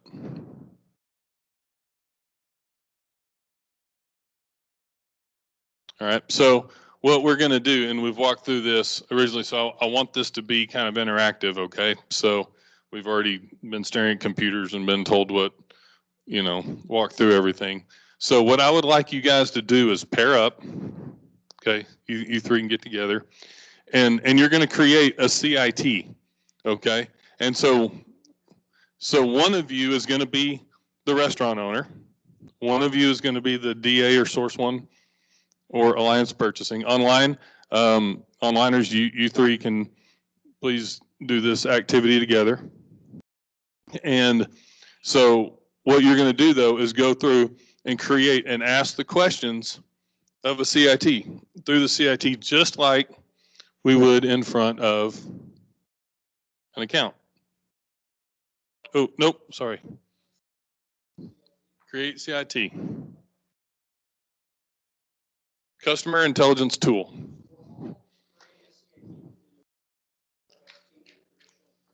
Yes, but here, I want to give you all different programs. Your paper, your produce. You guys are Broadline. Broadline. Source One deals with broadliners.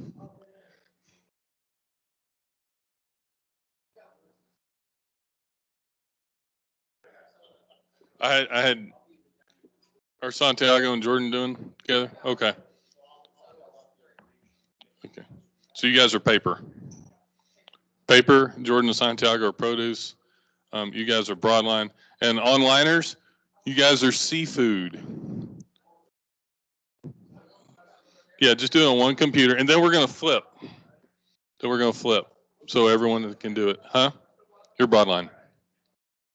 Broadline and yes. Online, you're seafood.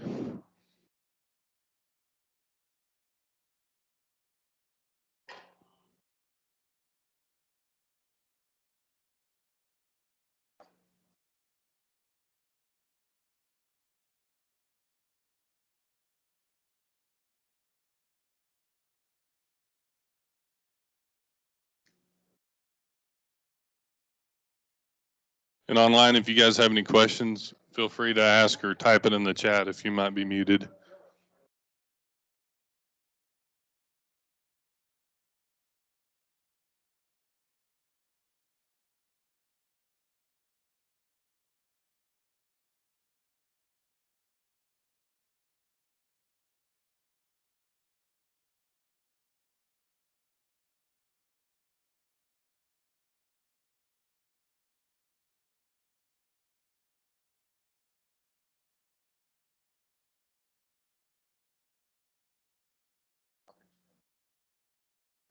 But it's going to ask, there's certain categories first. Right. So like if they don't want anything to do with the first category that pops up, which is disposables, click next. So we're pretending we're just going straight to the broadline, right? Yeah. Well, so to clarify, I want you to go ahead and ask all the questions, okay? But the program you're going to sign up for, so it'll go in the account. That's why I've given you each programs. But go through and ask the questions. Are you loyal to your disposables? You know, where do you buy your disposables? Are you loyal for your disposables, like on the first one? And if they're not, and obviously you're talking paper, so you are, but the other categories, you're just going to be like, no, I don't want to talk about any other categories.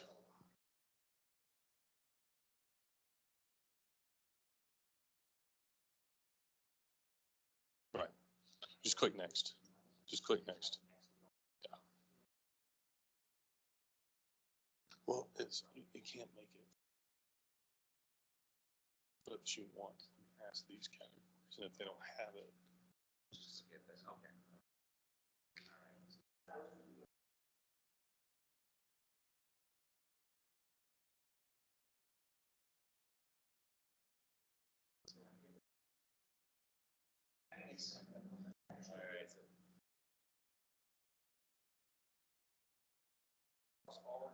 Distributors are probably distributors all across all.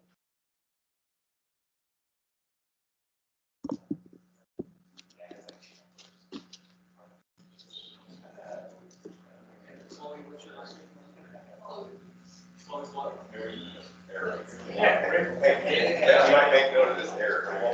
When we click the already low, you know, we click the already eligible.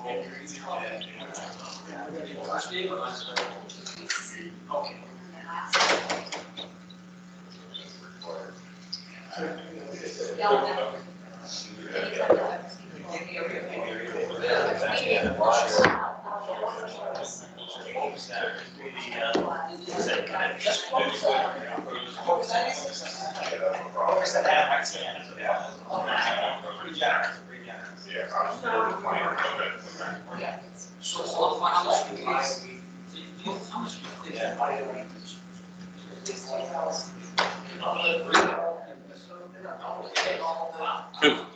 Remember, when we're going through this, what is the question you're going to ask for the category that you're trying to get? What is the magic question that you're going to ask when we're going through? That's your 9-day trial. If I say 5%, would you want to? Yes. I would say, would you give our supplier a 90-day trial? Because the reason we don't say, will you switch, that's scary, right? We just push them. You got to get your mic on, buddy. They can't hear you online. The reason, remember the magic question that we ask is if I save you 5% or more, will you give our supplier a 90-day trial? Okay. The reason that we do that is if we say, will you switch to our supplier, that scares them. Okay. And so what we're asking is saying, look, if our supplier can't earn your business in 90 days, drop them. Go back to doing what you were doing before. Okay. So that's why we ask for a 90-day trial. 99% of the time they stay with it after.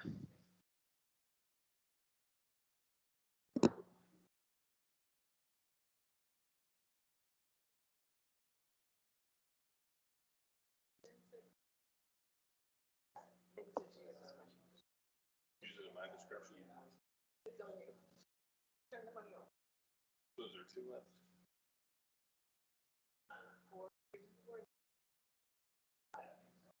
Oh, so there's one left. Okay.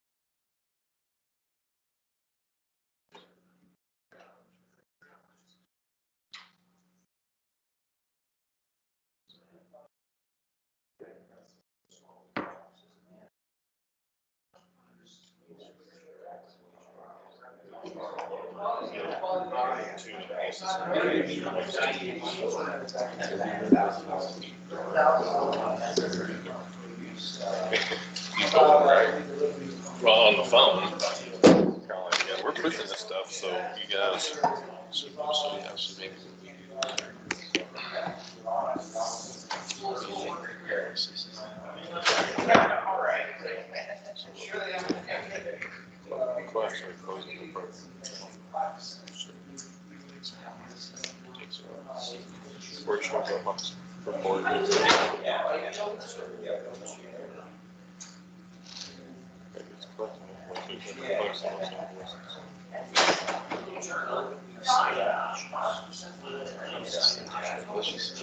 they just have an expiration on it. I don't think so. Does it say on there? Purchase fee.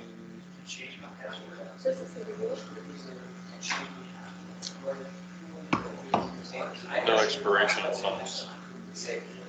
No fees after purchase, no expiration. So then we hold on to it in the hopper and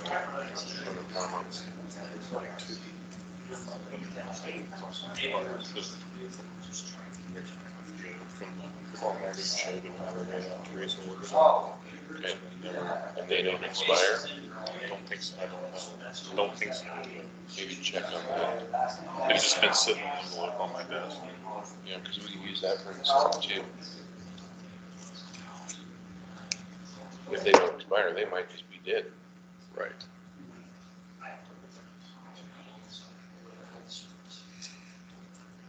So she's still doing this at 11. Okay, perfect.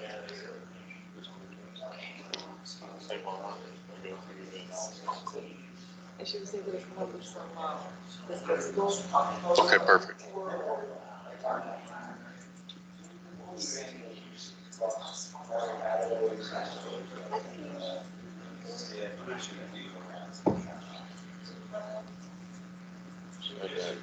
I had a really unhappy distributor brother right now. His Brian, yeah, so we sent him the list.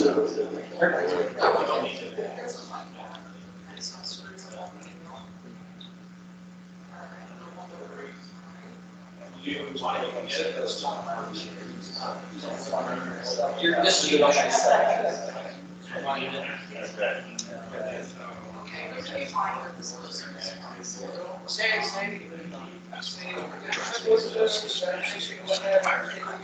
Tell us. I guarantee you didn't know anything that made sense. I mean, I have constantly. And when would he have even sent it? When did Chris send this? Well, this was a reply because he was, so what Brian was saying is I'm really confused, about the timelines. And then he fired me back and said, oops, I put the wrong year on it, but he fired this out. Then this was what Katie said.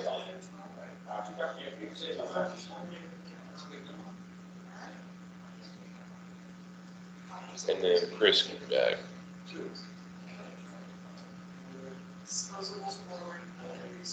So 11/25, so November. And I had no idea. If they were delivered on, and it was delivered there. So you see Brian, he's just furious. Yeah. So, I mean, I gotta call him, but I don't really want to. Because I don't, And the left hand doesn't know what the right hand is doing. Sorry, here we go again. Yep. I'm like, who? Because that's Katie. I know, man, I try to cover for her all the time. But it's getting harder and harder. Because of things like this. And I mean, if you have, it's like you're so scattered. Tell somebody. Just tell us when you're cutting them. Right. So we can go, hey, heads up. They're coming. Like, that's all we're asking. Yeah. Yeah.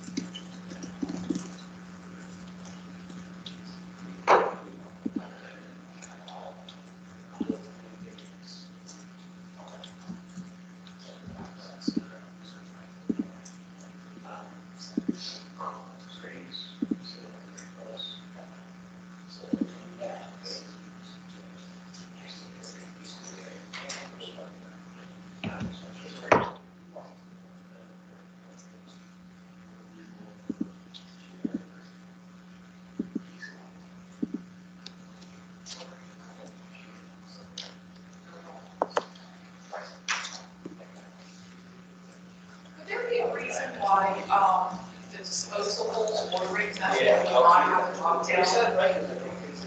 You type that in. It won't accept it. See, there's a drop down. I'll pick up the drop down. And it will take us.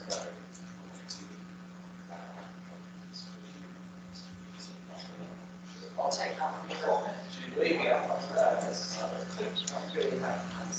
See, mine automatically came up with that. I just changed. Oh,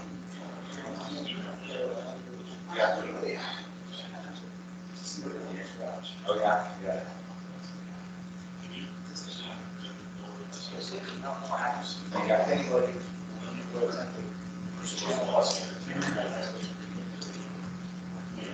Just tell them they're not allowed. Jason, did y'all? Yeah, Jason. No, I won't. That's not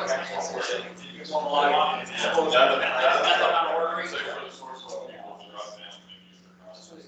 About an 8 work, just Enable. So if we're trying to convert, or create.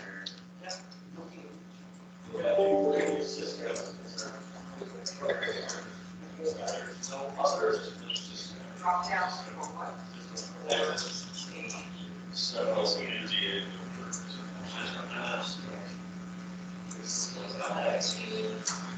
Like that, they just went to Cliff.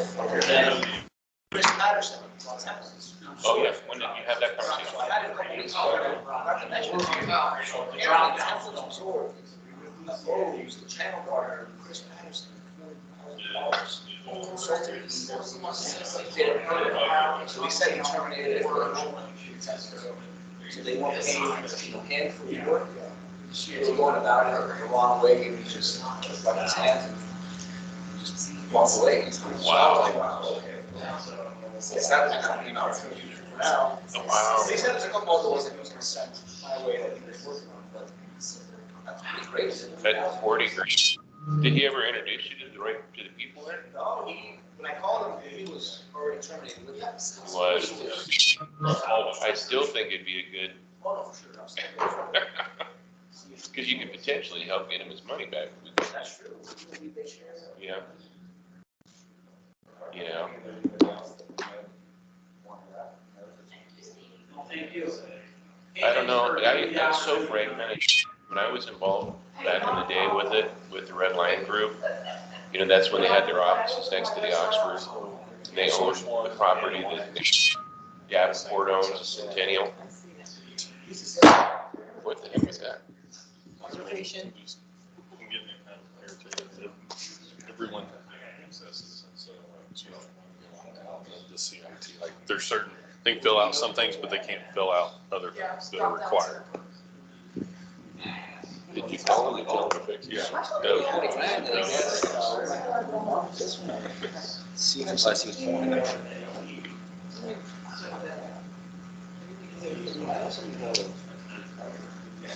And then Liliana just sent a bill saying Alliance purchase. I'm gonna be.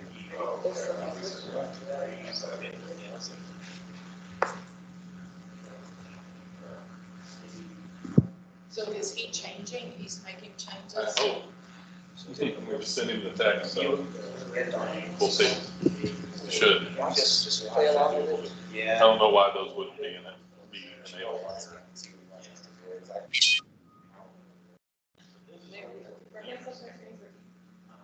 Yeah, I mean. Is that enough? A year?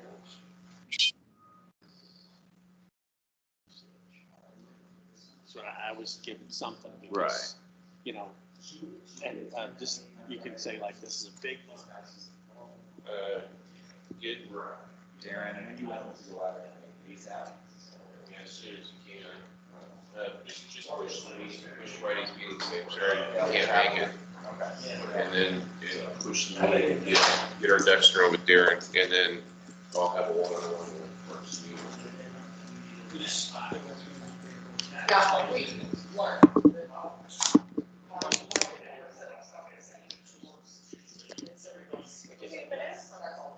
Oh, there's a fruit. There's apples, there's oranges. Fruit bowl. This morning I went downstairs to get food while I was packing up. And I'm like, and when Mother, we have the oatmeal with the banana. Oh, yeah. Here, like, we put everything. All right, are we good on the CITs? So one thing we did discover is that the Source One people, the drop downs are not working enabled on Source One platform, and the Alliance purchasing as well. So we have sent messages to Devin and the Salesforce team to try to rectify that. So please just kind of keep checking back periodically to see if it works. I don't know how quick a fix that is. To us non-tech people, just flip a switch on the back end, but I know it's more involved than that. So once you've created your CIT now, okay, and then pretty much in the sales process, you're done with that part during with the customer. All right, and so at that point is when you would ask for the invoices, okay, for the program that they just said that they were interested in, okay. And so once you get your invoices, then we'll start our analysis process, which Kim St. Laurent is going to come on here at 11 and walk us through the invoice submitting and comparison process and things like that. Okay. But what I would like to do now is have 2 volunteers to walk through the CIT. We're going to create one more program that's going to be center of the plate. Okay. And so everyone will have enough. It should create a program. So we're going to go through the CIT and the create a program with that. So do I have any volunteers? John, be the DA person. All right, and then anybody, Bernadette will be the customer. So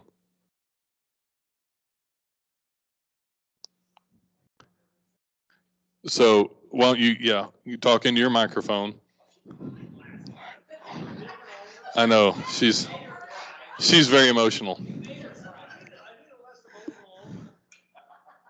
Hey, you never know sometimes you just need to practice listening, John. That's what Sherry said. Sherry says you make her cry all the time. Yeah. So John is going to be the DA salesperson. Bernadette is going to, or the platform salesperson. I'm just going to do it in the training. Yeah, in the West team training. Center of the plate. Yeah. So can you'll need to share your screen. Are you in Teams? I'm not in Teams. Golly.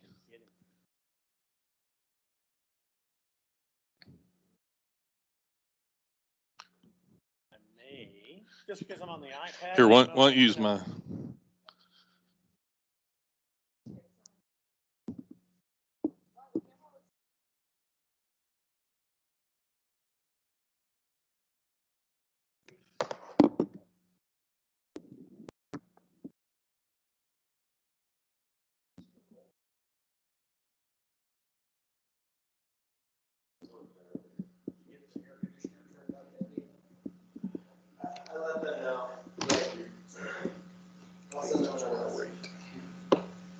All right, so yeah. Okay. Never hit that. okay. So onliners, can you see the screen of Yes. Yes. is it big? Yeah. Yes. Does it say West Team Traditional Training Account? Yeah. Am I making you dizzy yet? Yeah, thank you. You can stop that now. We'll have a seizure. So, Okay, John and Bernadette, you're up. So we're going to do the whole CIT, not just center plate, but we're We're gonna go through the whole CIT. Okay. She's interested in center of the plate, nothing else. Okay. And we're gonna create a program off that. Okay, great. Hey, Bernadette, great to see you again. I'm glad to see you got a new dishwasher. That's fantastic. Hey, I am hope he's super working out. excited. Yeah, hope he's working out for you. So I wanted to, talk to you about Dining Lines and go through our program with you. I have time this morning, so we're in great shape. I'm just waiting on the big boss's computer because it's slow, apparently. Here we go, finally. So I'm gonna type in. Man, your computer's kind of slow, fella. It's got a lot on. Okay. Wow, very slow. You can also hit tab. Yeah, but that's a little bit, that's high tech, isn't it? Okay, Bernadette. I think the customer just left. Yes, she did. No, I'm putting condiments on the tables right now, so I'm utilizing my time. Typically, I would have filled out this first page before I even got into the meeting because then it's done. So I don't know if anybody, if everybody can see this, but it would be a lot faster. Bernadette, I'm sorry, I don't know your last name. Just use Murphy, Murphy. Okay, I'm gonna say Murph at murph.com. All right. These, as I say, I would have typically gotten through those before I even walked in, just because they're not really. That's not information you need, it's just that's what you'd like to have. Exactly, it's information you're gonna have to have, but okay. So then, starting in the actual meeting would be, who do you purchase your disposables from currently? Well, mostly right now I buy from Cisco. Your disposables as well? Yes. Okay. And I'm using a lot of disposables with the to-go because of the COVID. Oh, I bet. But I'm going to, now that there's not a mask restriction and they've opened up the state of Texas, I got a bunch of disposables I need to return. You're gonna be sending them back now, are you? You knew it wasn't going to be easy. That's true. So how much would you say you buy a week? Oh, at least $1,500 worth. 15? Do you think that'll change going back down to? I think my to-go business is going to stay pretty stable, so I'm going to go with that. Okay. It was $2,000 an hour. don't, no, with none, it was 15. Yeah, but that was before COVID now. Hey, She's- you're another restaurant owner. You just, you stay on your own side. You want me to You're losing control of your meeting. I know. So in reality, she would qualify for the program at 1,500 a week. So should I go ahead and click yes on it? But for the purposes of this So meeting, she's only gonna be doing center of plate, right? yeah. So I need you to go, I just wanna look at my meat. Oh, okay. I'm sorry. So you're- I just, you know what, right now, I just want to look at my protein, my meat. That's Let's do my that. interest. We can always circle back at a later date. So on your produce, who are you purchasing produce from? Cisco as well? But I just want to look at my meat. Okay. Yeah, we're just gonna go next. I'm the consummate salesman, so what about your seafood? Someone's not practicing the boss. So in the center of the plate, who are you purchasing your center of the plate products or your proteins from? Buckhead. Buckhead, okay. Another Cisco company. My gosh, you must own stock. Yeah, drink the Kool-Aid. Everything's blue, huh? Okay. So how much are you spending? How much you spending a week, you think, with Buckhead? Well, with my steaks included, I'm probably at about 2,300 a week. 23? Not like $2,312 or anything weird? No, probably about 2,300. 2,300, okay. But only from Buckhead. You're not buying any, you're not filling in with any No, secondaries? they can double my fajitas. They can, provide my prime steaks. Okay, so typing in that I would use typically, I would put something in there as a note, saying only one provider. So no backup at all or whatever, however anybody would want to do it. You don't need to know that as the owner, but maybe as Bernadette did Dining Lines, you would. Or Salesforce. Gotcha. Source one.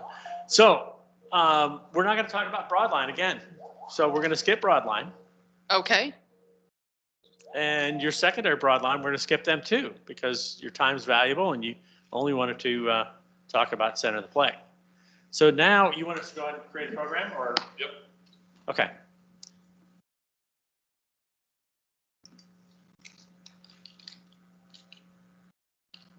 Okay, yes. We're going to go core distributor.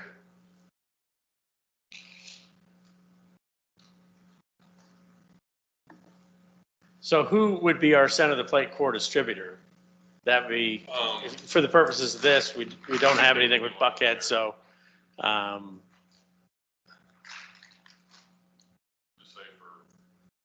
For this purpose, okay, well.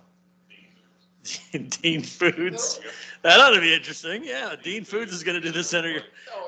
They have Dean Foods has a really nice new meat program, all black Angus. It's phenomenal. So, yeah, they bought a bunch of Texas ranches. Okay. So that's our strategic partner in this area, which will be interesting. So total purchases, that's going to be across all distributors. What would you think your total spend is with all distributors? Are we talking just my meat? No, everything. But I don't want to talk about everything. I just want to talk about my meat. That's just for us to kind of know. Okay, so I'm probably about 8,000 a week. Okay. So you're going to make me do math. Sorry. Thanks. Appreciate that.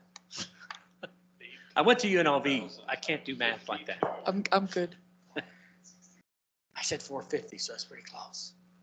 So going next, typically I wouldn't have a customer around anytime. So now, yeah. Here, So now what? Talking about an admin. So at this point now is you're pretty much you're done with the admin with the CIT. You just click next because it's already set, and so now is when you would pretty much end it right now, right, and close your Salesforce. And so you close your Salesforce, right? And when you get back home, you want to create the program. Yes. So that's when you would create the program. So at that point, I would have been asking you for invoices, like, can you give me a month's invoices? I'll take pictures of them, give them right back to you, scan them, and then Then I would come in to do this afterward, you know, when I got back either in the truck or at the house or whatever. And then I would do, you know, because it's not like I'm going to talk about admin fees really with the client. Right. So then it's going to be leave the admin fee alone. An unhandled fault has occurred in this flow. Maybe they know Dean Food does not do. Because sometimes it may, if there's already a program created in this test account for that, that's what'll come up. Okay. Possibly. Yeah, once you go through, you save it. You just save it and then you're done. Then you can go back and create the program from that later on.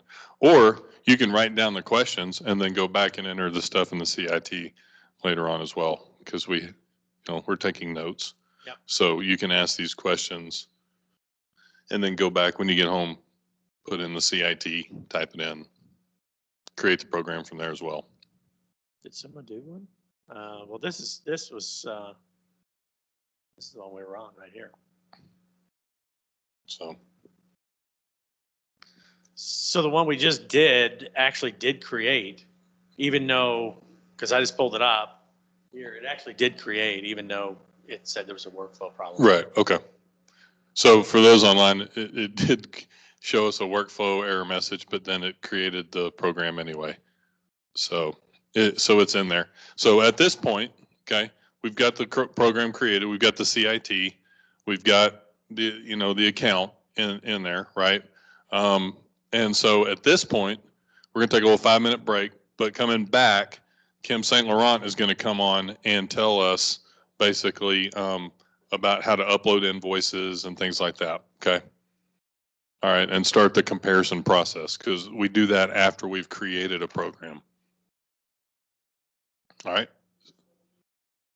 Yes. So take a few minutes. You need to pull up your invoices, pull them out, whatever you got. So, and onliners, get your invoices ready that you guys have. And Kim will be on with us here at 11. Yes. Thank you, John. Thank you, Bernadette. Okay.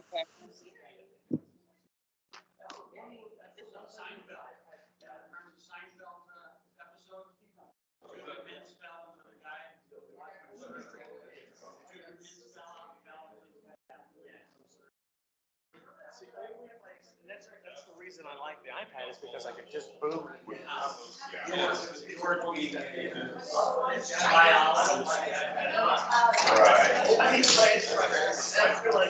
This is what they gave us.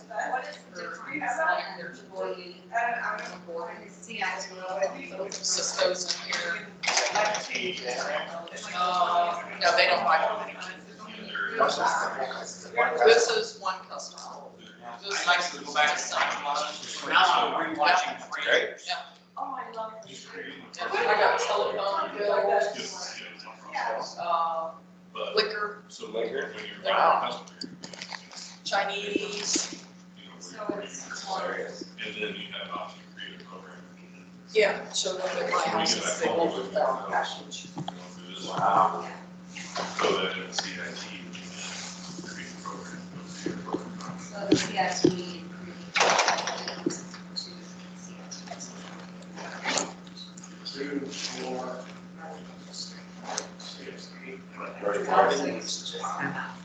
Right, yeah. You could probably do the one the CIT is developing. That's the first one.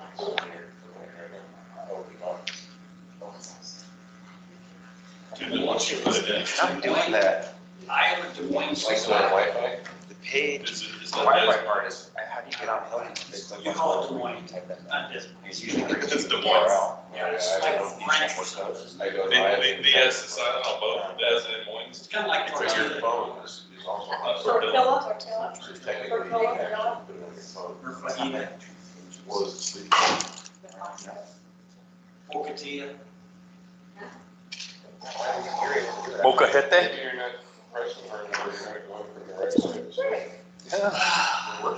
Told you, 2 years of Spanish 1. Very good, that was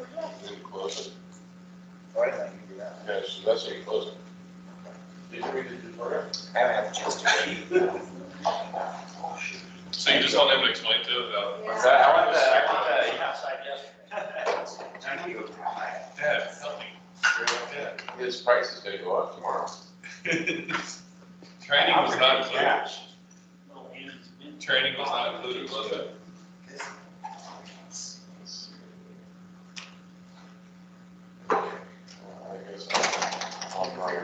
Oh, white book, my old white book.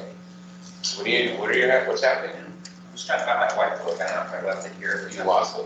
There's a couple that were left, so. With all my notes in it? Oh, yeah, with my notes in it, yeah. Oh, no, hopefully. Yep, there it is. All right. And you know what, this is a whole bunch of goodies, so everybody, like whatever we don't give away, maybe they want to. Yeah. They're popping. I like to, wherever I went, I gave something. Like, here's a gift, like, everyone, who's gonna say no to a gift? Right? All of them down 90%. Excel might just say 3 compartment container, where. Oh, by the way, I'm recruiting the sales lady here, the manager. She is so good, she's perfect for our company. Do you need somebody who Texas? No. What are you recruiting her to do? Because I look for good talent. Oh, no, I said, what are you recruiting her to do? I'm not recruiting for anything. I just look for good talent and then I tell Tracy, oh, this person's a good wife, right? It's not easy. to find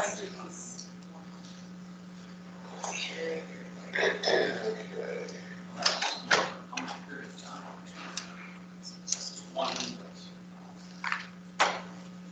Well, it's good for this process. I understand how, business. Yeah, I forgot all about that our phones are actually hotspots rooms, so technically. Should be able to connect to it. Right. So it says you can connect to the cloud, is it referring to Remarkable Cloud or? Yeah, that's when you can download it on your desktop. Gotcha. So you didn't even do that part of it? I didn't have time. So all of the notes you're writing are pretty virtually useless. They'll be on here. Like, they'll be on here until I can't go, right? Are you sure? I don't know. I didn't think so, but maybe you know something else. I have a question. Regarding the Verizon internet on the phone, when is the proper time and not the proper time to use it? Because I just never know when I'm supposed to use it. Like for your hotspot, for a hotspot?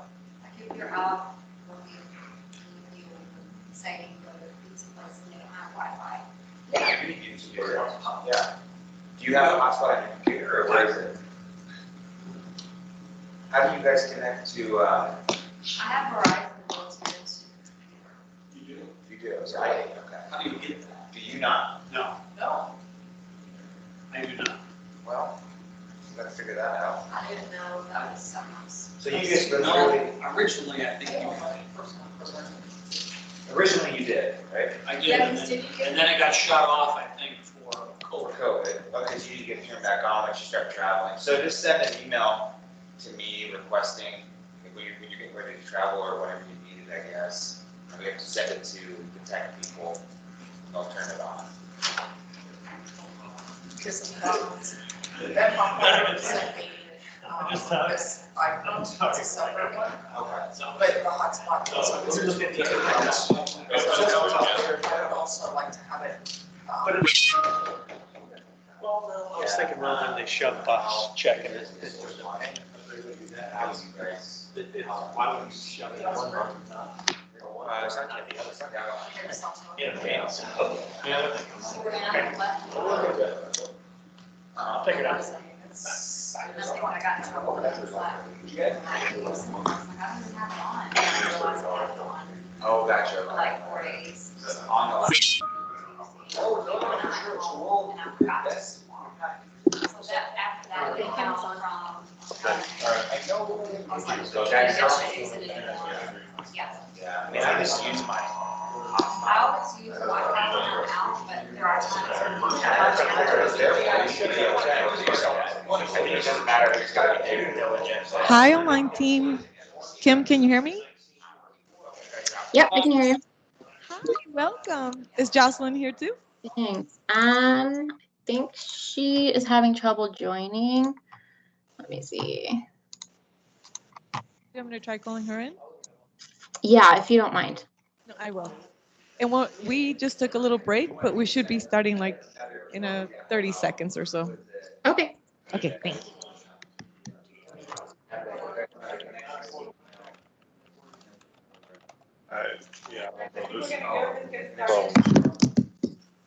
Okay, everybody, let's return. I'm sure everyone got their invoices pulled out, got their stuff. And so Kim, St. Laurent, thank you for joining us today, and Jocelyn as well. And so what the ladies are going to do is walk us through how to upload invoices. Is this dying? Can help us upload invoices, how to start the comparison process, walk us through what they need as a department, okay? And so I will turn it over to Kim. And can you hear us, Kim? Yep, I can hear you. All right. And we do have some people online joining us as well, with Brett and Liliana and Marilyn. Where are you all? You're all together? We are all together here. We've got some people here together, and then 3 onliners, 2 are in Canada, 1's in California. All right. Yes, we're 6 feet apart. Good. All right. Hi, everyone. Thanks for having me. I am Kim St. Laurent. I am the analytics manager for the Dining Alliance analytics team. I also have Jocelyn here with me. Jocelyn's on my team. She's the strategic data analyst. Can you all see my screen that I'm sharing? You just see me? There you go. Okay. So I put together just a few little slides just to kind of explain what we do. Most of you probably know us. We both were helping with the ACH project. So I know a lot of you have emailed between both of us, but what we mainly do is we're on the analytics team. So we're doing customer analyses to get customers onto the Dining Alliance program. Our email address for our team is analytics@diningalliance.com. We recommend sending any emails for customer analyses there so that if one of us is out, we're covering and making sure we're getting things back to you in time. So I'm going to talk about comparison analyses, also sometimes called market baskets. These are typically, can you see my screen or is it just me again? Oh. These are typically requested when moving traditional business from a non-preferred distributor to a preferred distributor partner. It's typically tier 1 admin fee business that we're getting an admin fee from the distributor. Our team handles analyses for restaurants under 10 locations. Also healthcare, we help, Prime Services doesn't have their own analytics team right now, so we help with healthcare analyses as well. I just want to mention that there are 2 other analytics teams, one for Source One, which is hotels and lodging, and also an analytics team for Consolidated Concepts, and they do restaurant locations, more than 10 locations. Some examples of doing a comparison would be maybe moving business from Cisco to Harbor Foods, or say PFG to Ed Dawn for disposables. We typically do 3 different kinds of comparison analyses: broadline, disposables of paper, and produce. And I'll show examples of these towards the end here. So the process kind of goes back and forth a little bit between us, you, and the distributor. We heavily involve the distributor in providing matches and pricing. So I kind of broke it down into a 6-step process that will hopefully explain it a little better. First, step 1 is you would submit the analysis request to us along with invoices, which right now is done through Salesforce. We are trying to revamp that process so that it's kind of streamlined between the 3 different analytics teams. But for now, you're submitting it through creating a core program on the account, and I'll show an example of that next as well. So once you send us the invoices and the request, we make sure it has everything that we need. If we're missing any pieces, we will write back to you and ask for additional information or clearer invoices if we need it. And then we will take, once we have what we need, we'll take those invoices and put it onto our comparison template, and we'll fill out the left side of the analysis, which will make more sense when I show an example. But we'll put which is their current distributor invoices, their purchases, we'll put it on the left side of the analysis. And then we send it back to you to send to the distributor to have them provide item matches on the right side of the analysis. Once they do that, it'll come back to us and we will take those matches. So say you're switching to Harbor Foods, we'll take those items that Harbor Foods is planning to sell this customer, and we'll add in any rebates and deviations available to show savings as a whole if they were to switch from one distributor to another with our program. Then we send it back again just to see if the distributor wants to make any additional changes, any price changes or item changes. Maybe they're losing on an item and they want to lower their price. And once they've kind of given the okay that everything looks good, send it back to us and we'll put it in this final presentation format that can be presented to the customer. It's a more condensed version than the version that we're using back and forth with the distributor. It's a lot of back and forth. Our, typical turnaround time, I'd say the first step is what takes the longest, depending on what's given to us, what the invoices look like. If they're in PDF format, it will take time for us to get it into Excel sometimes. So that first step typically takes 3 to 5 business days to get it back to you. And then those additional steps in between, back and forth between the distributor, we try to turn that around more quickly, around 1 to 2 business days. So overall, it can take a week to 2 weeks to get a final analysis back to the distributor, depending on how long it takes the distributor to get back to us and what our workload is looking like. I'd say 1 to 2 weeks total. So when submitting a comparison analysis request, I didn't put together the actual steps of how to do it, but you'll want to, create the account in Salesforce. First, make sure it's obviously not already in Salesforce. There's a lot of duplicate accounts in Salesforce right now, and make sure they're also not with another GPO, because if they're already with Consolidated Concepts or Source One, we may not be able to get them onto our program. There has to be discussion with the other GPOs. So you'll want to create the core program on the account. And when you do that, there is a little spot that you'll check off that says, I need to submit this program for analysis. And that will prompt you to fill out more information, everything that we need to complete the analysis. It'll also give you a spot to attach the invoices in there or the data that you have. Once you do this all comes into, we have a Salesforce request queue that we check every day, and we'll see your request through there. And we'll typically email you to confirm that we got it, or if we have any questions or missing information that we need from you. You can always email us kind of as a backup if you feel that maybe you didn't submit it the right way or just want to make sure that everything's in there. Again, our email address is there. We typically need, the name of the account, Salesforce link to the account or the program, which type of analysis you're looking for, the current distributor and the preferred distributor that you're switching to, and also the invoices or data that you are submitting. So invoice requirements. We typically recommend at least 3 to 4 weeks of invoices. Sometimes we're given just a week and it's not really a great picture as to what everything the customer is buying. So we try to at least get 3 to 4 weeks. For broadline comparisons, we request a minimum of at least $250 in annual spend. And for disposables, we say at least $25,000 to $30,000 in annual spend. The invoices need to be legible.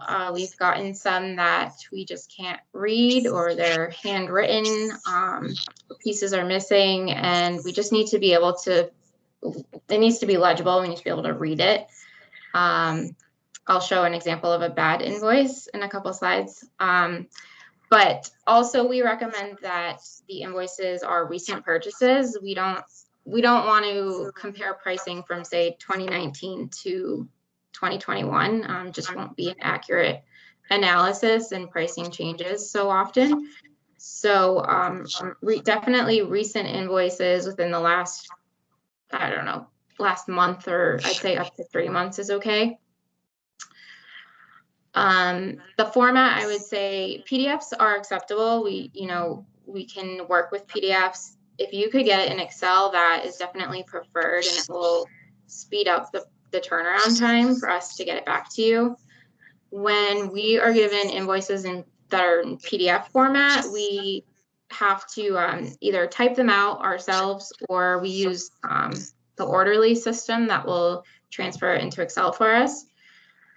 Depending on the type of PDF, sometimes we can easily export it into Excel, but most of the time we can't. So if we have to type it up ourselves, it does take a lot of time.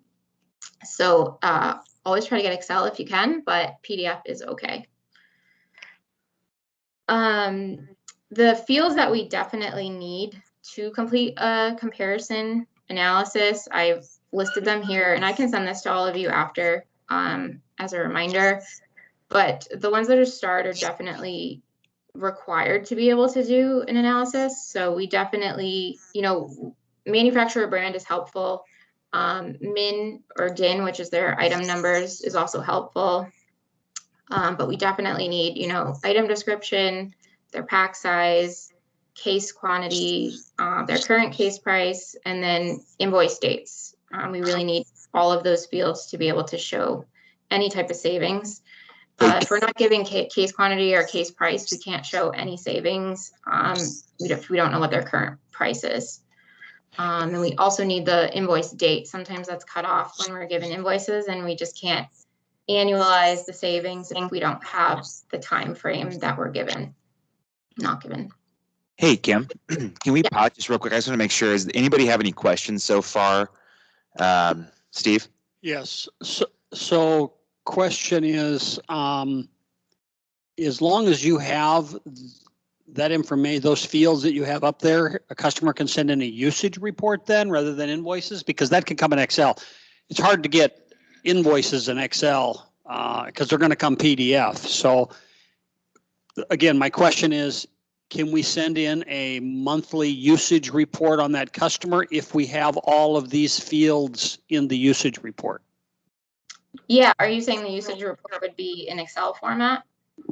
Yes, that's correct. Yeah, we prefer that over a PDF, or sometimes we're given images, like someone will take their phone and actually take a picture of the invoice. That's more difficult for us to translate that into Excel, because ideally whatever you give us, we're going to translate into Excel to be able to put into our comparison template. So if you can get Excel or just a usage report like you're saying, that would be great. Yeah. Awesome. Brenda, do you have a question? No. Holly, anybody else? No questions? Online folks, anybody have any questions? Cool. Awesome. Thanks, Kim. We can continue on. All right, great. So here's an example of a good invoice. It has everything that we need. This was given to us in PDF format, so we did have to translate this into Excel, but it does have, it has the distributor name, the customer name. It has the number of cases that they're buying of each item, and then they're giving us their brand or manufacturer. Oh, is it really small? Let me see. A little better. It has the pack size, description of each item, their item number, and their current case price. So it has everything we need. It also has the invoice date up at the top, which we need to be able to annualize. We'll take this and annualize the savings. So this is an example of a good invoice. It's clear to read. And again, has all those fields that we need. Alternatively, this is an example of a bad invoice. This is really blurry, even if I were to zoom in all the way. We can make out a few words, but this is really not ideal. There's some handwritten notes in here. There's no invoice date. Just really not, we can't work with this. So don't send us these. It just takes a lot of our time to try to translate this into Excel. So I'm going to pull up a couple examples of what our analysis looks like and explain it so that you kind of understand the process I was explaining before. The broadline and disposables or paper comparisons that we do are on the same template. The produce ones are a little different, so I'll explain those at the end. I'm gonna actually open up the analysis so that it's not so small.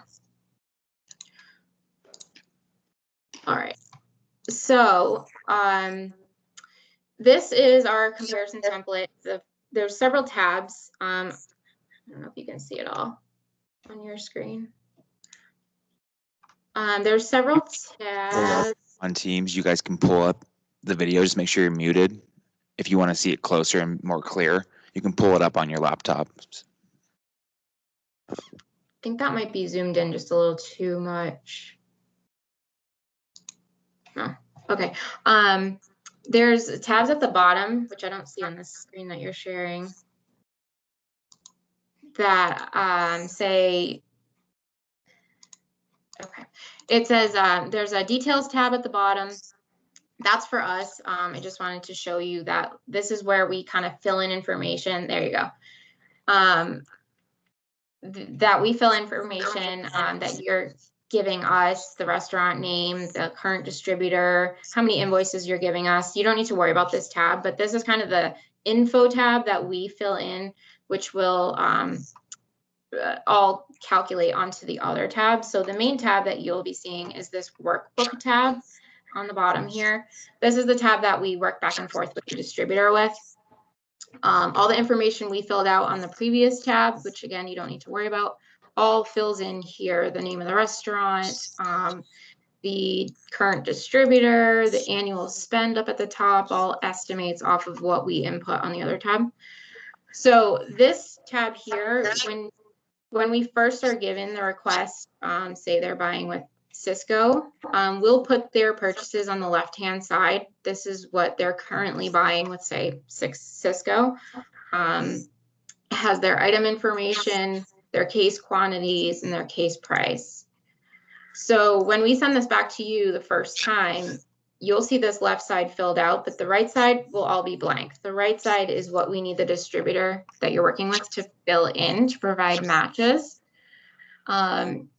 say with Harbor Foods. And because unfortunately our system doesn't match from one distributor to another. We can't put in, say, a Cisco item and have it return a Harbor Foods item.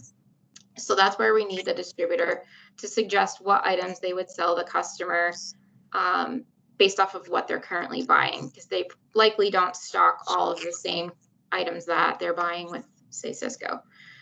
So we'll send this back, have the distributor fill in. Usually we just need their item number and their sell price, which is in column AA over here. We can typically, based on what usage we have, we can fill in the rest of this information, the manufacturer, min, all of that on the right side. Like Harbor Foods, we have a lot of data on them, so we can easily pull in the rest of the information. We just need them to tell us what the item number is and what their sell price is, in case we don't have a price on that item. So once they do that, we'll then take, say, those Harbor Food items that they've given us on this right side, and we will add in if we have any deviated prices or any rebates. So the right side of the analysis here has the item that they're suggesting they buy through this new distributor. Our price, if we have a price on the item, the markup, which they can also change, their price. If we don't have a price, we'll need their price that they would sell the customer. And then these columns over here kind of adjust the pricing based on the pack size. If the pack size is different from what they're currently buying, it will adjust the price to whatever the new pack size amount is. And then it shows savings per case, how much they would save on each item, like this top item here. This is actually, I'm going to show actually the next item. It's they were buying a Fresca Mexican Foods tortilla, and this distributor is recommending they buy this Mission Foods tortilla. So if they switched, they would save $4.99 on that one item. And then we annualize it, so they would actually save $4,000 a year based on how many cases they bought and what the time frame was. So it shows an annual price savings on every item. And also at the top here is kind of the overall savings. They would save $29,000 in price savings and $500 in rebate savings. We can show if there's a rebate on an item, we just can't show the individual rebate amount. It's an Integra rule, we can't share that. So we just show how much they would save annually at the top, and we just put a yes if there is a rebate attached. We have a notes column here, so we usually try to be very clear in what it is, what the next steps are, and what it is that we need from the distributor every time we send it back. If it's on a specific item, we'll fill in the note column over here, so it's always a good reference point for them as to what it is that we need from them. So again, this is the workbook tab that the customer is never going to see. This is just a version for us and the distributor to kind of go back and forth. Once everything looks finalized, we will put it into like our presentation format, which is another tab. We'll hide all the other tabs. And this is the presentation format here. It's more condensed version. It's not so much information as the workbook. So they can actually use this tab here to present to the customer and has all the information that they would need. Savings is all at the top, and a percent savings as well. Any questions? This is, again, we use the same template for both broadline and disposable analyses. Produce looks a little different. I'll show that next. But are there any questions on this example here? No? Okay. I will switch over to. I have a quick question here. Sure. So I see on this annual spend that this customer spends $500,000, correct? Mm-hmm. But it shows the rebate on only $600. I mean, does the rebate change when shouldn't the rebate be between 0.5% and 1%? Yeah, this is an example one. I kind of changed things, so it may not be totally accurate. I changed a lot of the names on here and everything. So typically, yeah, we do see a bigger rebate than that. I'd say we usually see about 1% savings between deviation and rebate savings. 1% of their annual spend typically. So.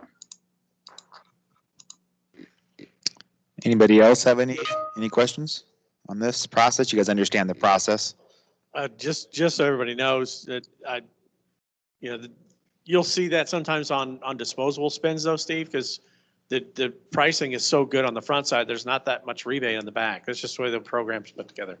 So you will see that on disposables where there might be, $17,000 savings and an $800 rebate or whatever. On tier 1 or tier 2, both? Tier 1. Tier 1. Tier 1.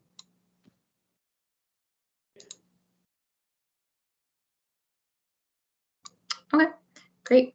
Let me pull up produce analysis. So this template here is pretty old.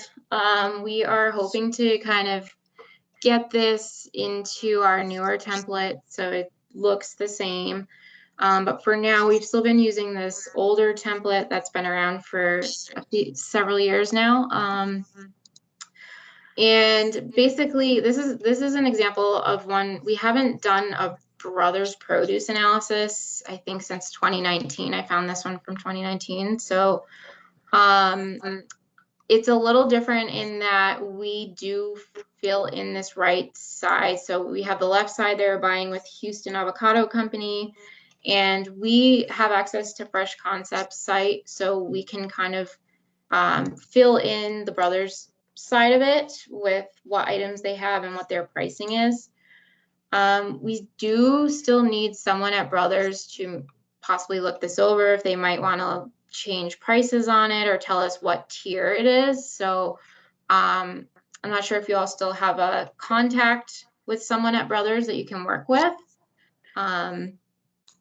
But basically it's similar in that, you know, this shows what they're currently buying. If they were just switched to Brothers, what they would be buying, and then, you know, their price. It's all equivalized based on the pack size. If the pack size is different from what they're currently buying to what they would buy, that all is adjusted in here, and it shows savings at the top. Almost 5,000 in savings for this one. So it won't be as much back and forth because we do have access to this. We're able to fill this in a little bit. It'll just be mainly for them to, if they want to adjust any pricing, if the Brothers rep wants to adjust any pricing on here. Jocelyn, is there anything you want to add to that for produce? Yeah, I'll just say that I think as far as like when we're dealing with quality of invoices, produce is probably the biggest culprit of having low quality like snapshots of like really scribbled on invoices. So the best option is, you know, if you have to take a picture, and I know that's just the reality with a lot of these because of the way the produce distributors work, get as clean a clear image as possible. Otherwise, we will have to send it back. And if you do know the tier right away, that's better because then we can have correct pricing right off the bat. We get different tiered prices from Brothers from the beginning. So knowing the tier first will definitely speed it up. It's not the end of the world if we don't have it, but it will speed up the process because we'll have the correct pricing or better pricing going forward. I think that's everything. So. Any questions on produce?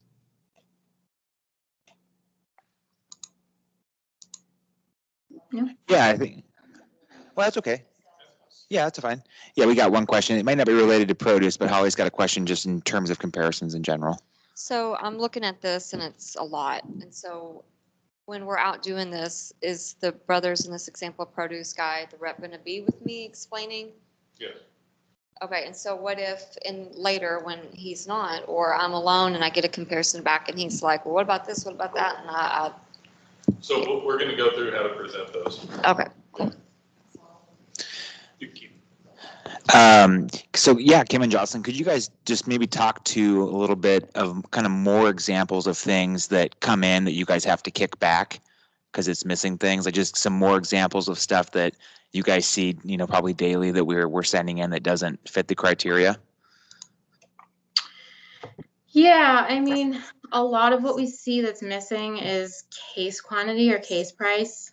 We definitely need those to show any type of savings. Otherwise, it's just not really an analysis. It's kind of just us providing pricing. So I would just make sure it has those pieces. I'm sorry, someone saying something. I think Rick has something. Yeah, just one. Oh, can you go back to the one before that? I just want to address Holly's question. Real simple. Remember, we're not supposed to be product experts. Okay, we're the GPO expert. So when we are presenting this, literally, all you're going through when I sit down with them, okay, And that's why we have the Ed Don rep there at the meeting when we're presenting this, okay?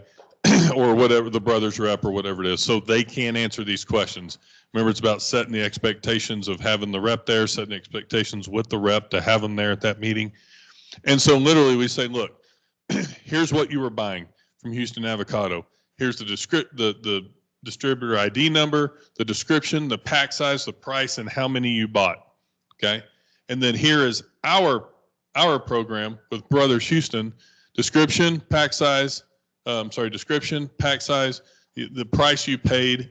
And if there's a different pack size, we tell you. We're not going to match a 10 pounder to a 20 pounder and say we beat it by 50%. Okay. And so we tell you that's what this is an adjusted price here for a different pack size in yellow. Okay. So we say that, and then we say, look, here's the columns you really are interested in. You're going to have the price you're currently paying against the price that it would be with us. Okay, and here's the difference in dollars. Here's the difference in percentages. Okay, and so you can see we're not going to win on every item, but overall, we're saving you 11.5% on your produce purchases. Okay, what that translates into is almost $5,000 a year. And so really, that's as far as we go with the comparison.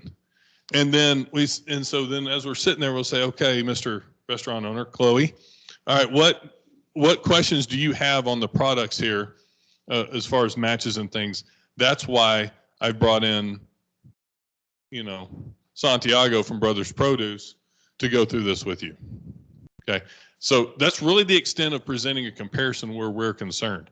We literally go through, here's what we did, item, you can see literally it's asparagus to asparagus, okay, apples to apples, but the price, and we can, this is an adjusted price for the pack size. If it's yellow, a lot of times it's not, but usually a comparison will have one or two in there. But this is where you really want to live when you're presenting, okay? You want to live here, and here's what you're paying. Here's what you would pay with us. Here's the savings in dollars. Here's the savings in percentages. Does that help answer? Okay. Right, because we're talking big picture. They'll want to get down into the weeds at times. That's what the rep's there for. Okay. In a couple of years, you'll get to where you can get in the weeds with them. What happens if the rep's not there? In the weeds? What do you say to them? What I would say to them is, I am not the packaging expert or the avocado expert. I will get you in touch with the rep today to answer these questions. But a lot of times, I would go, if the savings is big enough, I would go present without the rep.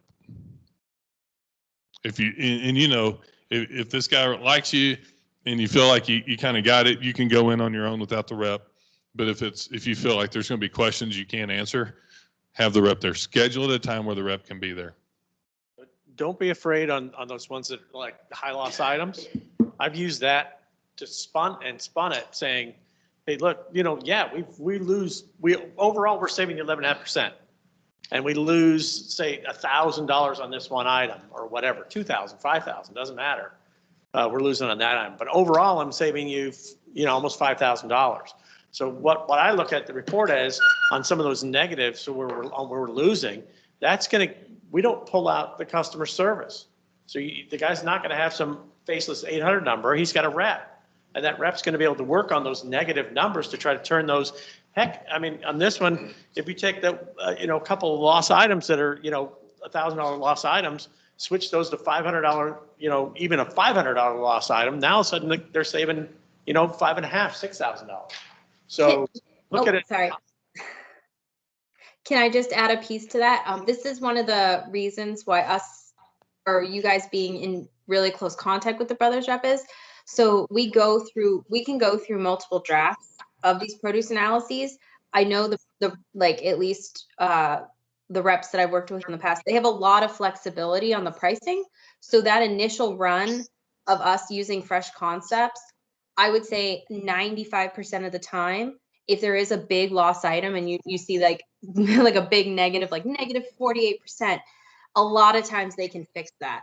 So that initial run through might look a little ugly, but they have a lot of wiggle room with pricing too. So maybe just take it, at each stage, like don't think of it like in those big numbers initially, especially. So.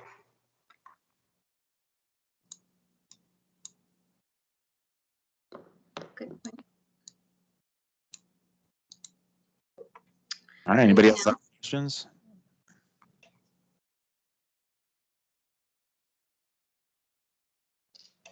Awesome, guys. Well, thank you so much for your time and walking us through that process. And you guys are going to send out that PowerPoint?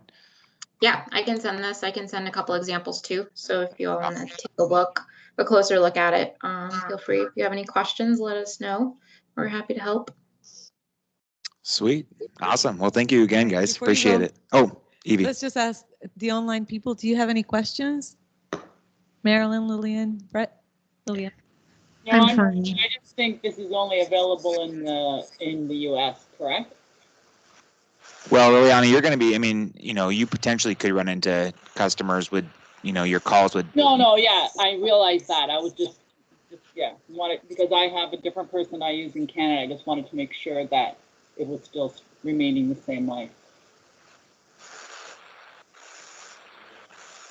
Yeah, we haven't done any of those analyses. I'm not sure if another team might be handling the Canada ones. I can get back to you. So I think it'll be different program, different pricing. Yeah, I can get back to you. Okay, thanks. All right. Well, thanks again, guys. We appreciate your time. Yeah, thanks for having us.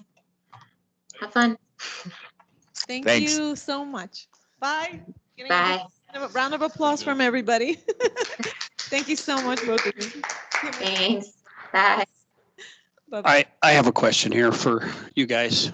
So she said that they have flexibility on pricing. I thought it was set up on a markup schedule. I mean, that. Yeah, so not everything we have is on contract. So they can be flexible on the items in produce that are not on contract. So that means they could raise some prices too. So 6 months from now, their savings might not be what it was. No, the day we did once this. once that pricing is locked in, like that margin is locked in on that item, it stays there.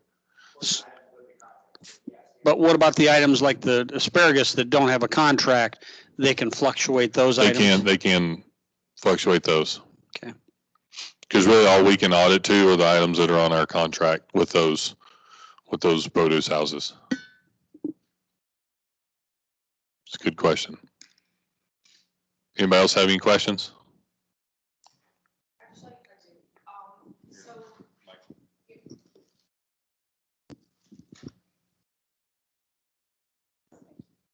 So if there's a customer that's currently buying from Brothers Produce, we're not allowed to basically like sign them up for the national program. So they stay as is. So we're looking for other distributors to bring them over to Brothers. Right. When we're talking for our traditional programs here, we are wanting to bring new business to our distributors. Okay, so it's business they didn't already have. If they already have the business, a lot of times from our first meeting, we're asking the question, what suppliers are you using? And so we know, we hear Brothers, oh, okay, great. Well, then we have two options there. We can ask, well, how much of your produce are you buying from them? It might only be 50%. If it's 50%, now we have something to go back to the Brothers rep and talk to about and say, hey, I know you're selling this guy, but you've only got half his business. What if we put him on the program and got it all? In that point, it's the rep or the sales manager's decision to do that. We give them that freedom to do that. They may say, nope, I like where I'm at. I don't want to get anything cut. So just leave it alone. And then we leave it alone. Okay. But yeah, we do want to bring them new stuff. So if Brothers isn't in there, we absolutely want to bring them in. That's a good question. Does anyone else have questions about? I have a question. All right, Marilyn. Rick, how would we know on produce which items are on contract? So that is a good question because there's a bunch through Fresh Concepts. They send out kind of a weekly report on items. So those reports a lot of times are items that are on contract. Once we go through the comparison, it's not noted on the comparison which items are on contract. Okay. And sometimes it may depend on the produce house. They may not load all the Fresh Concepts contracts, so they may have a better local contract for tomatoes. And so they may not use the Fresh Concepts contract for tomatoes and use their own, for a period of, a quarter, maybe 3 months or something like that. Thank you. Good questions. Anybody else? All right. Does anybody want to upload some invoices? All right, let's do it. Steve's going to share his screen. He should have some real invoices. Yeah, this is money. I have a Smokey's Barbecue out of Des Moines, Iowa. And she is interested in paper products. All right.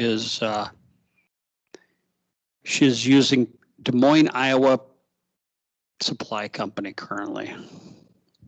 Great. So Steve's going to share his screen. So I've already pulled up their account. So I go in and create a CIT.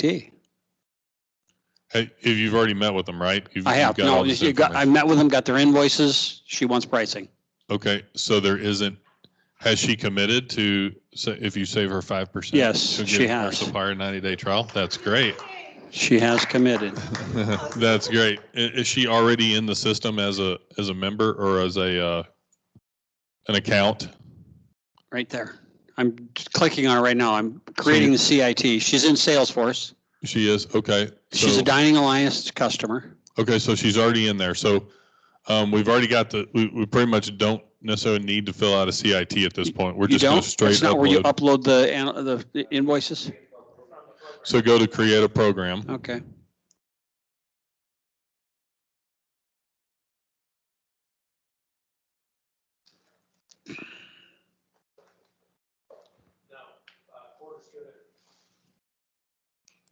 Core distributor.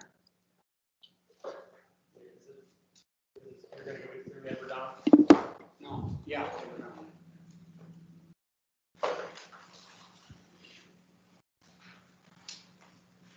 Is it always Edward Don, Colonial, Texas? The Colony. Yeah.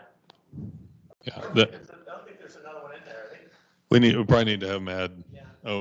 Chicago.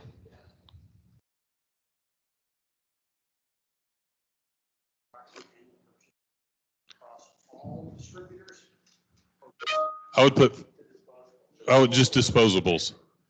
Just disposables. So you can get your ribs to 205. So now you know if you get your ribs to 205. Is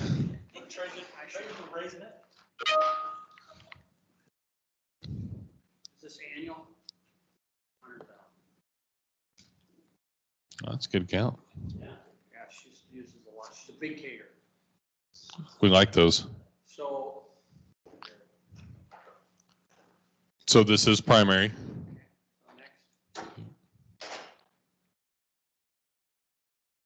Default admin fee, yep.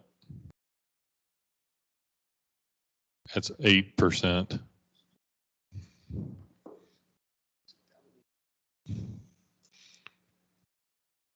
So you need to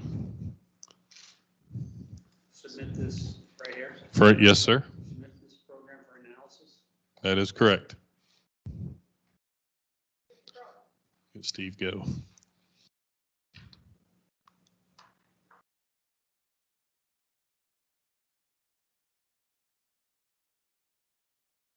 So how many deliveries a week? Okay. Actually, let me look. I have all their she got in the month of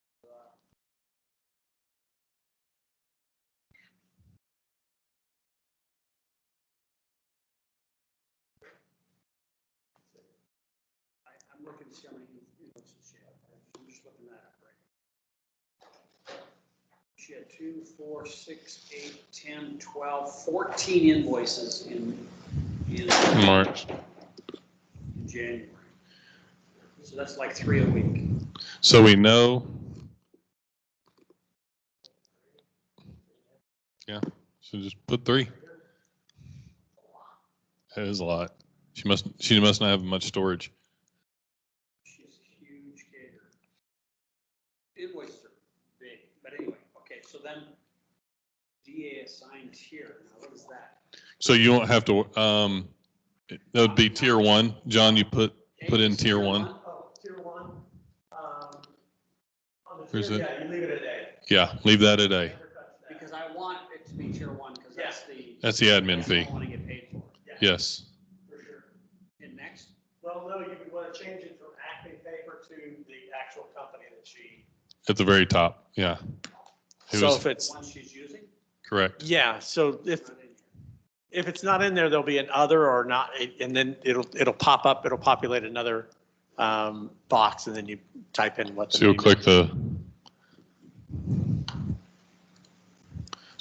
is. the down arrow over there. If you go all the way to the bottom of that pull down menu, click to the right, and it'll say distributor not listed. Yeah, stand up at the top. Yeah, click that one. Yeah, and I'm going all the way to the bottom here, like that. No. It would, when you pull the arrow, Well, no, you're in the right thing, but it's not showing up there. That's what I keep seeing. Why is that? oh, Distributor, I want to click distributor not listed, correct? yes, yeah. Yeah, it wasn't showing up there. I don't know, it's weird. Yep, there, now it is. And There then, it is. and then you type in the distributor name. Okay.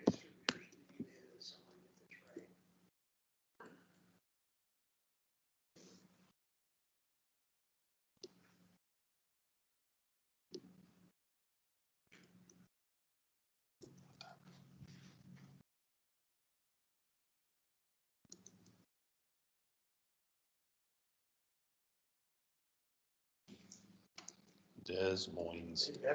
They better be aggressive because this program's aggressive. It's a big client, so you'd think they would be. Never know. Put the dash in the right spot here. Okay. And then if you have any notes for the comparison team. So you might put in there, actually gets averaged out to 3.5 drops a week, or willing to take 2 drops a week, because every distributor is going to want to drop less. Yeah. And on the program, it makes sense for her to take 2 drops a week, frankly, because she's going to be at $750 drop. Yeah, again, it might be a storage thing. Yeah. Right. So on the Ed Dom program, if they order over $700 or $750, they get an additional 2% back off invoice immediately. So it makes sense for her to do as few drops as possible. But she's big enough to do, Yeah. 2 drops, she'd be, what, 15 to 2,000. As long as she has a storage. Yeah. 2% back off. She might be able to do 3 drops at 750, actually. Yeah. As big as she's. Okay, next, Craig? Yes. Next.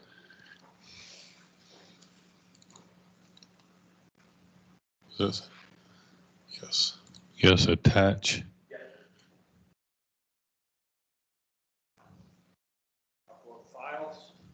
Uploading files. This is what I told Jason, it's easier on the iPad. This is the only time the iPad's easy. Yeah. Creating a program or uploading stuff. Uploading the files. 'Cause Really? You just do it right from, you can just take pictures right there. It's the only time it's easy.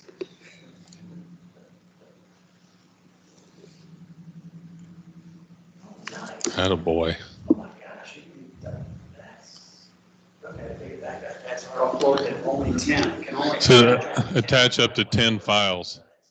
So, John, have you run into this where you have more than 10 files too? Yeah, you can only put, and then it'll say attach more files. Yes, you can just put in 10. And there's nowhere you stop, so you, and and then it'll go through its little process. So you got 6 there. She's stopped at, what, 320087? Yeah, so then hit done, and then upload more files, yeah.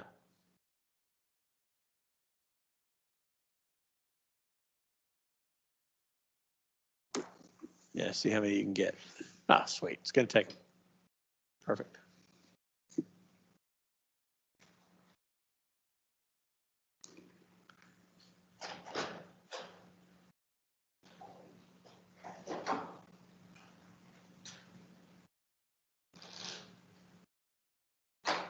Most of these invoices are $700 to $1,000 each. Wow. Wow.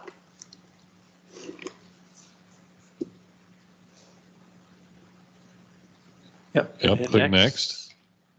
And yeah, see, that's the key right there, to check and see if you did all 14. And it did, so you're good. Now, you check your email, Steve. You should receive an email from Salesforce with all of that.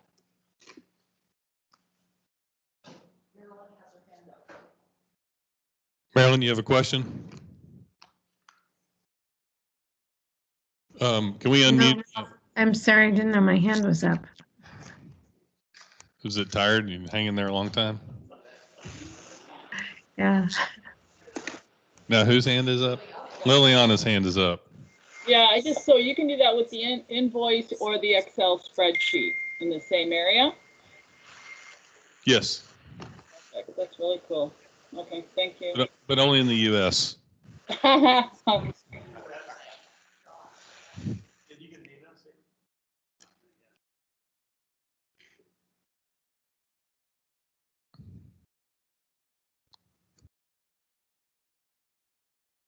Did you online people get some swag bags arrive?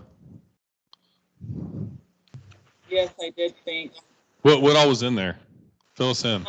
Well, I had the shirt on yesterday, the T-shirt that says Dining Alliance, and All right. then pen, mask, water, cup, a ball that, I guess a tension ball that lights up, Yep. and a pen. You can throw that at people too if you need to. Yeah.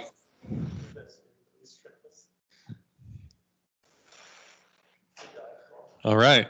So, Steve, have you gotten your confirmation email yet? It probably is going to take a while to attach 14 files to that thing. So, that's good stuff. What time do we have here? 11:56. All right. It is. That has landed us perfectly. We're going to take a lunch break. And so thank you, Steve, for showing us how easy it is. Wasn't that easy to upload invoices? That was easy. Easy peasy. Now you sit back and wait. So, all right, Steve has the easy button. All right, so we're going to take a lunch break, and we're going to be back at 1, and we're going to have our panel, and with John Stovall, with Tim Welsh from Ed Dawn, and Sam Mitten from Brothers, and then Jonathan Calabrese, a longtime member, will be joining us online as well. So we'll see you all back here at 1. Go get something to eat. We're gonna have these Kevlar.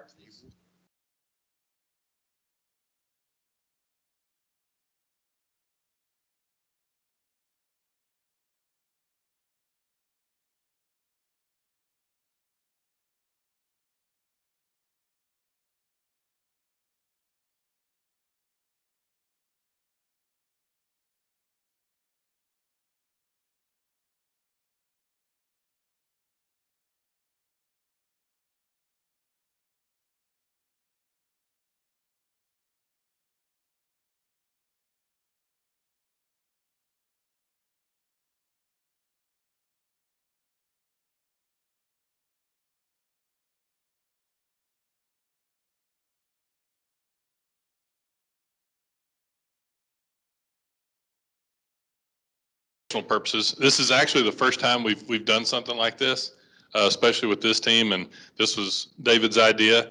And he's like, hey, what if we did this and got these type of people? And so we started talking through it and we're like, hey, that's a great idea. And so a special thank you to Sam Mitten, the GM of Brothers food service that is joining us has come all the way from Garland. And that's almost an hour away with traffic. So thank you for coming. And then we have Tim Welsh with us from Edward Don. And Tim and I have worked together a long time. He was one of the first reps that I connected with when I came on to Dining Alliance, and he bought into what the program could do and saw the benefits of it. And so he's been a huge resource for me over the years, and we've worked well together and made some money. And then I was able to pass him on to John, and John and Tim have picked up and done a lot of good work here. And so we have some questions for the panelists, and really, and if anyone around wants to pop in and ask some questions, we want to make this interactive. So I'll go ahead and jump in. It is scheduled for 2 hours. We won't use the whole 2 hours. I just didn't want to be rushed right there at the end, be like, we got to go. I know Tim has to leave at 2. So we will at least get through his part by then. So, all right. So the first question will go to Sam, and these all came from our team. So they're people that they're questions that our team would like to know of you guys, how you work, how you think, because no one in this room has sold produce, and then Sam, being in management, can also speak from a management level what's important working with the Buyer's Edge platform and the different companies from a management level. Tim, being on the street, can speak to what is important and good working with Dining Alliance on a street level. So the first one, Sam, which 3 to 5 produce items should I discuss with the customer to catch their attention? What are some items that are pretty common that would catch the customer's attention? I'd start with onions, potatoes, leaf items, romaine green leaf, iceberg, and they're pretty much tomatoes, which tomatoes they're using, Romas, rounds, what their applications they're using them for. One of the things that we like when we go call on Hispanic restaurants, Tex-Mex restaurants, the flexibility of the customer being able to use a round or a Roma for their sauces, because we can keep them competitive with the market swings and all that. So if they have that flexibility in their menus, that it doesn't affect the taste profile too much, that kind of helps to keep their food costs down. That's great. That's great. What is kind of the difference for some of us between a Roma and a round, other than Roma's more. We good? Yeah, whoever's on the Zoom has to move their call. Okay. Yeah, if you're online, just mute. Was it Jonathan? Good. Jonathan just joined us. Romas will have more flavor. You can run certain times of the year with the tomatoes. When you run into a Florida tomato, gas greens, not much flavor. You get some vine ripes where you have more flavor. So the main thing is the flavor profile. Great. Thank you. Thank you, Sam. Mm-hmm. And Jonathan just joined us. Can you hear us, Jonathan? He's Sam fixing his camera. There he is. What's going on? Hey, Jonathan. Thanks for joining, man. He got the cigar. He's got the hat. That's the way to roll. That's the way. There's some jealous people in the room right now, Jonathan. I've been running around, my head cut off since 7 o'clock this morning. I was in my car heading down to Staten Island and realizing I had another meeting with you guys. So I had to turn around and figure out how to get back in my house, which is under construction from all the stuff that happened 2 weeks ago. So it's been a crazy day. So I apologize for being late, but I will go on mute and listen and see how I can join in. Absolutely. No, but before you go on mute, Jonathan, I just wanted to I'll let everyone kind of know that you've been here longer than I have as part of Dining Alliance. And so just, will you just give us a quick introduction of yourself and your business? Yeah. I am a chef, or used to be a chef. Now I'm more of a restaurateur. I hire people who are better chefs than I don't tell them that, but that's what I've done. Figured it out that I can hire people that can do this stuff better, and they're a lot younger than I am. So we currently own 4 restaurants and a catering company.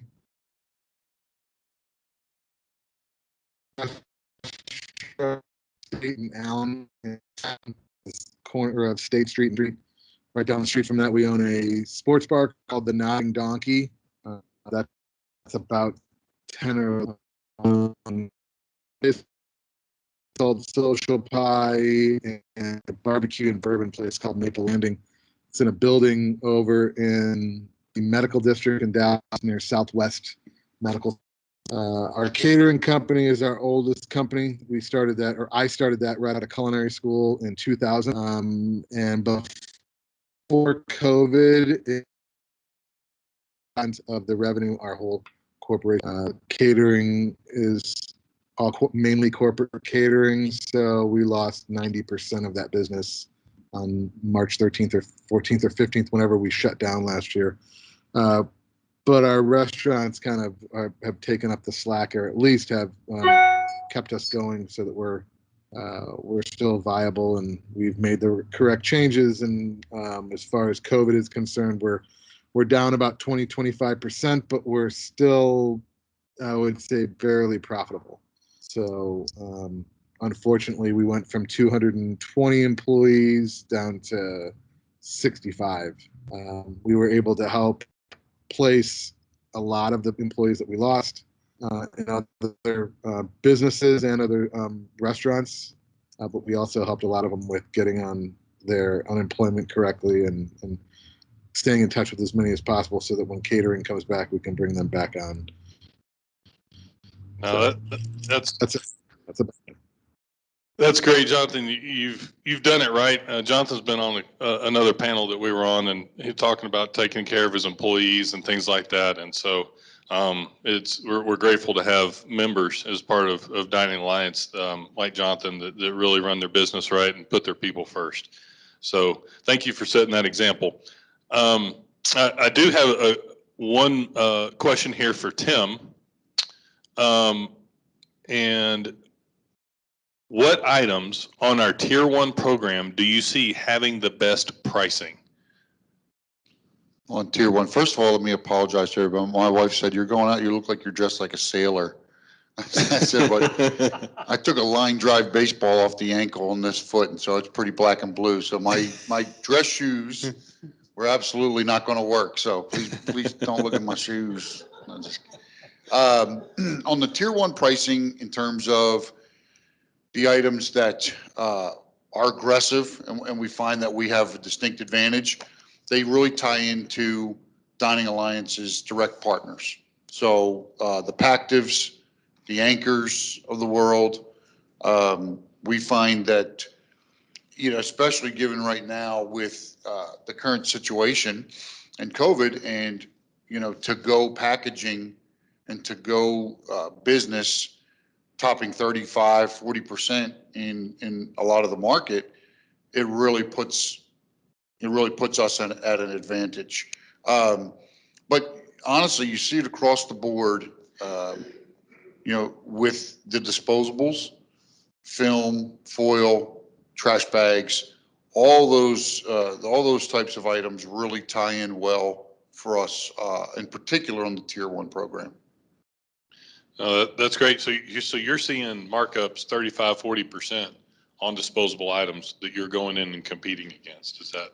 Not necessarily the markup, but the amount. So their business mix, since the walk-in business is down and they had to remove half their tables, some folks are seeing 40% of their business now is takeout. Some are even higher. So when we can say, listen, we've got a to-go program for you that will not only, really maximize the look of your food and keep the quality of it, but the pricing is X, it's an advantage. Oh, that's great. Thank you, Tim. John, what about, are there certain items, you work a lot with Edward Don, are there certain items that you tend to lock in on when you get there and bring up in the conversation? Yeah, it's the same as Tim, to-go items. It's just the increase in to-go orders has been, as one of the restaurateurs here in Dallas told me, he went from, it was 2% of his business, now it's over 40%. So it's the to-go packaging. And really, I think Anchor was on that particular one. It was Anchor, had a really aggressive to-go package that he liked. And I think even one of yours, yeah, Sabre was good, but that particular one, he had already chosen, and we already had that program in you know, it was already in place. So it was, you know, exceptional. So it's really the to-go, you know, the last year it's all been to-go. But as Tim said, you know, even the, just all the disposables on that particular program are very good. Trash liners are excellent. Good deal. Thank you. Sam, I know being in the produce business that nothing ever goes wrong, or, you know, things that come out of the ground and fall off trees are always pristine. Right. Really? And so question here is, how do you handle customer produce quality complaints? Well, yes, Mother Nature is one of our biggest competitors. Actually, the biggest. We do, number one, some things we do in the backside. We have a quality control team that walks the coolers daily. All the buyers walk the coolers and have their daily meeting as they walk the coolers. It takes about an hour as we walk by every item. One of the things that I've learned through years of 40 years in the produce industry is visual. Okay, as we walk by and we see apples, something might pop in the, you know, where the market's going and all that.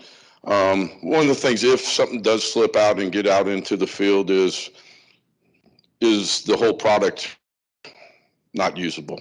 Is the whole case? Is there, you know, is there enough usage out of the box that you can get to the next delivery or so we don't have to have a emergency recovery out there, or can you get it through your lunch period and all that? So how long can you last without the product if it's not completely not usable, which is a rarity. But then again, how can you get to the next delivery point and we can come out and exchange it and either credit half a case, full case, whatever needs to be done at the end of the day. That's great. Thank you. Thank you, Jonathan. We're exploring something here, and we're wanting to ask restaurant owners if they're comfortable with this. And so in the past, we've come up with this idea of getting their accounts payable list of their vendors that align accounts where we have, and then we look at it and align accounts where there's overlapping programs that could show some savings. So is providing an accounts payable list as an owner operator something that you would feel comfortable with, or maybe other restaurants may feel comfortable with, providing or not providing? And I think your internet is froze. Your face is froze. Frozen at time. Is he on, oh, he's on mute? Oh. It froze.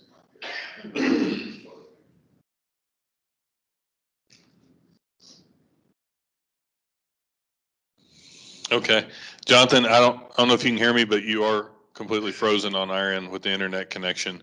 If you can get that fixed, I'll circle back to that question. But I've got another one here for Tim. How do you sell up against a larger distributor, and how does the how do you, when you go in against a large distributor and you see where they're, what's your approach? I think the first thing is, what are you currently having trouble getting or sourcing through your current vendor? And is that something we could help with and make it an easier process? Sometimes it's honestly items that a lot of broadliners won't stock, and we actually do. So, you know, vacuum bags for your vacuum pack machines is a great example. You know, we stock 6 different sizes. I don't think any broadliner stocks those, but everyone's using vac machines now. And so when I go in and I see, oh, you're paying for that heavy box to be UPS'd to you, you know what the shipping is on that? We stock those right here in at our warehouse in the Colony. So it's kind of, there, like, it starts there with how can we potentially be an additional partner for you because we know there's things we're not going to be able to do and provide that, that the broadliners do. We understand that, but even if it starts off as an additional resource for things that you're having problems getting elsewhere, then you build it from there through hopefully your relationship. You're going in there, you're talking to them, you help with one thing, and then they say, well, hey, what about this? Yeah, we can do that. And it kind of builds from there. I tell people all the time, especially when I'm doing a new opening, I'm not here for the 40-yard dash. I'm here for the marathon.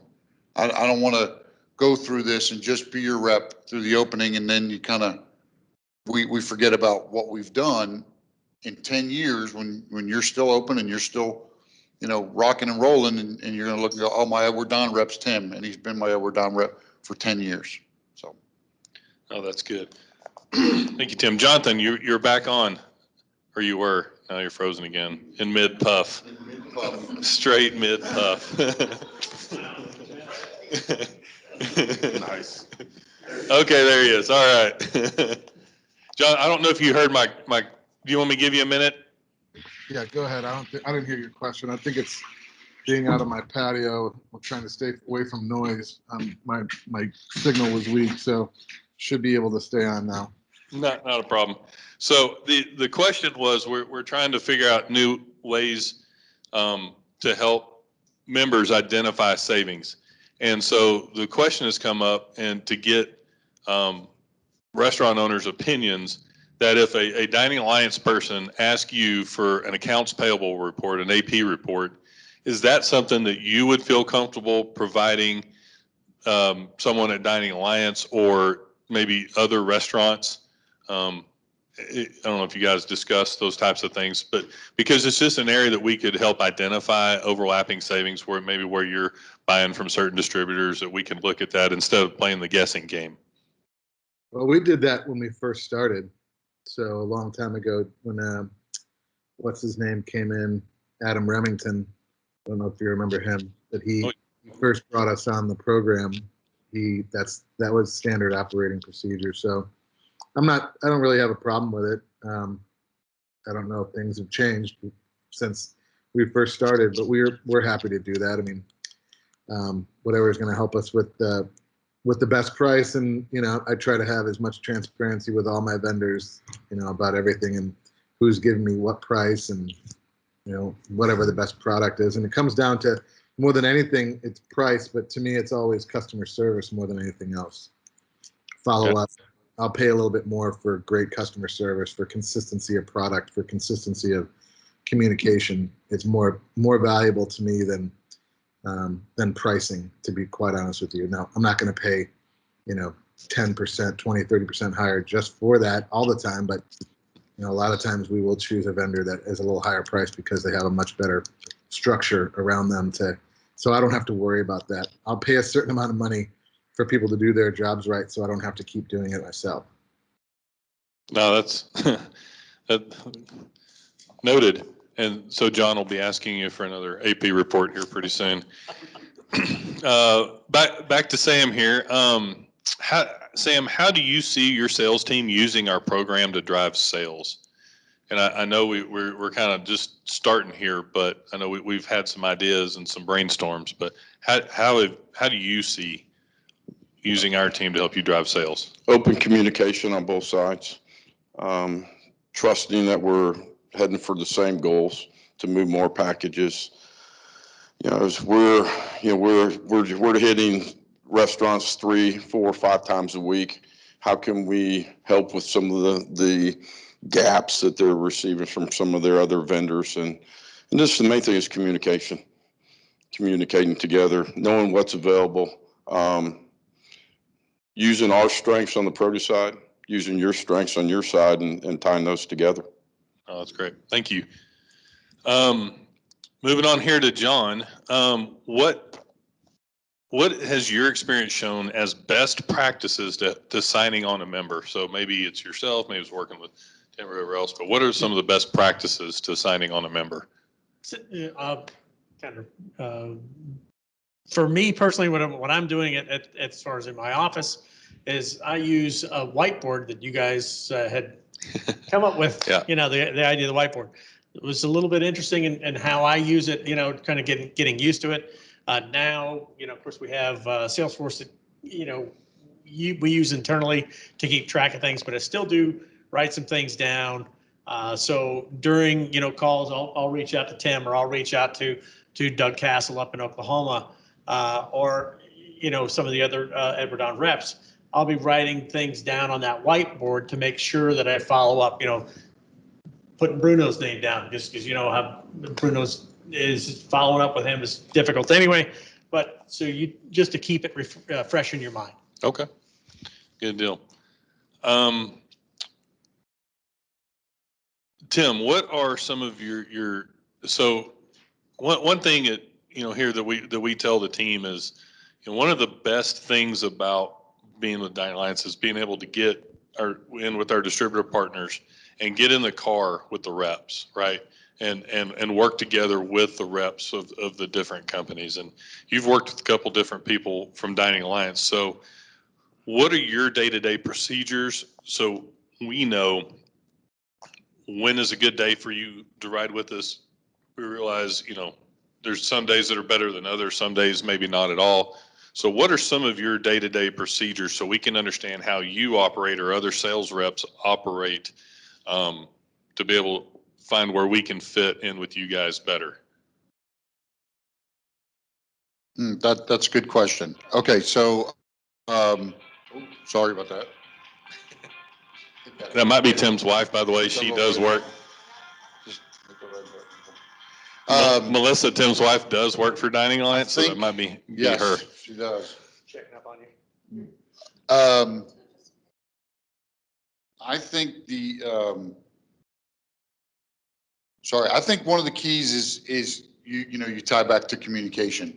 So John and I have a great relationship. I remember Adam Remington. He was the first person I got in the car with, and we kind of went around. So I can always speak for myself, but I think most of the reps kind of have the same setup. So you have specific days where your day's pretty much set. So for me, it's really Tuesdays and Thursdays. Those are from 8 a.m. until 6 p.m. It's pretty much, you know, nonstop blowing and going. Then you set aside certain times of the week, you know, Wednesday mornings for me, maybe Monday afternoons, where I set that time aside to cold call, search out for new multi-units. You know, I look at things where I may look at a group of 3 or 4 restaurants and say, that could be a perfect target for Dining Alliance. And I don't have the business in there now. So it's a great opportunity to introduce myself and introduce the program and, you know, explain to them how it's advantageous for them. I tell people all the time, I'm like, this is a win-win, okay? You are having to purchase these products to operate on a day-to-day basis. You need gloves, you need trash bags, you need cleaning supplies, et cetera, et cetera. This program will put you in a position where your pricing is locked, your margins are set, you're getting rebate money on the back end for stuff you have to buy anyway. And I'm very careful. I tell them, you know, all the time, no one's getting rich off the rebates, but you're getting money back for product you have to purchase to operate anyway. So why not just take a look at the program? And so, you know, very rarely do you have somebody that says, I don't want free money, you know? So when there's, you know, when they express that interest, I know enough of the program to really get them through a good portion of that. But then I call John and say, hey, here's somebody who's interested, you know, when can you swing by? And then we go into the analysis. So I guess a long-winded answer is communicate with your reps in your area. Say, hey, what are the days you have set aside to cold call? Are you targeting any multi-units that you think our program would help you get into and would be an advantage for them? No, that's good. Thank you. Thank you, Tim. Let's go back here to Jonathan. And Jonathan, have you We rolled out the My Dining Alliance dashboard last few months. Have you been able to log into that? And if so, are you happy with the content and the layout or, just like a review of the My Dining Alliance dashboard from a member's perspective? I'll be honest, I haven't looked at it in quite some time. My honest perspective is at the beginning, it was, when we try to sign up on new things, we were told, I think it was, it would take a month to 2 months based on quarterly rebates and stuff for it to actually be up and running, to work correctly. I'm not sure how many. I think we have 2 companies that are set up with that right now. My accountant / controller is looking into and taking more of that, but I wasn't probably it wasn't the best setup that I had come across with any kind of online ordering or online setup type of thing. So I think the program is, in its essence, is great, and I always stick up for Dining Alliance, but I'm not so sure, and I haven't been, to be quite honest with you, just haven't had time and hasn't made it as my priority to look into it. Well, we'll forgive you due to COVID and snowpocalypse. There's a lot of other things there, but no, I appreciate it. Jonathan, just so you guys know, whenever we needed to test something, Jonathan was always willing to try. And so, as they say, the pioneers get the arrows, and Jonathan has had a few arrows. So thank you for taking those over the years. But it's been great feedback, as you can see, what needs to be done better and things like that. And I would encourage you go ahead, and if you try to get on there again, Jonathan, it's been revamped quite a bit. It's a constant work in process. So, no, thank you for that. All right, Sam, back to Sam here. What can we do to do better? What can we do better to help get information to the customers about the various programs we have? Not just customers, and the reps, maybe. What can Dining Alliance do better to help get you guys and your customers information about Dining Alliance and the different programs? Kind of embarrassed to say this, but we got to start the program. So, and getting together, and we're at the point right now that we have the team that we feel is out there that will listen and won't build up fences around, and will know that, hey, we're all in this together, and we want to grow this together. We've knocked down, like I said, there were some fences where some those teammates are no longer with us for whatever reasons, but we're set up properly right now to get in the car together, ride together, learn more, and how can we add more packages at the drops and learn more, again, going back to what I said earlier, just learn more about each other. And we're looking forward to starting those out. So great. Thank you, Sam. Yeah. Tim, how about you? I'll read the question again here. What can we do better to help get information to the customers and your colleagues at Edward Don about the various programs that we have? I'll take the colleague part of that question first, because I agree. I think I think that some of the stigma, that comes along with a program that for a rep has a set markup structure, right? So, but I tell people all the time, if you're looking at a potential opportunity and you don't have any business in there as it is, you're getting zero. So 2% is better than zero. Do you want that business? Because, the thing is, you never know that, that place that has 2 units, and you, again, bring this program to them, they love it, it works well for them. Well, all of a sudden, they have an aggressive growth plan, and they go from 2 to 20 units. And, they remember, hopefully, that you brought this to them, and over the years, they have saved X amount of dollars. So I think that stigma still remains with some people, and they really have to get past that and understand that, the benefits of the program, in particular for targets they have that they're not doing any business with. So in terms of getting the information to the customers, I don't think this is anything you haven't heard before. It's really getting caught up on those rebate checks, have a more streamlined process for getting them out with the paperwork that comes along with them, so they can see, oh, this is our rebate and here's how we came to this number, right? And then a good follow-up to go along with that, where maybe we set a meeting after they get that check and say, hey, we know you got your checks. We want to tell you how you can actually get more money back on that, because here's what you're not buying currently. Here's a part of the program that you're not taking advantage of. And, John will tell you, I tell people all the time that, you have Shoes for Crews, you have the credit card, you have different aspects of the program that I don't have anything to do with, but they're still going to help you. And so some people appreciate that, even though I'm not benefiting from it directly. It's part of that relationship building process where they say, well, our Edward Don rep told us all about this program, and now we're taking full advantage of it. That's a great point. John, what do you think about the information? What have you seen as some of the best things you're able to do to get not only information to the customers, but it's very important for us we all know that the distributor relationships are so important to us. And so what are the things you've done to help get that information to the distributor reps? Kind of go back to Sam's point, just communication, stay in communication, whether it's, kind of figuring out which, how each one of the different reps that you tend to gravitate toward, what's their form of communication that they want. Seems like texting is pretty easy. Most everybody's on the road, especially if they're a rep. They're able to, you guys can't even take phone calls.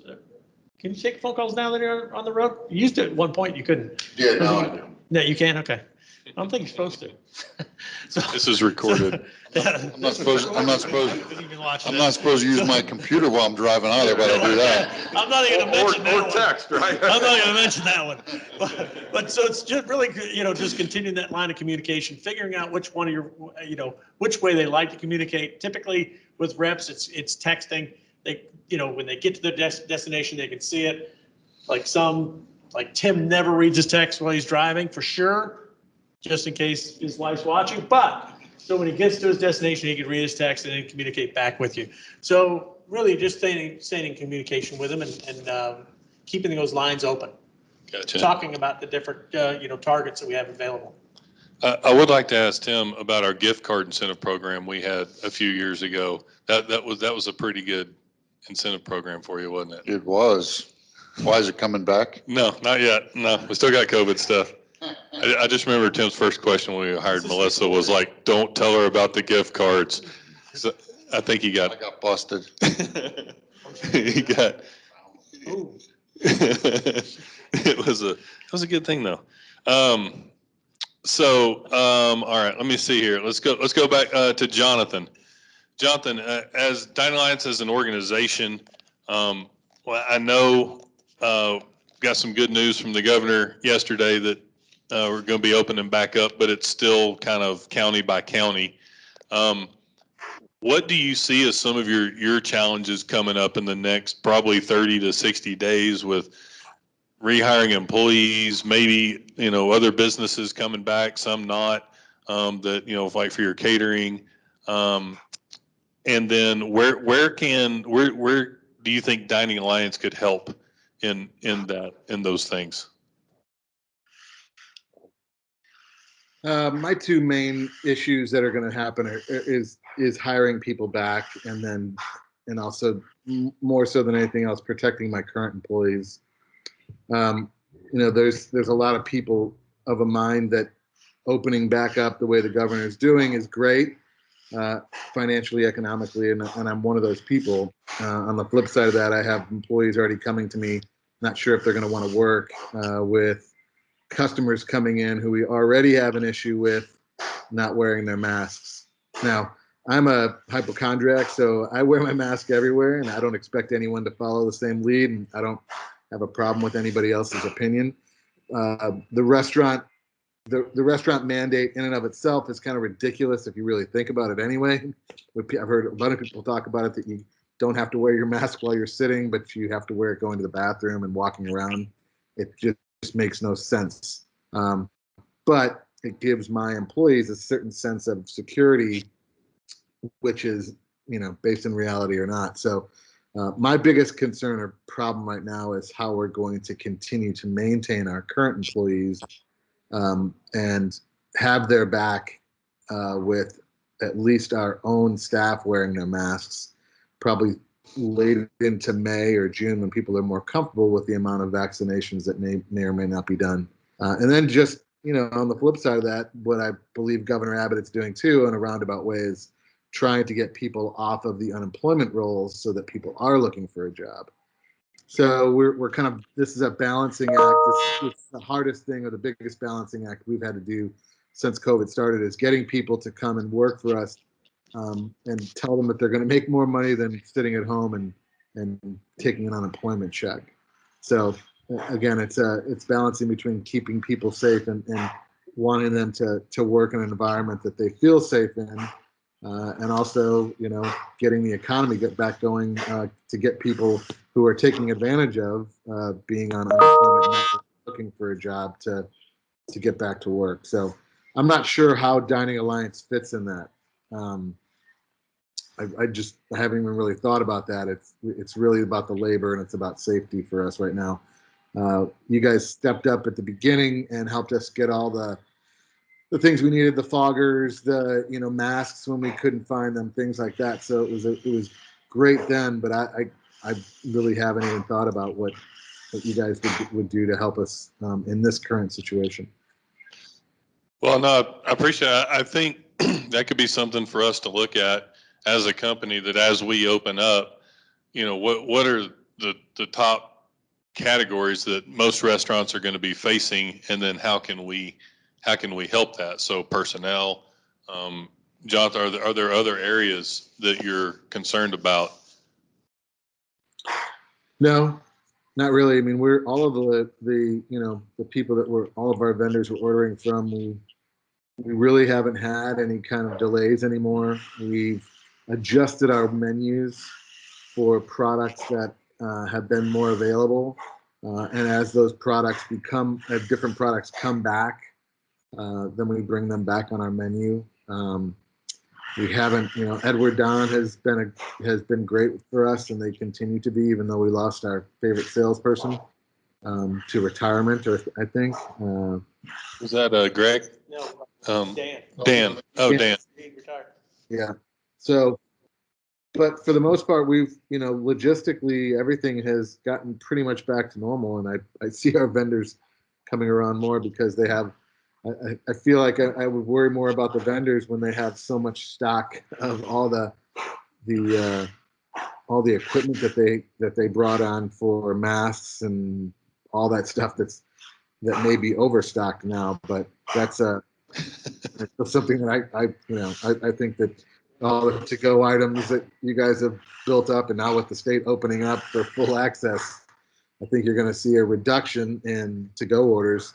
There'll be a certain percentage of people that'll stay home still and use this new normal of ordering out, but that number I would imagine will drop by about half, and people start going back into restaurants. So, on that side, we'll do our best to get our catering companies back open so that we can use, and you guys can give us a great rate when we buy at bulk to get that off your hands.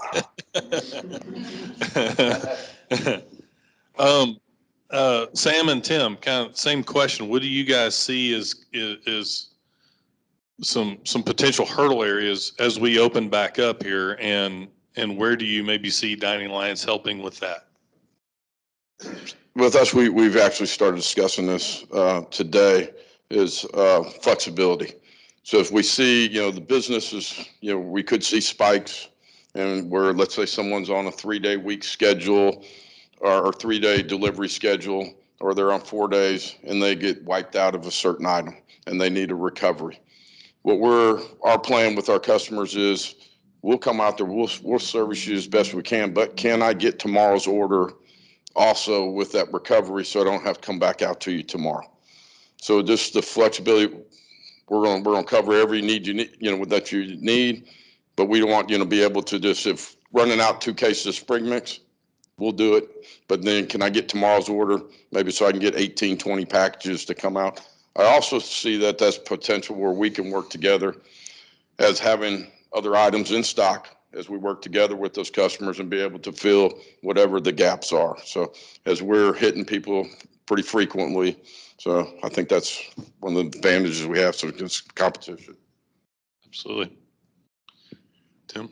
Well, I think, first of all, I think Chef hit the nail on the head that all of a sudden now you're sitting on a ton of masks, all different kinds of masks that people may or may not be needing as much of as you move here into the future. I think, for me yesterday, I was downtown Dallas when the announcement was made, and you could see the reaction / panic in the accounts that I was going to. One, how they, all saying the same thing. We have to get hired up. We've been hired, or we've had enough people to operate at 25% or 50% to move back to 100 within a week's time. They don't have enough people. And I foresee the fact that we've, been under this umbrella here for a year, that people are going to want to go out. Like, it's almost like we're free. Let's get out. In terms of items, I think for us, we'll have to keep a close eye on and keep plenty of product in house. I see the disinfectants and sanitizers going out the door quickly, because now you're operating at 100%. There's more people in your building. If you're doing it right and you're taking any kind of precaution or care for your guests, you're going to have enough sanitizers and enough disinfectants to make people feel comfortable that you're cleaning your building the way that it needs to be to help alleviate any potential spread. So, I think that'll be one of the big items that you start to really see an uptick on. That's a great point.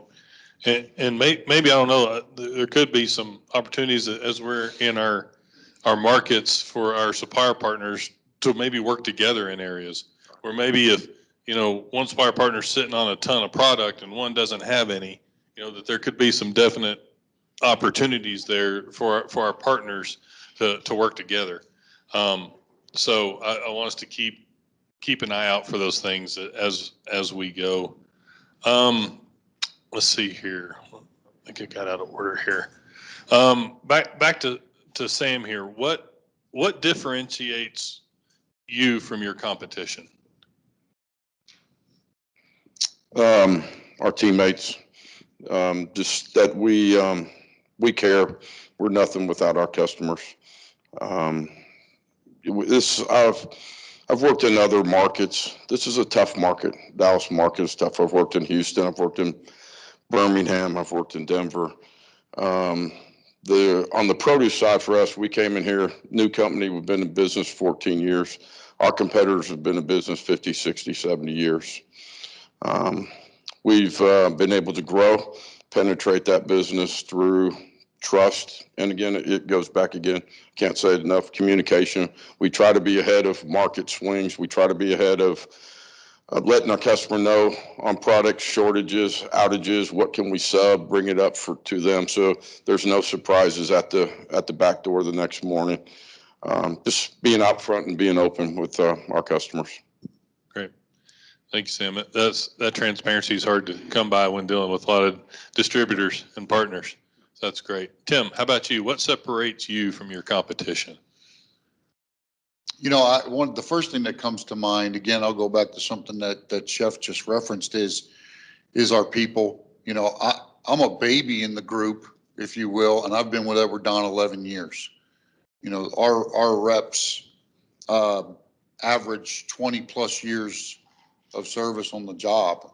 So that continuity of who you're seeing, in your building, who you're communicating with, it tends to not only build those foundations of the relationship, but it builds the trust, not just in you as the representative, but in the company as a whole. And listen, you know, we have our hiccups. We hit those potholes in the road too.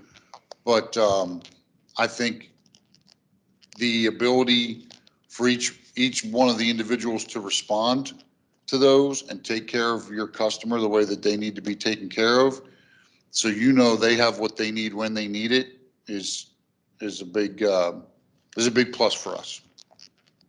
Oh, that's great. Thank you, guys. Y'all hear something about communication in there? Anywhere? There's a lot of information there. And so, go back here. So, John, what are the top 3 things that you would give advice from experiences, new and or for new and or current members? What are top 3 things? What are the top 3 things you would give as advice from your experiences with new or current members? New or current members. Essentially, the same thing I tell every member, you know, group purchasing organization, you know, that's what we are. You can use us in any way, shape, or form, whatever suits your business. If you just want us to send you a rebate check and a Christmas card, we'll do that. That's all we'll do. But if you really want to dive down deep into what a GPO can do, we have various programs, produce programs, obviously, disposable programs. In certain markets, we have broadline food programs. So and when you really look at it, we all kind of say the words when you say, hey, Mr. Restaurateur, you have 6 units. You have pretty good purchasing power. What would your purchasing power be with 60,000 units? And that, you know, think about that for a second. You know, that's what we bring to the table. So that's what I would tell, you know, a new client. You know, use us any way that fits your business, but take a long, hard think about what a Dining Alliance can do for you. Yeah. Thank you, John. Jonathan, I had a question here for you. You said something to me several years ago, and I still remember it. And I think I was bringing you a rebate check, and you were kind of like, I remember you said, yeah, but what about my pricing on some items? And we got to talking through it, and then you made a comment to me that just stuck, and you had said that a lot of times people have been on the program for an extended period of time, and they forget about the savings up front. That you know, we keep bringing rebate checks and things, but they forgot about the savings that they originally saved to get on the program, that made it work to get it on the program. And so we find that pretty often here. But what do we do well, Jonathan, that helps keep you satisfied as a member? And then what, maybe flip these, what grabbed your attention leading you to join Dining Alliance as a member? And then what have we done well in the probably 11 years since then? I think it's to me, it's just the overall product. It's the overall idea of having, you know, the ability to purchase at a certain price. With me only having 4 units, you know, I have 8 catering kitchens and 4 restaurants, but I mean, I can't compete at the same level as the 100, 200 unit, you know, places. So that's what immediately brought us to join the group, and it's that pricing. I mean, logistically it's always been, you know, having to follow up, and don't remember who said it just a minute ago, but the communication with Dining Alliance, or just the overall product of getting checks out faster, would keep people's attention a lot more, in my opinion. Because, like I said, I don't know that we've gotten a check in quite some time, and I just forget about it. And then I go back and we have one of these meetings, or we'll have a different meeting, and I go back and say, oh yeah, Dining Alliance, that's a great organization. If I would just keep following up with them, or if they would tell me what we're doing and showing off what you guys can do for each individual, you know, owner or customer, I think that would be a lot better. I mean, that's my suggestion. And at its heart, I think Dining Alliance got a lot of great programs that we've joined. You guys helped us with the DirecTV stuff. I think that's what it was, and where we get. Yeah, no DirecTV. What's that? It said yes, DirecTV was one. Right. So we saved 30% at each restaurant, or something to that matter, on the different sports pack. That's huge. Anywhere we can get money on the bottom line to save. This is a penny's business. So, having this meeting is just another one of those reminders of me. Now I'm going back to my accountant and say, hey, tell me what's going on with Dining Alliance, because I haven't heard anything. So is it my responsibility to reach out to Dining Alliance? Is it your guys' responsibility? I think at its core, that really needs to be your focus, because your products are there, and whoever's bringing on the stuff, and even the new technology, still being told that it's going to take a certain amount of time to get money back, and we're in technology that you guys are getting invoices on a daily basis or a weekly basis. It doesn't make sense to me how long it processes.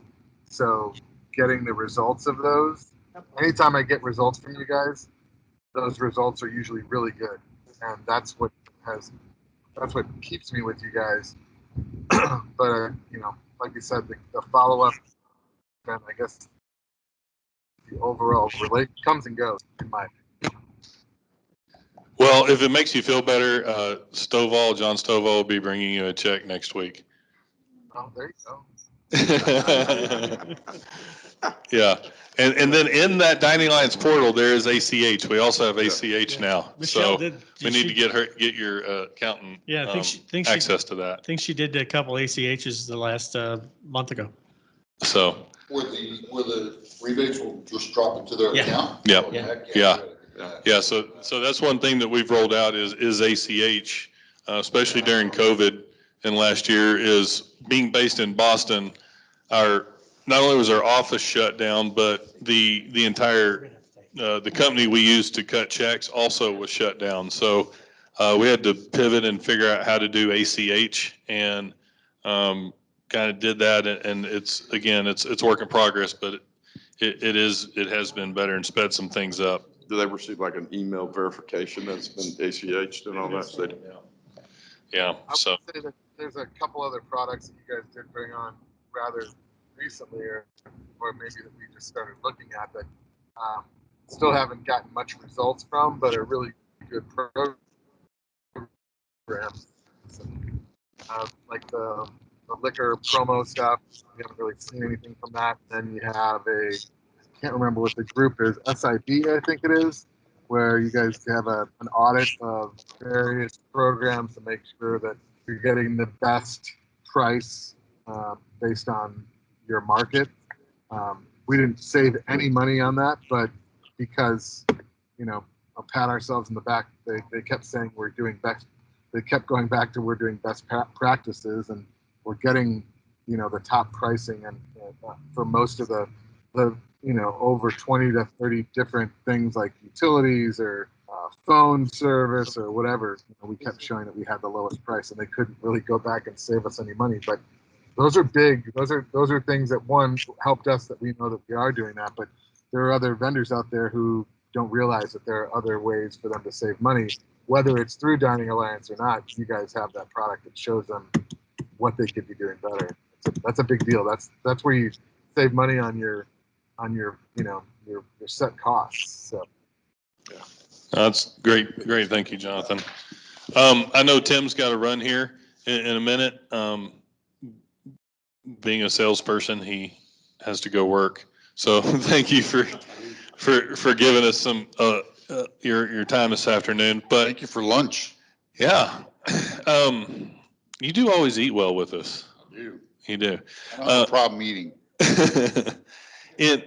And so a question here that I have before you go here, really, it's kind of twofold. In your dealings with customers, what about our programs grabs the attention the most and the quickest?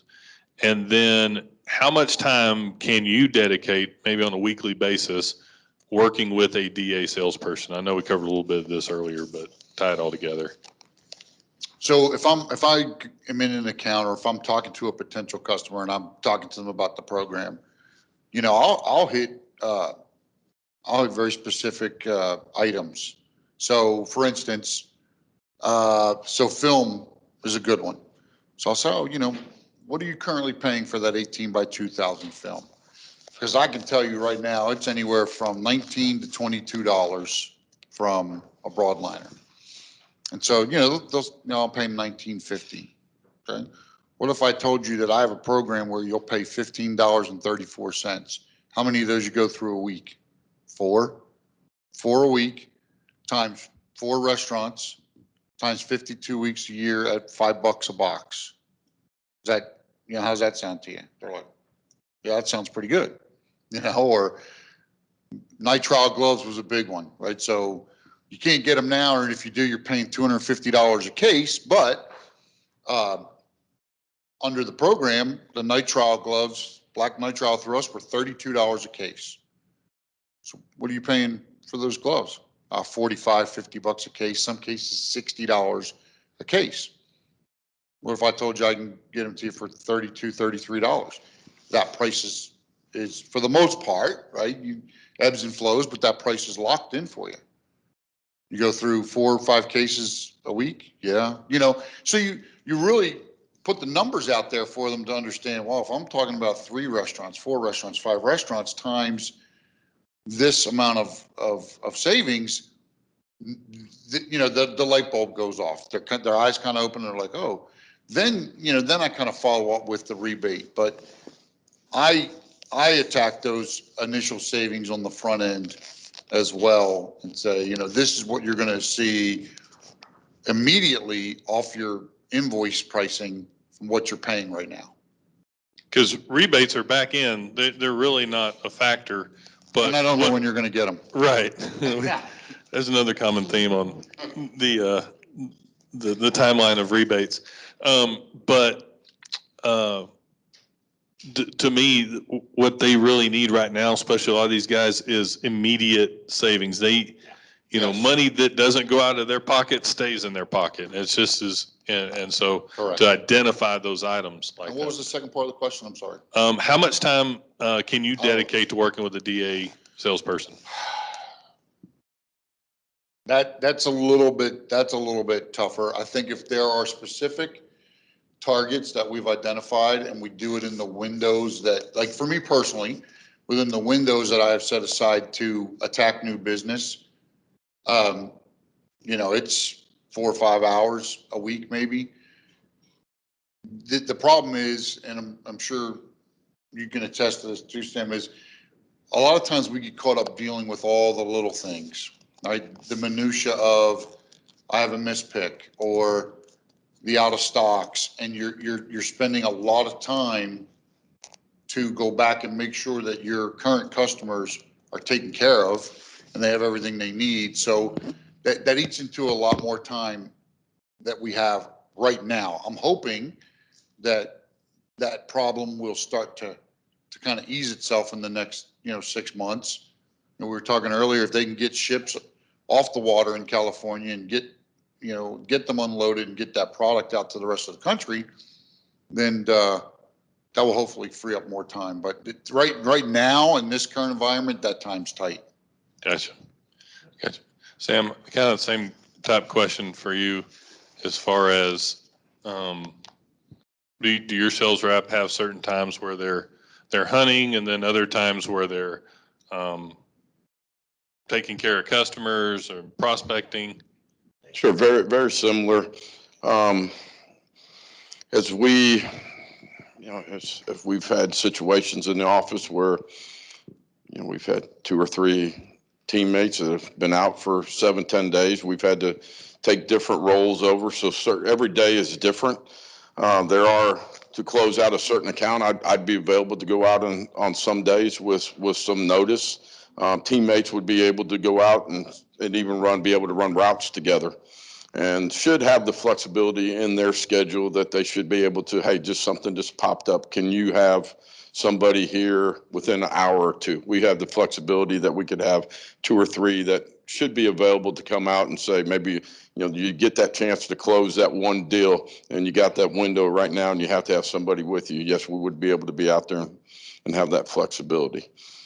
Kind of what Tim said, is we do get tied up, I've had, 3 buyers. We have 4 buyers on our team. I've had 3 out at one time in the last couple of months where I've been at the desk and back to, putting my buying hat on. And I've had to move people from other departments over and around. We've had to, night shift, we've had to move some people during the days to nights to cover all that. Hopefully we gather all that behind us and keep everybody healthy and we can move forward. But we do have that flexibility.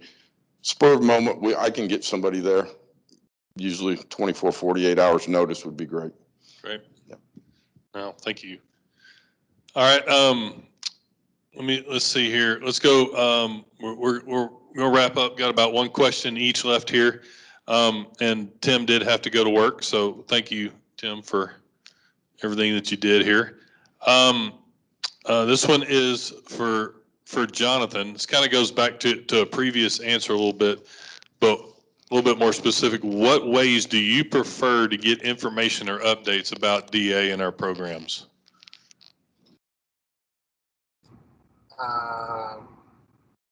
Emails are best for me. Okay. Yeah, All right. So I check my emails often, every day, all day. So I hate getting a million emails, but if I see something, I'll go through it a lot faster. I mean, if someone wants to text me something to check my email, I can do that. But I'm pretty good about getting through all my emails. okay, good deal. Perfect. Thank you, Jonathan. And then let's see, I had one more here. Kind of the last one here for Sam is the question here is, do you have a preferred strategy when approaching a new customer? But I'd like to kind of to twist that with DA, because you and I have had conversations about, being at meetings and going, oh man, I need to have, meeting with the prospect or whatever. And that, we to start setting some of these meetings together. So in that line of thinking, do you have preferred strategy that maybe you're even thinking about that might be good to help approaching new customers? Well, today still was a great start, getting to know each other and all that. And then possibly, I don't know how often, and not sure what areas everyone's in here. So, and all that. So Houston, we have Dallas, Fort Worth. Yes. Steve is South Dakota. Okay. Well, do you go up there? Not yet. All right. Bernadette is Houston. Right. Jordan's Vegas. We have Santiago in Florida, and we have Jason here in Oklahoma City. Current situation, we've allowed visitors into our facility, mask. We social distance within the facility, and all that. More than welcome to come by, and you want to bring a customer or just come by and look at produce and set up a tour and just see how we receive product, how we quality check it. Anytime we're available, 6 days a week. You want to drop by on a Saturday or whatever, most of us in their office then. Getting to know the products, and then also just getting to know each other. I need to know more about what you guys are doing. If you have any meetings monthly or how often you get together with other vendors and such, if I can attend some of those and learn more of what they do so we could share it with our team, would be great for us. Great. Well, does anyone have any last closing comments? I'll go to Chef Calabrese. Do you have any last closing comments? No, I'm good. I appreciate you guys having me on. Well, thank you for fitting us in. I know you're busy and it means a lot to have you do that. So I really appreciate that. So drive safe, and we'll see you next week with a check. All right. Should I give it to you or Michelle? Michelle. He said Michelle. that to Michelle because she won't let me have checks anymore. Okay. That's why you don't know, that's why you haven't known about the ACH, Jonathan. Not today. All right. Thank you, Chef. Appreciate it. All right. John, any last closing comments or anything? No, just appreciate you guys putting all this on. Yeah. Oh. Actually, the whole week has been very good. Well, thank you. Thank you. Sam, anything? Yeah, I think there's huge opportunities out in our marketplace right now. I think there's, with all your strengths and the strengths that we have, I think there's a lot of good stuff that we can do out there, and looking forward to getting that going. Yeah, definitely. Definitely looking forward to a new tool, for us. Exactly. Yeah, for sure. And kind of tying back, there are produce programs. There's availability where, some are protected through high lows or fixed programs. Of course, everything goes out the window with act of God clauses and all that. But there are some great produce programs out there that are available for some of your customers and new potential customers through Fresh Concepts, Dining Alliance, and all the combination of everything. So they're partnered with some really solid shippers, growers, shippers, some really good programs. Right now, I just want to say there's a tomato program out there that is extremely solid program that we piggyback, and it's a Del Campo's the shipper. Their number 2 salsa tomatoes are better than most of our competitors are putting out there for number 1s. And it's a competitive price, and I haven't seen any fluctuation in those markets in the last 2 years. It's, there's some really good stuff out there. That's awesome. Does anybody in here have any questions that weren't asked or follow-up questions? All right. Is Dallas your only location? No, we're actually in Dallas. I have to give a little history on this. So yeah, please do. There's a little history. So Brothers Produce originated in 1980 in Houston. Moved up into Dallas 16 years ago. And been in Dallas. We opened an Austin facility 8 years ago. So Houston, Dallas, Austin. The 2 owners, Martin and Barry Aaronworth, split 6 years ago. Martin took Houston, Barry took Austin and Dallas. I'm housed in Austin. I'm in Houston. Dallas. Excuse me, getting straight here. Dallas and Austin work together. Kind of oversee the Austin. We also go down into the Rio Grande Valley. So our playing field we had was Dallas, Austin, Rio Grande Valley, Oklahoma City, Tulsa. We go all the way out into Amarillo now. We just recently went out there starting last September. So, and then the boundary lines were all raced through non-compete and all that. So we actually in November opened up a facility in Houston.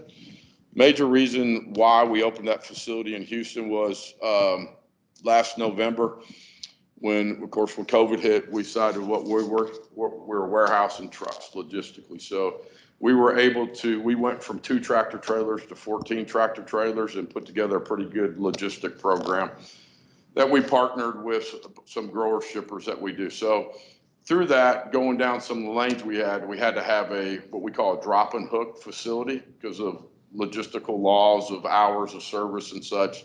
It made sense. So we found a yard in Houston. We were lucky enough to find one that had coolers there.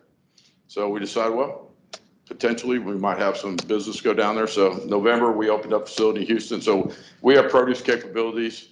Brothers Food Service, who we are now called of Dallas, Austin, and Houston. There still is a Brothers Produce of Houston. So if that makes sense. Who services San Antonio? Our Austin facility. We're there 6 days a week.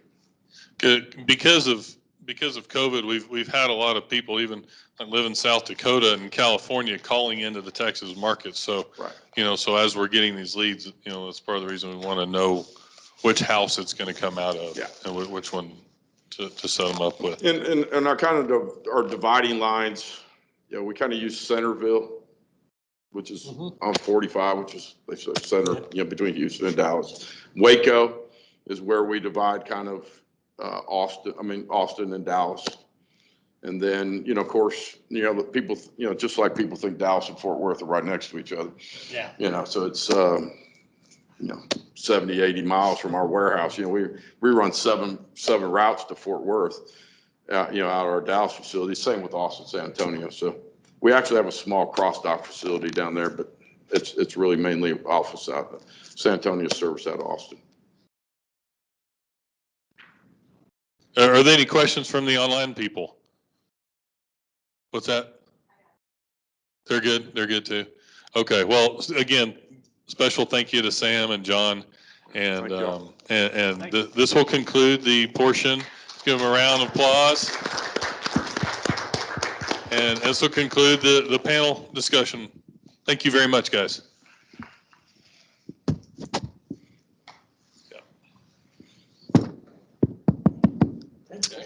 Okay, so why don't you guys stand up? Take a look under your chairs.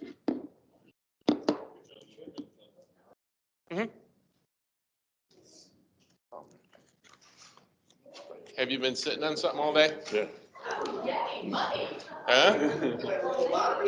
Okay, we're gonna have to send the online folks a lottery ticket. You can hide it under your chair. But listen, you never know where the opportunity is. You could be sitting on it all day, right? It's good to turn over rocks. All right, you guys want to take a 5-minute break and then we'll wrap up? All right. Stay right there. Thank y'all. Appreciate everything. Thanks, Sam. Thank you. So if I win, like, $40 million. Yes, I have to continue working. We'll talk all right.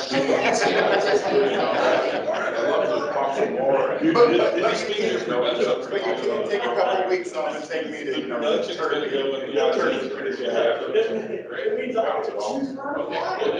One might say we tried that, didn't work, maybe we try it again, or we haven't thought about that. Yes, but, we're discussing, we want to be a great one, but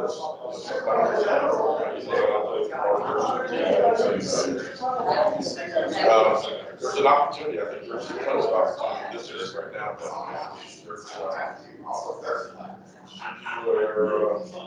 not doing quite well. I told you I can do a road trip.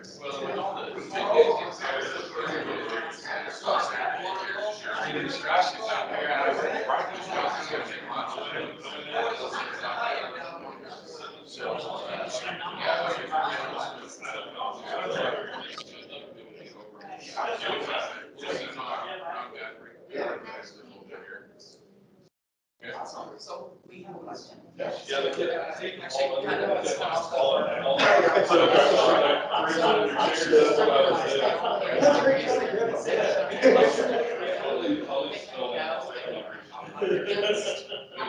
started like to fall down, and I was just like, seeing like, the colleagues are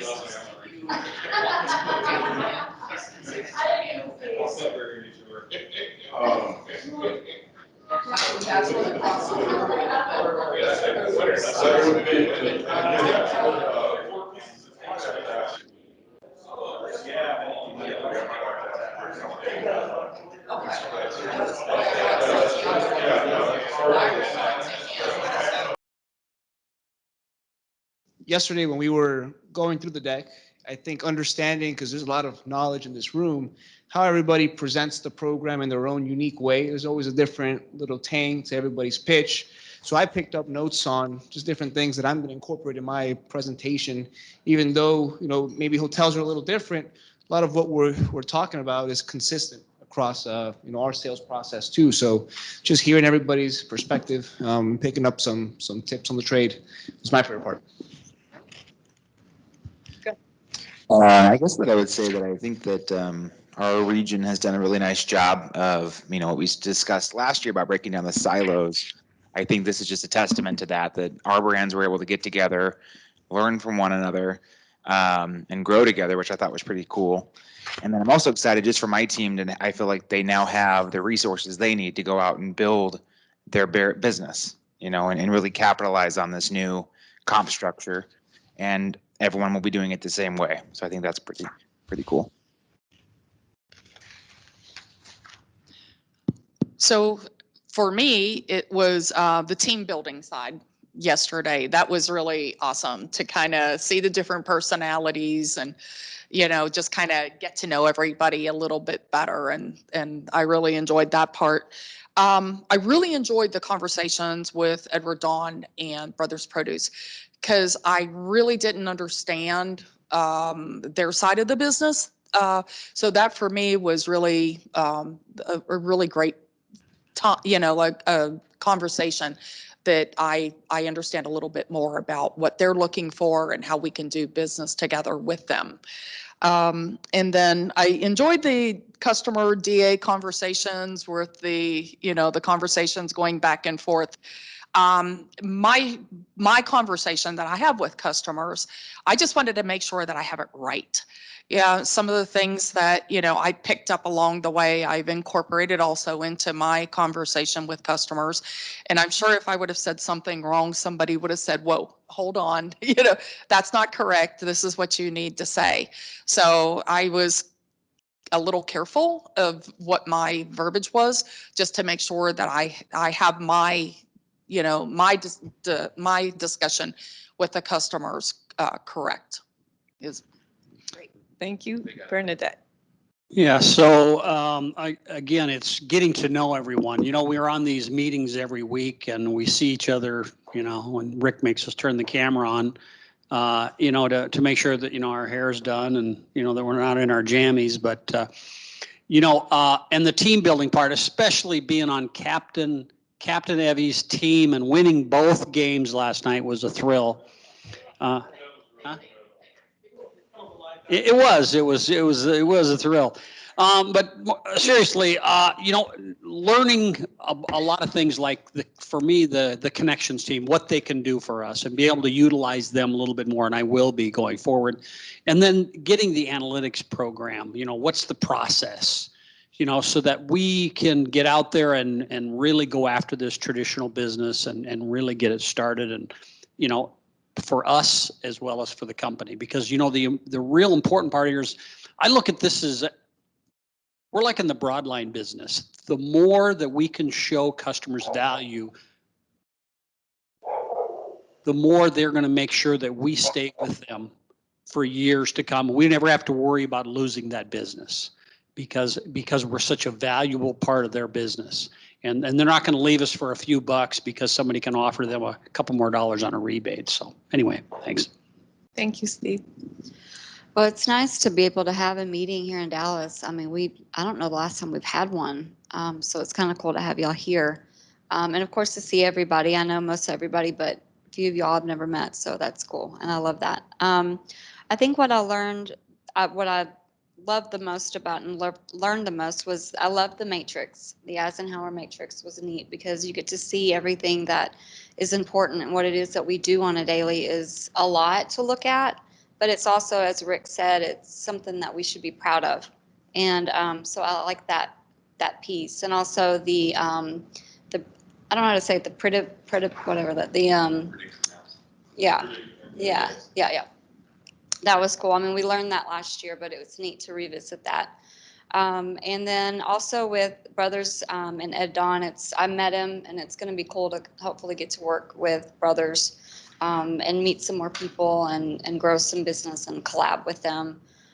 So that's what I got. I got out a lot from this meeting. Y'all did great. So thank you to Evie and Rick and Jordan and David for you guys and y'all's leadership.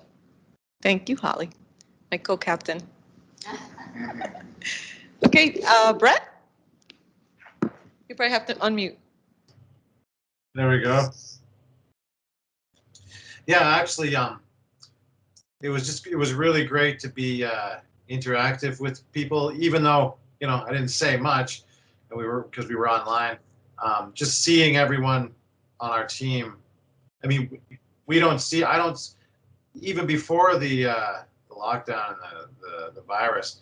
I don't see other salespeople in action. Like when do we see another salesperson performing their techniques? So it was great to see some people doing exactly what we do, offering their perspective and their take on it. And yesterday, actually, the list, it was a great refresher to be reminded to listen. And I think that's what the best part for me, what I got, it was the remembering to listen. And just seeing faces, just seeing everyone being participating with in a company meeting was great. Great. Thank you, Brett. Marilyn? Yes, even though I or we are remote, I still felt very much a part of the meeting and got a lot out of it. I enjoyed the role-playing part, as other people have said, hearing how others present, and I found it interesting. I learned a few tips. I also liked hearing from Jonathan and what he had to say and what his opinions were of our programs. Also learning how to deal with analytics and do it properly. And also the predictive index I thought was very interesting. How point on it was. I could say that for myself, and listening to others, it sounded that as well. And basically, I would say overall, it was just a really good meeting. Great. Thank you, Marilyn. Liliana? Even though it was virtually, I still really enjoyed it. Being interactive was great, and watching how everybody presented and came up with solutions. My favorite part was watching Jonathan smoke the cigar. No, just kidding, sorry. But yeah, no, it was a really good meeting, and it was really good to pick up a few tips and learn about a couple of programs. Great. Thank you, everyone. So I'm going to tell you guys something. I love this job. This is my dream job. And you know how we talked about putting it out there? I want to say, when I was at the state of Florida, we had reviews and they would say, what do you want to do next in your career? And I would say, I want a job where I can inspire other people and I can learn from them and be inspired by them.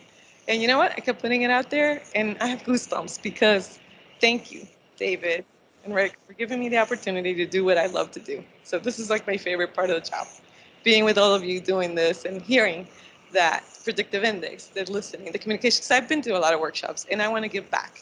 And this is my way of giving back. So before I start crying, let's get on to the next question. Very emotional, very humbling, very humbling. So yeah, whatever you want, it's out there. Just go get it. So here's the other thing I've learned is, I've learned this practice and I do it all the time. Do two things that you're uncomfortable doing it just for the exercise, right? So do two things in one day that you're uncomfortable doing it just for the exercise. That has gotten me so far. You have no idea. Like, it's unbelievable, the things that I've been able to do. So with that in mind, I want you guys to think about a takeaway that you've gotten from here that you're going to commit to doing, that this is going to become a practice for you. So obviously you're going to start on the one day, but you got to continue to do it. So here's the question. What is the one takeaway that you're going to commit to do, learn, and practice, and make it part of your ritual? Okay, so I'm going to give you 2-3 minutes to think about this, because this is commitment. Two things. Yes, two things you're committing to doing that eventually it's going to become a part of your ritual. I'll give you 3 minutes, but if you need more time, that's fine, because this is a commitment. So think about that.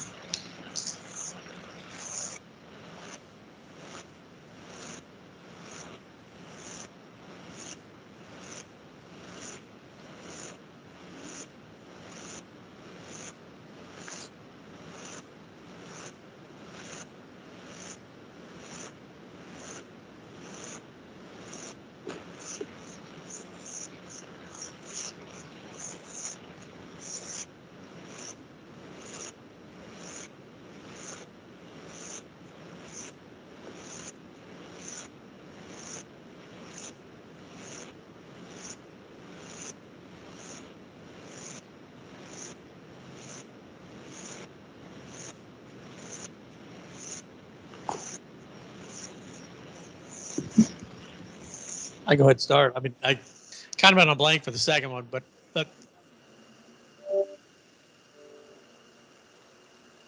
yeah. Is everybody ready? Yeah. Okay. So the vote is, we're going to start with Marilyn. Okay. The one thing I want to commit to is to pause more. My second one, I'm not sure, but that is what sticks out in my head. Okay, great. Okay, Brett.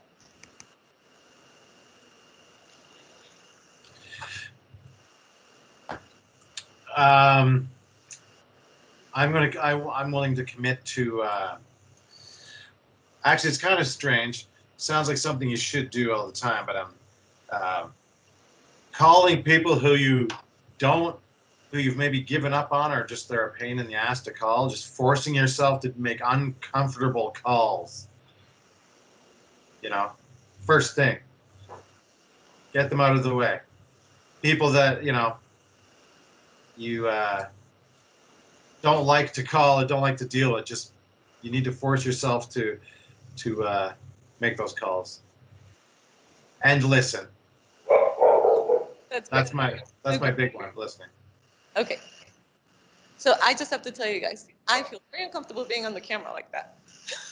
So I'm gonna get out of the camera. I want everyone to be able to see each other the way we had the camera before here. So these guys can see everybody here. We're moving it around. Oh, you are? Okay. Yeah, I was focusing on each individual. Okay, David was doing that, Yes. but he's not here anymore. Also, Okay, cameraman. there. Okay, much better. All right, let's start on this side. Oh, I'm sorry, Liliana, go ahead. Well, it's a tough one. I'd probably say ask more questions and maybe listen a little more. Okay. You want to go or you want to go? It's a day of free choice. I'll go. So I put listen more, to pause, to try to not react so quick with potential clients. Actually, I have 3 if that's okay, but my third one's quick. I used to do goal boards all the time and I stopped. And so I think after this, like I realized I need to set more goals for myself. And there's so much that we do, that I really need to be a little bit, I'm organized, but I do need goals. I work better that way. And then my third one is stop being afraid to fail. Great. Like most everyone said already, the listening part, but it's the pause that is so, I mean, especially when Evie did it, you could just see how uncomfortable the other person was, and that information just came flowing once that pause was there. That'll be hard for me because I like to talk, as a lot of salespeople do. And the second thing is to commit to the CIT and the Salesforce activities. That's something that I need to do more of, and I'm going to commit to doing that. So. Great. So I'm right there with you on the Salesforce. I need to get more comfortable with it and probably navigate through it a little more on a daily basis. So that's my first one. Second one is to read the urgent list and to prioritize my daily routine. Just to make sure that I stay on task, because so many things get thrown at me during the course of a day. I need that structure to, decide what's first, second, third, and fourth on my list of things that need to be done that day. That's great, Bernadette. All right, so one of mine, I guess my first one is, and I've already started it, is taking notes. I realize, like, just in this meeting alone, how powerful it is to take notes, and the fact that I'm able to go back and look at the notes that I'm taking, to kind of remember things. So I'll be a very diligent note taker. My second commitment is to be more involved with my team. So making sure that, I'm connecting with you guys more regularly, being there to pull things, roadblocks, obstacles out of your way. So being more involved with you guys. What a great boss. So I'll echo what Jordan mentioned about time management. I think seeing it on the board, we all realize how much we're actually doing on a day-to-day basis, right? And sometimes I get caught up with just waking up in the morning and maybe going down the email list, but maybe having a more organized approach to my week where I can have a Tuesday, Thursday be dedicated to cranking out the never lost report list. Maybe have Wednesday be, key prospect follow-up, having a bit more cadence to my week rather than just putting out fires, which I think we all get caught up in doing too often. So that's one thing I'm definitely going to leave as a takeaway. Great. So my main thing is going to be to make a conscious effort to slow down. Okay, that's going to result in me listening more, pausing more naturally, asking more questions of the customers or the clients to try to see what exactly their needs are, and slowing down to use their name. It's just going to result in a lot of things that I realized, and I wrote notes to myself. If I just take that conscious effort and slow down, everything will work just so much smoother. Yes. And then staying on top of Salesforce. Great. First thing came to mind was the Salesforce activity. Same Steve. Well, a few people actually. So that was number one. Then the other thing, really, they're both combined, is just stop assuming. It's really, which is again pausing. That's all kind of, for my mind, that's all kind of interconnected. So yeah, just those two are really the best things. But Jordan, go back. You'd mentioned something that you're fantastic on. When I don't know if anybody uses that where it says, challenges you have. You mentioned that one, you're going to do better on that. I thought you said you're going to do better. How can you do better? I had sent him one saying, they had this issue. I mean, within 3 minutes, an email's going out to, everybody in Dining Line saying, hey, John's got this problem, needs to get fixed, and he gets fixed within 24 hours. I was like, wow, great. So if you're going to get better, that's going to be 2 minutes. You're going to do it instead of 3. Well, I appreciate that, and I will make sure to continue doing that. I have expectations, and they'll get done quick. That's right. Yeah, don't put too much. 2 minutes is still quick. Great. So I definitely want to hear from Rick and David too. Same 2 questions. We're not skipping you guys. What did you enjoy the most, and what are you committing to? What I enjoyed the most, I think, was the team activities that we did. Just seeing everybody interact and things. And one of the coolest moments was after being on Evie's team, winning at bowling both games last night. Was I told Holly she picked first. She should have picked better. Part of this is building your team, Holly, building it with the right people. Okay. No, I'm just saying. No, I'm just saying. Everyone has their strengths and weaknesses. If we're doing anything other than bowling, I would always pick Bernadette. But right. She can ride a horse, but throwing a bowling ball, stuff. But I think just seeing you guys doing the team building, and one of the coolest moments last night, honestly, it's kind of weird, but I had to leave, and you guys just kept going and had a blast. And seeing you this morning was like, oh, we had so much fun, and that's a very important part. And then the other, I think, with everyone here, the listening activity was excellent, and the pausing and the activity that we did, really kind of pulls back the curtain on us to let us really see where we were. And then probably the third part was to watch Marilyn's role play with Brett and being the gatekeeper. That literally made my day. I just almost fell out of my chair laughing. Yeah, I wasn't expecting that. That was, I had to go full improv there. I've never heard this go, no. You have me laughing. Is your manager there? No, she's busy. Just, it's awesome. Okay. And then things to commit to doing, listening. Listening is definitely one. And so, and I think follow up too is another one that I definitely need to get better on as well. So let's see. Probably, I got to be honest, watching you cry during that exercise was probably one of the highlights. I mean, I was blown away. I'm like, did she take acting class? She's crying right now. And unfortunately, John still didn't get it. He was clueless. He had no idea. Yeah. Yeah. Yeah. No, I really enjoyed the whole time being with you guys. What you don't know, maybe most of you do, maybe you don't. I am a germaphobe, right? Like touching this microphone is kind of freaking me out a little bit, not gonna lie. So I will hand sanitize.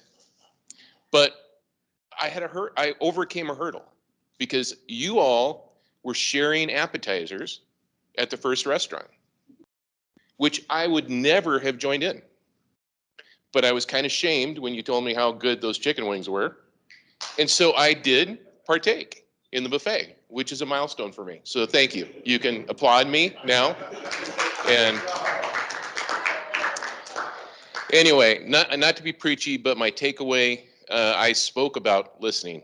And I think I'm pretty good at it when it comes to being in front of a customer because I want something. But there's a lot of times I listen, but I don't hear because I'm not listening with intention. So I'm going to practice listening with intention because there is a difference, right? So, you know, people that say they're bad at remembering names, a lot of times it's because they don't listen with intention. You know, you hear it, but you're moving on because you want to get to the next thing, right? So for me, my takeaway, David, listen with intention. Listen because they're talking, not because you want something, right? So how's that for being vulnerable? Right there, right? Very good. All right. Excellent. So I got to play too. So I think my most favorite thing that happened is when we first started planning this, we decided that it was going to be very lighthearted, very interactive, and put fun in there because you can't have, life is too short. You have to have fun, even if we're selling whatever, you know? And so I'm really super happy about that because we went back to the main core and we listened to you guys. What did you want to get out of it, you know? And then I have to say my second favorite thing is, as you all know, I love Predictive Index so much. And once again, it proved itself right because the people that put it together were a perfect team and all of us together are a perfect team. And I can't wait to hear what happens the rest of the year because I feel like this is pretty powerful. And then my takeaways for me, years and years later, still something it's progress, not perfection, but I want to continue practicing thinking before I speak. Because I feel like I sabotage myself sometimes because the thoughts in my head and then it comes out. And I want to be more conscientious about what I'm saying before I say it. So that's my commitment to myself. And now we're going to turn it over to Mr. David Lewis. So can you? Okay, awesome. So I'd like everyone to give a big round of applause to Evie and to Rick, Gailey. Let's keep it going. And our sound engineer, James, thank you. It's awesome. I appreciate all you guys, your participation. There was a lot of work that went into this, I want you to know. And Rick and Evie, man, they brought it home. So I feel like this is one of the best workshops I've probably ever been in. Thought it was done really well. What's that? Only, yeah. This and the other one I did. So I guess in closing, you know, I would just encourage you to be essential. You know, we've heard a lot this year about essential workers. You know, personally, I think everyone's essential, but I think be relevant, be essential, be intentional. When you're going in with your business, like we talked about, go in and make a difference. Bring something so that, you know, when a chef is asked about Dining Alliance, man, they can right down to the, you know, the last check they got. They could talk about all the value we brought, okay? So be essential, like literally. Be a part of their business. It's our business. It's theirs, right? It's ours, and it's our company's. So let's bring that vibe when we're going in and seeing the operators. And again, just set yourself apart and become invaluable. That's, if I could leave you with anything, that's what's going to impact your business, our business, and their business, right? So with that, it's closing time. We can play the video. Yep. My favorite show. It's kind of make you happy, put a little bounce in your step.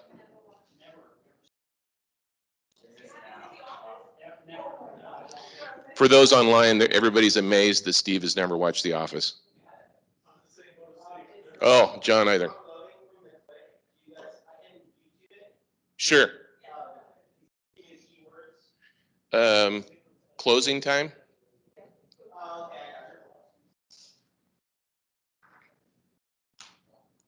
The link doesn't work.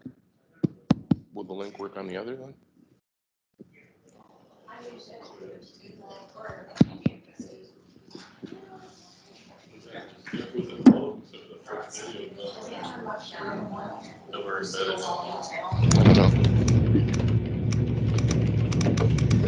Hey everybody, it's closing time.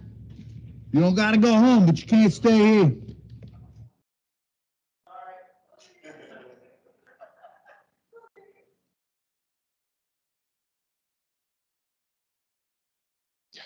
I don't think it's him. What is it, closing time? Yeah.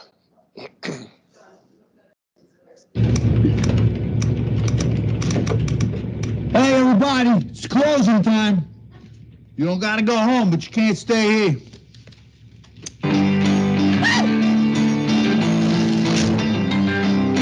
Closing time. Every office needs an end of the day tradition. Something to tell you the day's over. Otherwise, you go home and the night just feels like more day. It's weird. Closing time. WRK. One last call for alcohol. So finish your whiskey and me. Oh, my boss is singing closing time. Maybe that's what you're hearing. Come on, fam. Closing time. Time for you to go home to the places you will be from. Let's see, Andy has been manager for 105 days, which means I've heard closing time 105 times. Still don't know the words.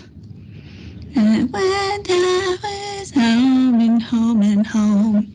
I know who I want to take me home. I know who I want to take me home. I know who I want to take you home. Take me home. Oh. You know what? Fine. I try to start fun traditions for you guys, but if you don't want to sing, no traditions. Closing time. Every new beginning. I never heard that song before, and once I heard it, I did not care for it. But that song means it's time to go home. Now, it's my favorite song. All right, we can stop right there. Comes when some other Actually, here's the thing, right? Good night. Even though this is hilarious and fun, Tina would be not super impressed because our motto is pump up the volume. So we got to stand up, pump up the volume. All right?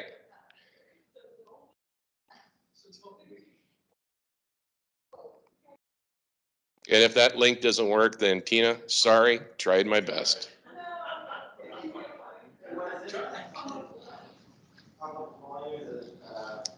Hold this, I'm gonna get behind the camera so I can watch him.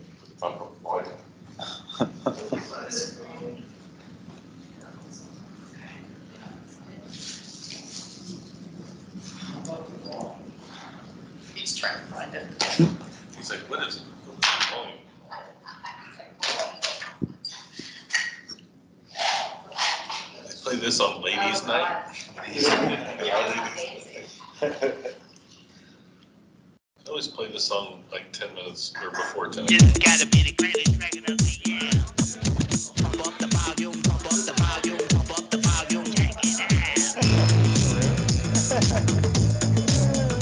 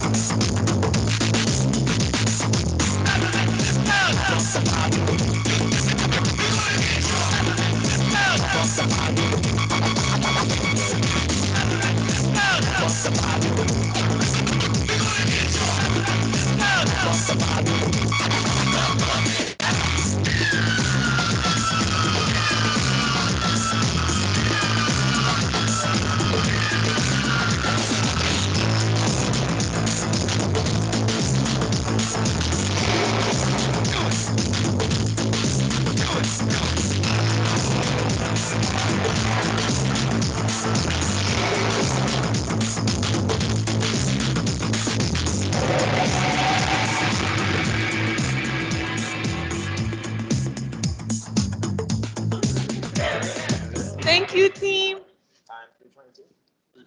Yeah. We will see you Let's soon. eat at Hula Hands at 5. Have a beautiful rest of the day. Bye, Marilyn. Bye, Thank Brett. you. Bye-bye. Bye-bye. Bye, have a great day. Bye. Thank you so much Bye, for guys. joining. See you soon. Have a good one. For March, we'll have breakfast